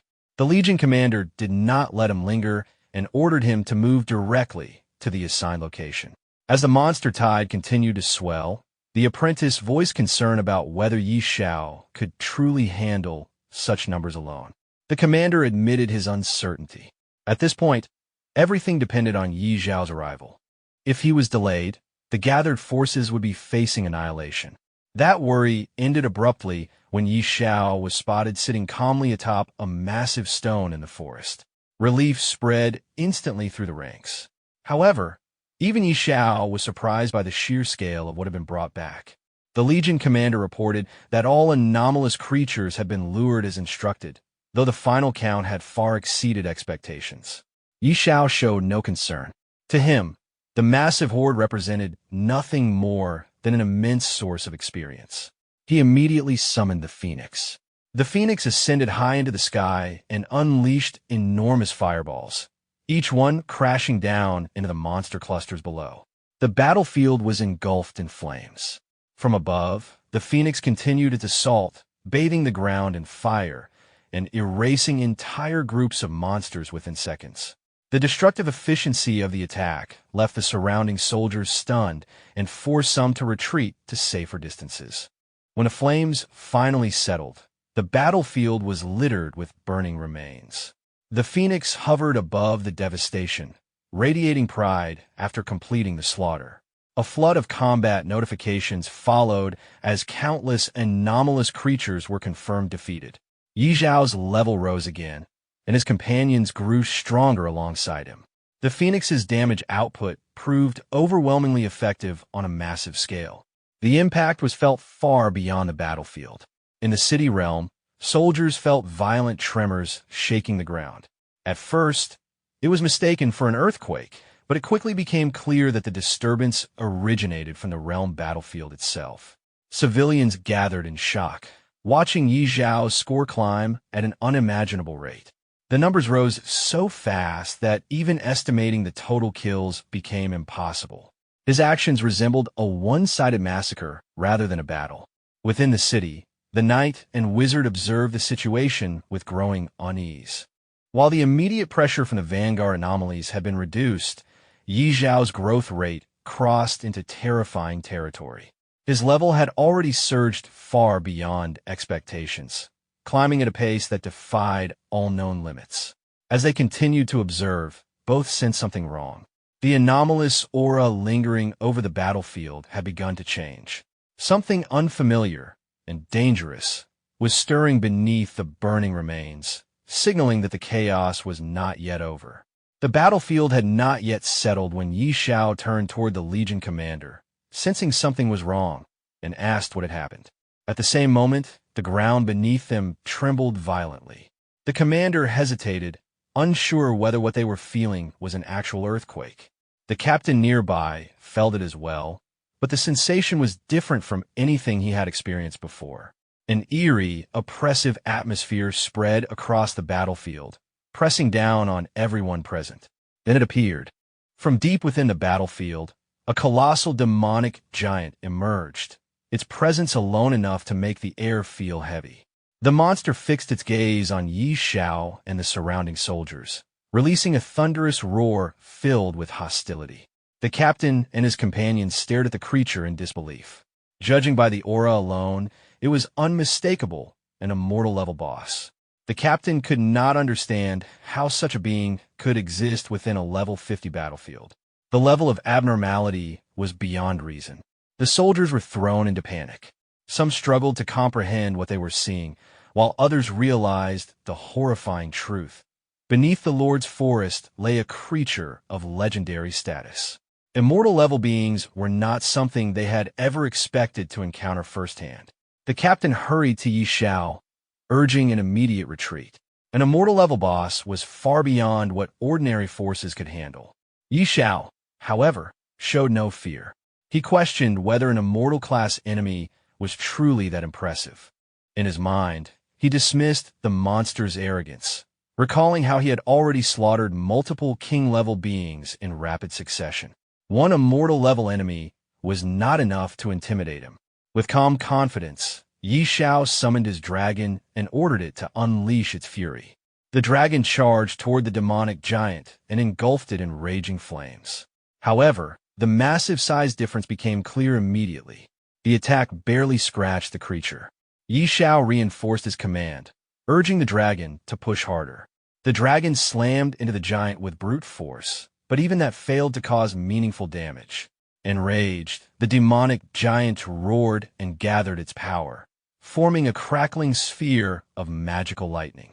It hurled the attack toward the dragon. The dragon barely managed to respond, releasing sonic waves in an attempt to deflect and evade the assault. Seeing his dragon struggle against the overwhelming enemy, Xiao immediately summoned his phoenix as well. Without hesitation, he ordered it to join the fight and unleash its flames. The moment the phoenix entered the battlefield, its fire surged forward, signaling the beginning of a direct confrontation against the immortal-level boss. Following Xiao's command, the phoenix bird unleashed a massive fireball at the demonic giant.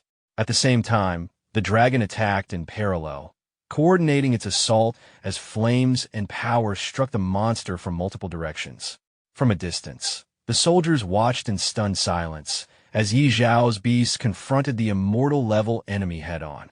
It was clear to everyone present that either the dragon or the phoenix alone possessed enough strength to wipe out an entire army in a short time. As the giant roared in fury, countless mysterious tentacles burst forth from its massive body. The sight was grotesque, and Xiao reacted with visible disgust. Without hesitation, he ordered the phoenix to intensify its flames. Multiple fireballs rained down, exploding upon impact and tearing through the giant's body. Simultaneously, the dragon launched its own attacks, ripping into the monster with overwhelming force. One by one, the tentacles were severed and collapsed to the ground. As the creature's body burned and fell apart, Xiao covered his nose, irritated by the stench of scorched flesh. Moments later, the giant monster collapsed completely, smashing into the ground and leaving the battlefield fractured beneath its weight. A world announcement followed immediately, confirming that Xiao had slain a level 60 immortal-level beast and secured the first kill of its kind. The victory triggered regional rewards, strengthened the Great Xiao War Zone, and permanently increased Xiao's base attributes beyond those of ordinary players. The soldiers erupted into excitement upon witnessing the confirmed kill. An immortal-level boss had been defeated, something none of them had ever imagined seeing firsthand. Many openly acknowledged that with Xiao present, the level 50 battlefield would become significantly safer. Standing near the corpse, Xiao noticed several items emerging from the remains. Among them were glowing red and blue artifacts, radiating energy. He picked up the red piece, shaped like a fong, and immediately recognized it as legendary equipment. The blue crystals, however, were unfamiliar, so he decided to take them back for further inspection. Soon after, the captain and his troops approached Xiao and asked to organize the collection of the spoils. Xiao agreed, reminding them of their prior arrangement that all equipment below epic rank belonged to them. With his approval, the soldiers quickly moved in to clean the battlefield, eager to secure the valuable gear before anyone else could intervene. The battlefield, once filled with chaos and monsters, finally began to settle under Xiao's command. However, before the cleanup could properly begin, something felt wrong. Xiao suddenly sensed instability beneath his feet. The ground began to crack, spreading rapidly across the battlefield. As the terrain split apart and tremors intensified, it became clear that the realm battlefield itself was starting to collapse. Panic spread among the soldiers. Orders to retreat were issued immediately, and everyone was told to fall back to a safer location. Xiao quickly pointed out a nearby hill, judging it stable enough to serve as temporary shelter. The captain followed his lead, urging everyone to move as fast as possible, knowing that anyone too slow could be buried under the collapsing terrain. As they retreated, Xiao noticed a terrifying phenomenon forming in the sky. A mass of distorted energy gathered and began spinning violently, creating a massive black vortex that pulled debris and fragments of the battlefield toward its center. The power it emitted made it clear that remaining any longer would be extremely dangerous. Recognizing the threat, Xiao ordered everyone to return to the city using the teleportation array. The captain immediately agreed, concluding that with such unstable forces at work, the battlefield was no longer safe. One by one, the surviving soldiers withdrew, escaping just before the collapse worsened. While leaving, Xiao reflected on what had happened. The destruction felt unnatural, likely caused by the elimination of an enormous number of anomalous creatures. It seemed possible that the battlefield had lost some underlying force maintaining its balance, causing it to collapse on its own. The scene then shifted to the realm city. Crowds had gathered, staring at Xiao with disbelief and awe. Many openly speculated that even god-tier powerhouses might not be capable of causing such destruction. Others expressed sincere gratitude, acknowledging that Xiao had cleared the surrounding battlefield and saved countless lives. Among the crowd, a rugged soldier stepped forward and thanked Xiao personally, explaining that his actions had saved both the city and his own child. As a token of gratitude, he offered Xiao a special item. Xiao examined it and discovered it was an epic-grade fragment known as a Page of Cruelty. Although incomplete, the page carried significant power, increasing base attributes and critical combat effectiveness. The description suggested it was only part of a greater whole, implying that collecting the remaining fragments could unlock far greater potential. With the battlefield destroyed and the city temporarily safe, Xiao's influence and reputation within the realm reached an entirely new level. After receiving the book, the protagonist examined it closely. A faint smile appeared as he sensed something familiar about it. He soon took out another artifact from his pocket and compared the two. The markings on both items were identical, confirming his suspicion that the page was not an isolated fragment, but part of a larger whole, and that the Fong of Cruelty was not the only remaining component. Before he could think further, both items rose from his hands on their own. A strange, crackling energy surged between them, drawing them together as if guided by an unseen force. In the blink of an eye, the artifact and the page fused completely, forming a single, far more powerful item. The artifact and the book were pulled together by a surge of mystical energy, fusing into a single item before the protagonist's eyes. He quickly realized that the fusion had greatly amplified its power, far beyond what either item had possessed on its own. Afterward, he asked the barbarian soldier who had offered the book about its origin. From the explanation, he learned that the page had been found inside the cave of an anomalous creature. The mention of anomalous creatures caught his attention once again, reinforcing his suspicions about their growing influence. Acknowledging the value of the gift, he accepted it without further hesitation, and the soldier expressed his gratitude in return. With that matter settled, the protagonist turned his attention to a towering structure ahead, the War Merit Exchange Hall. Entering the hall, he immediately requested a full set of level 50 epic equipment suited for a beast tamer. He then inquired about beast taming eggs and was guided further inside. Inside the hall, the staff welcomed him and asked about his requirements. The protagonist made it clear that he intended to acquire every beast taming egg available. This demand caused visible shock, but it was soon explained that strict exchange limits were enforced. Each person could only obtain a fixed number of eggs, regardless of available war merits. Although clearly dissatisfied with these restrictions, the protagonist adjusted his request, demanding the highest quality eggs available. He was informed that Monarch-tier eggs were not in stock, and that even Transcendent-tier eggs were limited to one per person. This only deepened his frustration, prompting him to request to speak directly with the person in charge. Moments later, the hall's master appeared in person. The staff respectfully addressed him, and the protagonist immediately recognized him as the authority overseeing the War Merit Exchange Hall. The hall master introduced himself as Hallen, stating plainly that all decisions within the hall were under his control.